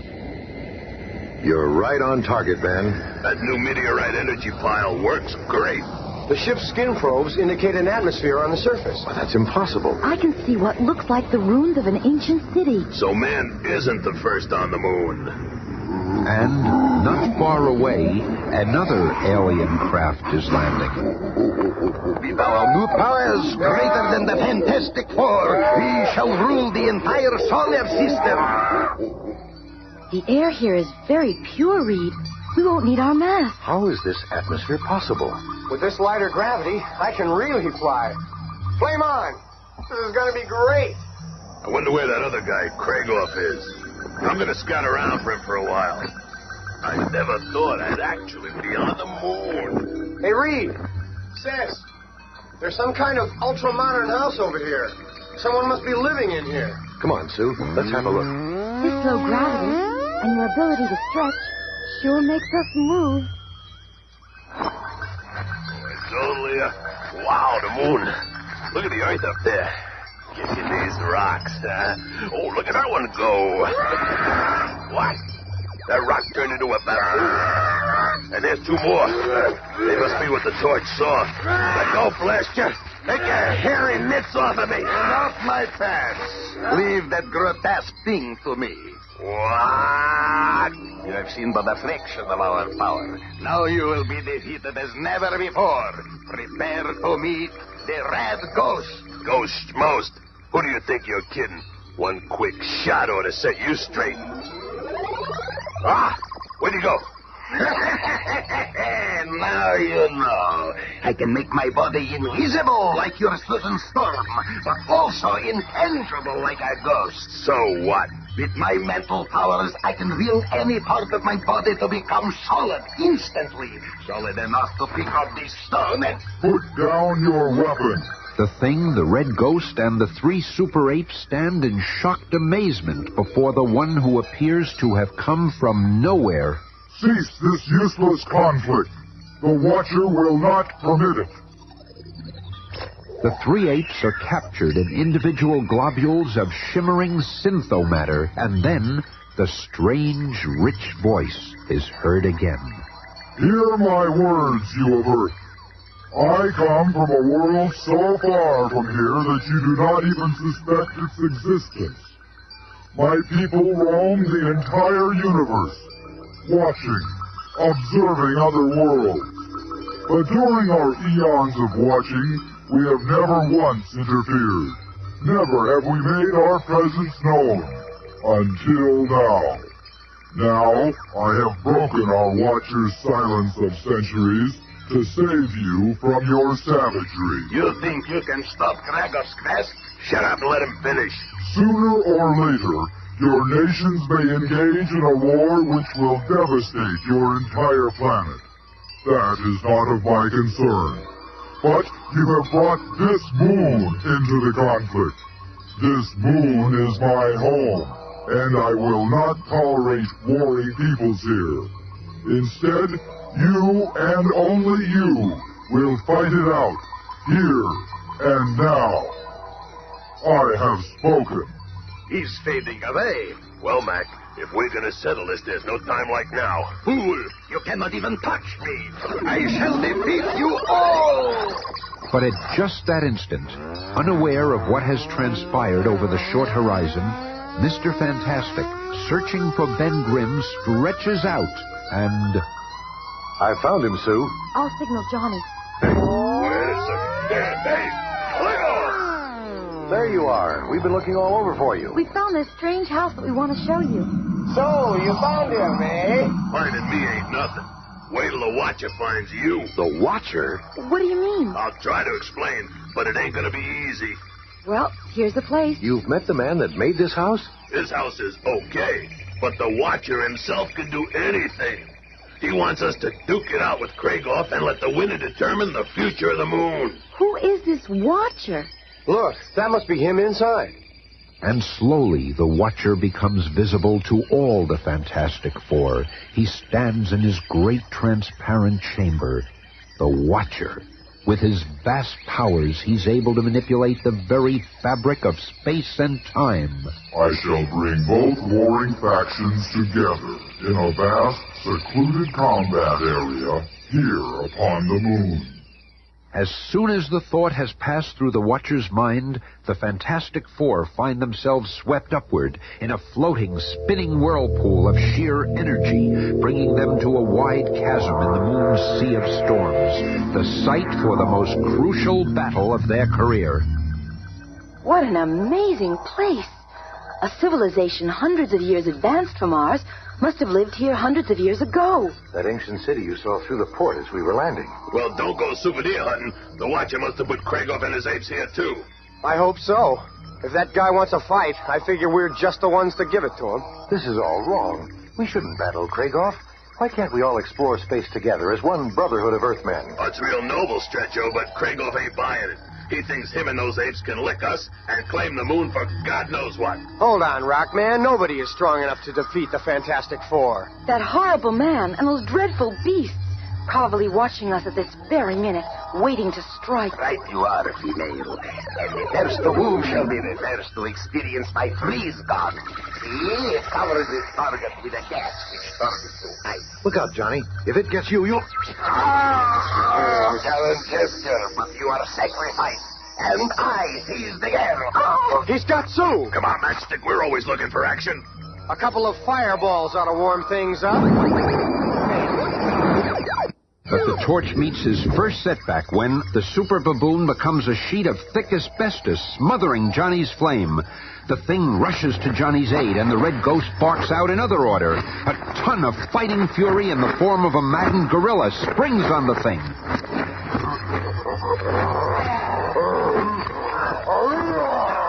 We got some fight on our hands. Yeah. The measure of a man is not how he fights a winning battle, but how bravely he faces hopeless odds. Just let me get in one haymaker. But before the thing can get within range... That's it, Comrade Gorilla. We've done it. Our exposure to the cosmic rays has made us even more powerful than the Fantastic Four. The solar system will be ours. This ape's magnetic-like power holds me so tight that I can't move. Bring her to this strangely powered car I found. Your ape playmates will be along soon, and we shall all be gone before the others can recover. Seconds later, using a vehicle designed by an unknown race, the Red Ghost, along with his super apes and Sue Storm, is speeding through an underground tunnel. While on the surface... Hey, what happened to you, Thing? I got mugged by a gorilla. Now skip the dumb questions and try thawing out Mr. Useless over there. And a few minutes later... Oh, it's better. Thanks, fellas. I would have died from exposure soon. Kragoff and his apes made off with Sue, right? What's our next move? Brother, there's another brilliant question. Well, they're at least as strong as we. When we find them again, we'll outthink them. If that means we gotta use our brains, then we'd better leave this squirt behind. Go suck on a rock, you big ox. There's no time for bickering, you two. We've got lots of work ahead of us. Here's my plan. And under the guidance of Mr. Fantastic, the Torch and the Thing create another vehicle, one capable of following their quarry into the dark subterranean labyrinth.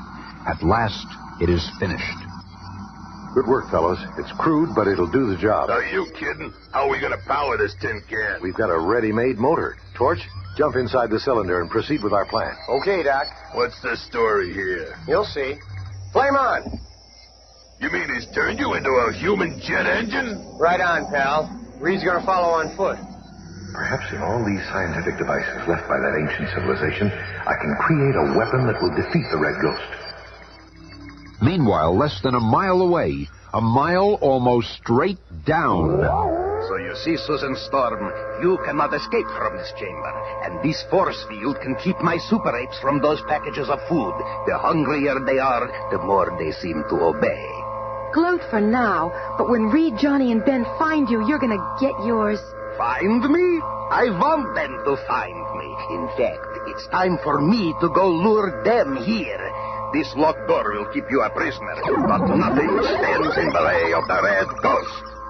I must find a way to terminate his force field in 3D8. There must be a control somewhere. Wait, there it is. Now I've broken the circuit. The apes will be free. Just as I had hoped. The apes are much too interested in the food to even notice me. At the same time, unaware of what has happened in his absence... Here he is, Johnny. He just came out of the wall. They see me. Gotcha. My plan is working perfectly. Now to go back through this wall. The torch will undoubtedly burn through this stone to get me. And as soon as he appears, this ancient disintegrator ray will take care of them forever. Now I'll just aim it over there. Oblivious to the deadly danger awaiting him, the Human Torch melts through the rock, heading for the Red Ghost. Johnny, wait. Sis. You're safe? Yeah, but a deadly ray gun of some sort is aimed right in your path. It's not affecting you. I guess it doesn't affect anything below the visible light spectrum. Well, whatever it is, I'll make sure it doesn't menace anyone again. You blasted brat! You've escaped my trap, but I'll get you yet! It's Krieger! There you are, Mr. Untouchable. Let's see if heating the molecules in the air itself can make it too warm for you. Escape is such a simple matter. Now I'll move my base of operations to the surface. There it is, the headquarters of the Watcher. What a fantastic storehouse of scientific marvels it must be. The whole universe will be mine. And there is no one to stop me. For a man who cannot be touched cannot be stopped. But as the Red Ghost looks around him, he finds the strange interior of the Watcher's domicile. Beyond human understanding, it's so advanced. I never dreamed of such wonders. Foolish Earthling! That voice. And with the voice, an enormous image appears before him. You have dared disturb the privacy of the Watcher? In but a microsecond, I can transport you to a place in limbo where you will remain for all eternity. Or by expending the merest amount of energy, I could throw you 1,000,000 years into the past or the future. But you, helpless human, I shall merely brush you off my presence as one would a meddlesome flea. Be gone! There he is. Out of nowhere. Let him have it, Reed. Hey, that gizmo works great. You stopped the Red Ghost dead in his tracks. This paralysis ray operates only on Krieghoff's individual body structure. If we've beaten him, then we've won. Look, at the edge of that crater. It's him, again. The contest is over. You have triumphed. Now that mankind has reached the moon, I must go to a more distant part of the galaxy to observe you mortals.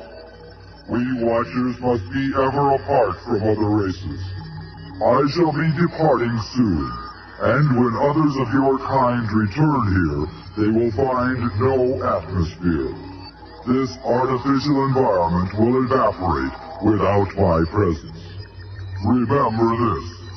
No matter how far you travel in this limitless universe, you will never be alone. And now, farewell. Space is your heritage. See that you prove worthy of such a glorious gift. As the awesome figure of the Watcher dissolves, our heroes prepare for the long journey home.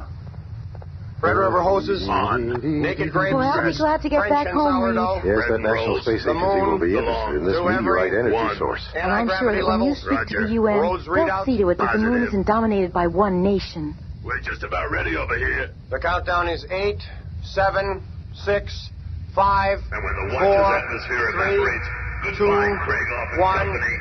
blast off. But, unknown to the weary Fantastic Four, they're heading into a still more amazing adventure, for they are about to again cross paths with two of their most dangerous foes. But that's a tale for another time. Be here again on Monday at this same time when the Fantastic Four return from the moon, only to face the mighty Submariner and the sinister Puppet Master. Attention, all true believers. Marvel Comics is on the air. Straight from the pages of the world's greatest comic magazine come the adventures of the Fantastic Four. This week, we'll see the first rematch with a villain from the past, the fearless foursome face, Prince Namor, the Submariner. At last we meet again. This time, it is on my terms. The Undersea Monarch versus Comicdom's greatest superheroes. And Stan will begin our epic in just half a moment. Having last week defeated the Red Ghost on the moon, the Fantastic Four are nearly home and headed for more adventures. We've just received radio clearance from the field. I better take over the controls now. It's almost time to land this crate. Okay, partner, but this bird practically flies herself. I wonder if we'll get much of an ovation when we land. As the mighty moonship prepares to land, the excitement on the ground reaches a fevered pitch as all eyes scan the skies above until... There they are. I see them. Get those emergency vehicles over there on the double. It's them all right. I see the number 4 on the tail. As the ship comes to a stop... Oh, there he is, Mr. Fantastic. George, help! I can't hold these things back. Oh, I died for a walk in the air. Easy now, girls. Let's not lose our dignity. That boy, too much. I saw him first. No, he's mine. What a shot. Too fantastic. Meanwhile, as at every major event, there's someone cashing in on the action. And my fearless wrestler, the Golden Angel, challenges the Thing to a fight to the finish. Did you get all that, boys? I'm all a crummy cornball. So you're the Golden Angel, are you? Well, I ain't fighting you, because you're too tough for me. And Sue Storm has her troubles. But you can't turn this down. A lifetime contract in Hollywood? Don't listen to him, Miss Storm. I'm prepared to offer you a fortune for endorsement of our new deodorant on TV. Oh, leave me alone. Hey, where did she go? Some people just ain't got no gratitude. But finally, they get away from the madding crowd and reach their famous Baxter Building headquarters in Midtown Manhattan. Within a few hours, things are back to normal. There, that ought to wrap up this report to NASA about our new rocket fuel. I'll ask Sue to type it up so we can send it off to Washington by special courier. Oh, there she is, working with my new experimental probing eye. Looks like she's searching the bottom of the sea. So there you are. I've been looking for you. Reed, you startled me. I'm sure I know why. You're still thinking about Submariner, aren't you, Sue? Well, No need to answer. Sometimes I wish you could find him so we could settle things between us once and for all. Anyway, here's that report for NASA. A few minutes later... Strange how no one is ever really master of his own fate. I've always thought I could accomplish almost anything with my scientific talents and my superflex body. The world knows me as Mr. Fantastic, and yet I'm unable to win my most cherished goal. I cannot conquer the heart of the woman I love. But, back in the screening room... I might as well recall the probing eye. The oceans are too vast, too deep, too endless. Submariner could be anywhere. And at a signal from thousands of miles away, the probing device is lifted from the sea and heads back to New York City. This marvel, created by the scientific genius of Reed Richards, is to Sue Storm just a means to contact the monarch of the sea, a means which failed. And in a seedy sanitarium on the outskirts of town, a scene is taking place which will have far-reaching consequences for our fantastic cast of characters. There's no need for you to stay here any longer, sir. You're cured. Oh, I know that. I've been cured for months. I have only stayed here to let the world forget me. But you would not understand that. After leaving the rest home, the strange little man wanders into a city park and begins to whittle, muttering to himself. The fools thought they killed me months ago, but how wrong they were. Now it is time for me to come out of hiding, to plan a fitting revenge for the accursed Fantastic Four. I shall not risk my own neck, however. A scapegoat will do the job for me. But who? Some old enemy. Perhaps the Moleman or the Hulk. No, the Four beat them in the past, and they might do it again. Dr. Doom once fought them to a standstill, but he's vanished from the earth. Wait, I have it. The ideal tool for my plans. The mighty Submariner. He shall do the bidding of the Puppet Master. Even as the Puppet Master makes his preparations, many fathoms beneath the sea which is his kingdom, the legendary Submariner, still searching for some trace of his vanished people, finds a startling clue. At last, traces of an unofficial ship. Proof that my people have been here within the past decade.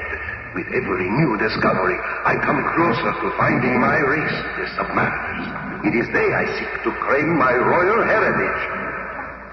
But suddenly, as though struck by some unseen hand, the mighty Prince Namor comes to a sudden stop. Some powerful occult force takes control of his body. Oh, what happened? Like a man in a trance, he returns to his headquarters, looking neither right nor left. I have a mission to perform. I cannot disobey. The Puppet Master commands it. Upon reaching his private quarters, Submariner flings open heavy drapes and faces the strangest form of undersea life, the wondrous Mento fish, which can sense human thoughts and transmit them to any point on Earth through mental energy. Facing the awesome creature, the only fish of its type in the world, Namor thinks but one thought over and over. Storm, this is Submariner. Meet me. And following silent instructions whispered in her mind, Sue finds herself at a deserted pier on New York's Lower East Side. I'll stay invisible until I see whether or not it's a trap. No, it couldn't be a trick. It's him. I'd recognize him anywhere. Namor, I've come as you asked. But why don't you speak? Say something. The sea monarch wordlessly moves aside to reveal a fluttering hypnofish behind him, with its single hypnotic eye focused upon Sue. He is under your spell. Now do as I have instructed. And at Namor's command, the amazing creature forms a huge air bubble around the docile figure of Sue Storm, and then... Into the sea with her! Breathe normally until we reach my domicile. Then to await further instructions from the Puppet Master. And so, having blindly followed her heart, the Invisible Girl has unwittingly set the stage for one of the Fantastic Four's most dangerous adventures, and a grinning figure gloats over his success. And now it is time for step 2 of my plan. The Puppet Master is in his hideout making new effigies. My revenge will be much sweeter if I do not use the Fantastic Four, but leave them free while the Submariner, under my control, defeats them. Meanwhile, back at their skyscraper headquarters, the Fantastic Four are still unaware of the dire danger which awaits them. Hey, how much longer do I have to hold this? Feels like it weighs 10 tons. It does. I'm testing the exact limits of your strength once and for all. Well, tell that blazing brat to stop flying around here or I'm gonna... Hey, who's that over there? It's Submariner! Out of my way! I'm way ahead of you, pal. Hey, what gives? My fireball went right through him. Oh, yeah? Well, my fist won't... What? There's nothing there. just a ghost or something. There's more to this than meets the eye. That's not Namor at all, but a mental projection of him. Remember, that's one of his powers. And I have come to tell you I have Sue Storm as my prisoner. I defy you to invade my underseas realm in an attempt to rescue her. Or, if you do, I shall destroy you all. Farewell! What are you doing with my sister? He's gone. And we're going after him. We'll rip up half the ocean if we have to, but we'll get Sue back. And in a Navy surplus one-man submarine... I have done it. I have assembled my little cast of characters, and the stage is now set. Let the curtain up and the action begin. Even though none of my actors know that I, the puppet master, am directing from behind the scenes, I shall witness the final demise of my arch enemies at the hands of my powerful pawn, the Submariner. Reed, Ben, and Johnny are aboard the Fantastic Car, heading into the most complex problem of their careers. Just in case we don't return, we'd better leave the keys to our secret files with the commissioner. Are you kidding? What chance does that animated sardine have against us? Reed's right, Gruesome. All right, then while you campfire boys are doing your good deed, I'm going to say goodbye to Alicia. Meet us at our private pier in half an hour. See you later, Romeo. You lousy squirt. I just don't want her worrying about where I am. Here's a good place to leave this flying hot rod. Oh, what's this? Hey, you can't park that thing here. This lot is for parking cars, not flying saucers. Where you been, old man? Ain't you never seen a car with wings before? Well, there's nothing in the rule book about cars with wings. Just to play it safe, I better charge you double rates in advance. What? Double? Yeah. Here's your dough, Smiley. Go split it with your partner, Jesse James. And a few minutes later, at Alicia's apartment... Oh, Ben, I'm frightened. The Submariner is so powerful, so unpredictable. You will be facing him where he is the strongest, in his own domain. Well, you know, Reed, Johnny, and yours truly ain't exactly babes in arms. But, Ben, if anything should happen to you, I don't know what I'd do. You mean so much to me, and I'd be alone with no one to look after me. Okay, Alicia, honey. I'll take you with us, huh? Whatever happens, we'll be together. And so, at the appointed time, in the appointed place... Hi, Ben. Hello, Alicia. I kind of thought Ben would bring you along. Welcome aboard. What? I was all set for a knockdown hassle about why she can't come with us. Hey, what's this thing? Admiral Sawyer was good enough to loan us this experimental bathysphere, no questions asked. Let's all get aboard so we can get started. Lots of work ahead. Watch your step, Alicia. And as the undersea quest for Submariner begins... Tell me, how are we going to find Fishman anyway? This is a pretty big ditch. I suspect that he inhabits the very deepest regions of the sea, such as the area we're in now. Be on your guard. He could be observing us this minute. Yeah? Let him observe all he wants. When we find him, I'm going to mop up the ocean floor with him. Why do you all hate him so? But before Alicia's question can be answered... Look at that. We're being attacked by some kind of undersea porcupine. Those quills can't hurt us, but this must only be the beginning. Wait, the ship is starting to spin. We're being swept up in an oceanic tornado. If this keeps up, this bathysphere will be pulled apart. Open the escape hatch, Reed. My flame can help. Good idea, Johnny. What? Don't let him read. He'll drown out there. Don't worry, Thing. By making my flame white hot, I can temporarily turn the water into steam and dispel the spinning currents while my flame lasts. Flame on. There, I did it. The tornado's dissipating, but so's my flame. And I can't hold my breath much longer. The water pressure will crush me. But a strong, supple arm stretches out, and Mr. Fantastic grabs the helpless lad and pulls him into the safety of the bathysphere's interior. He'll be okay after a little rest. Sure, as long as Submariner ain't got some other little cute tricks up his sleeve. So, they've escaped my first traps. Now the battle begins in earnest. Yes, my unsuspecting victims, come closer, just a little closer. Ha! They are trapped by my ally, the giant scavenger crab. And then, it could be minutes or hours later... Reed, Ben, Johnny, and Alicia find themselves in Prince Namor's giant undersea living quarters. You wonder how you came to be here. The scavenger crab gives off a vapor which put you to sleep. Now you are here and my prisoners. Don't bet on it, Namor. Only time will tell whether you've captured us or we have you.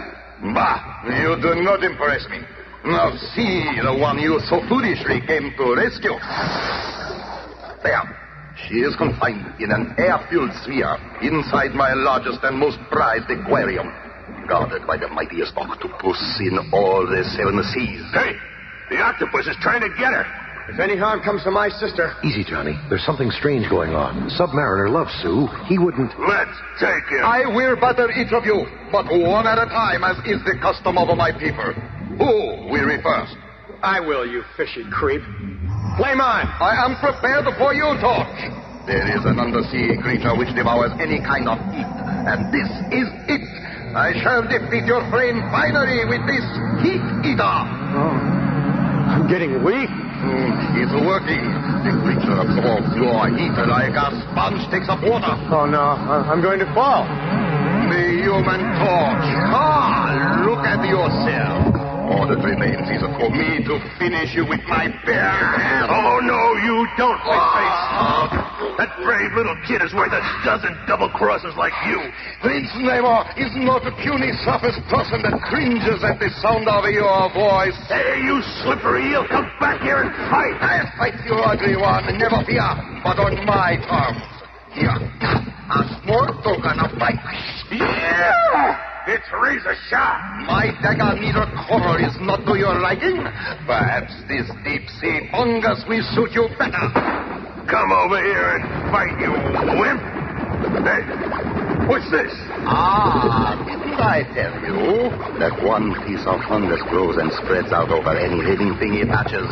Soon it will engulf your entire body as it grows harder and harder. I have beaten you. You are trapped in a living prison from which there is no escape. Did anyone ever tell you you talk too much? Good work, big fella. I'll go after him while you rescue Susan. Right. You stay here, Alicia, honey, and I'll bring you back some octopus pie. Be careful, Ben. You fought the others to a standstill by resorting to outside powers. But now it's just you and me, Namor, one-on-one. The others make the most noise, but I have always sensed that you are their superior. Now you shall see the Submariner is by far your superior. Thing shattered your living prison, and you cannot escape from this human prison composed of my stretched arms. Sooner or later, you'll have to release the tension. And when you do... Meanwhile, Ben is about to come to grips with Namor's mighty octopus threatening Sue's air-filled sphere. Don't worry, Sue. Look at the size of that blob. If I can just get his attention. And get his attention he does. The giant 8-armed guard now gropes for the form of the Thing, but it is the Thing who takes hold of the creature. Okay, Octo. You're going for a free ride. Then, as the mindless monster goes hurtling to the top of Namor's enormous sanctum sanctorum, Ben rushes to Sue's chamber and pulls her to safety. Brave kid. Not a peep out of her. But another pair of eyes are focused on this tense scene. Bah! The Fantastic Four are more powerful than I thought. Even in his own undersea lair, Submariner may be beaten by the accursed Four. I can no longer let events take their natural course. Now that the girl is free, Mr. Fantastic has released Namor. The Submariner has not yet attempted to kill them, only defeat them. So long as I hold your effigy, Prince Namor, you must do my bidding. You are to slay the Fantastic Four, just as I have toppled their puppet images. And what comes of this toppling of the Fantastic Four's effigies by the puppet master? In the Submariner's lair...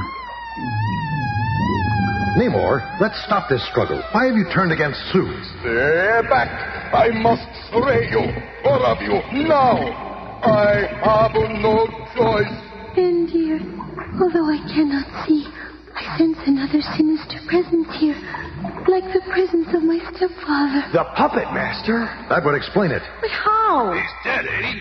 This brand is my ultimate weapon. Who are you trying to get? Looks like cattails. This releases a gas that no surface human can tolerate. Release the fumes. I command you. I must release these fumes. They are your enemies. You are my enemies.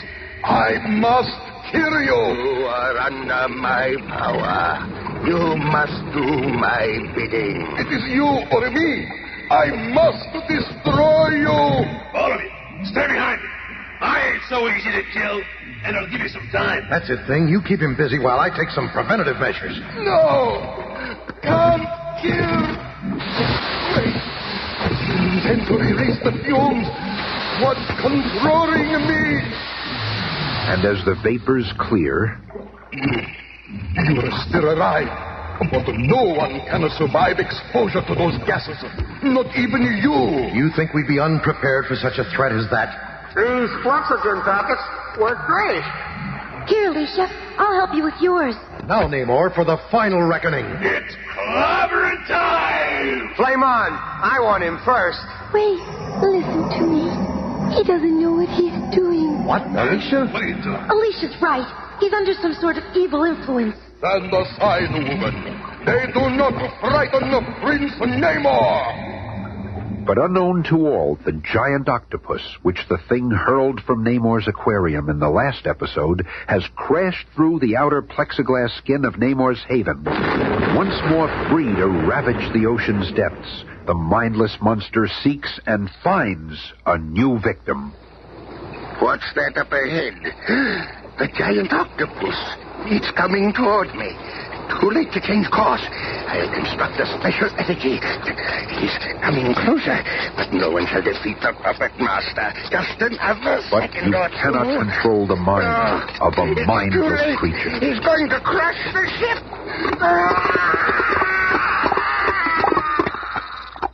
And in the same instant, Submariner recoils, as if his mind has received some violent shock. The pressure is gone. Look, something's happened to Namor. No time for that now, Sue. This whole place is filling up with water.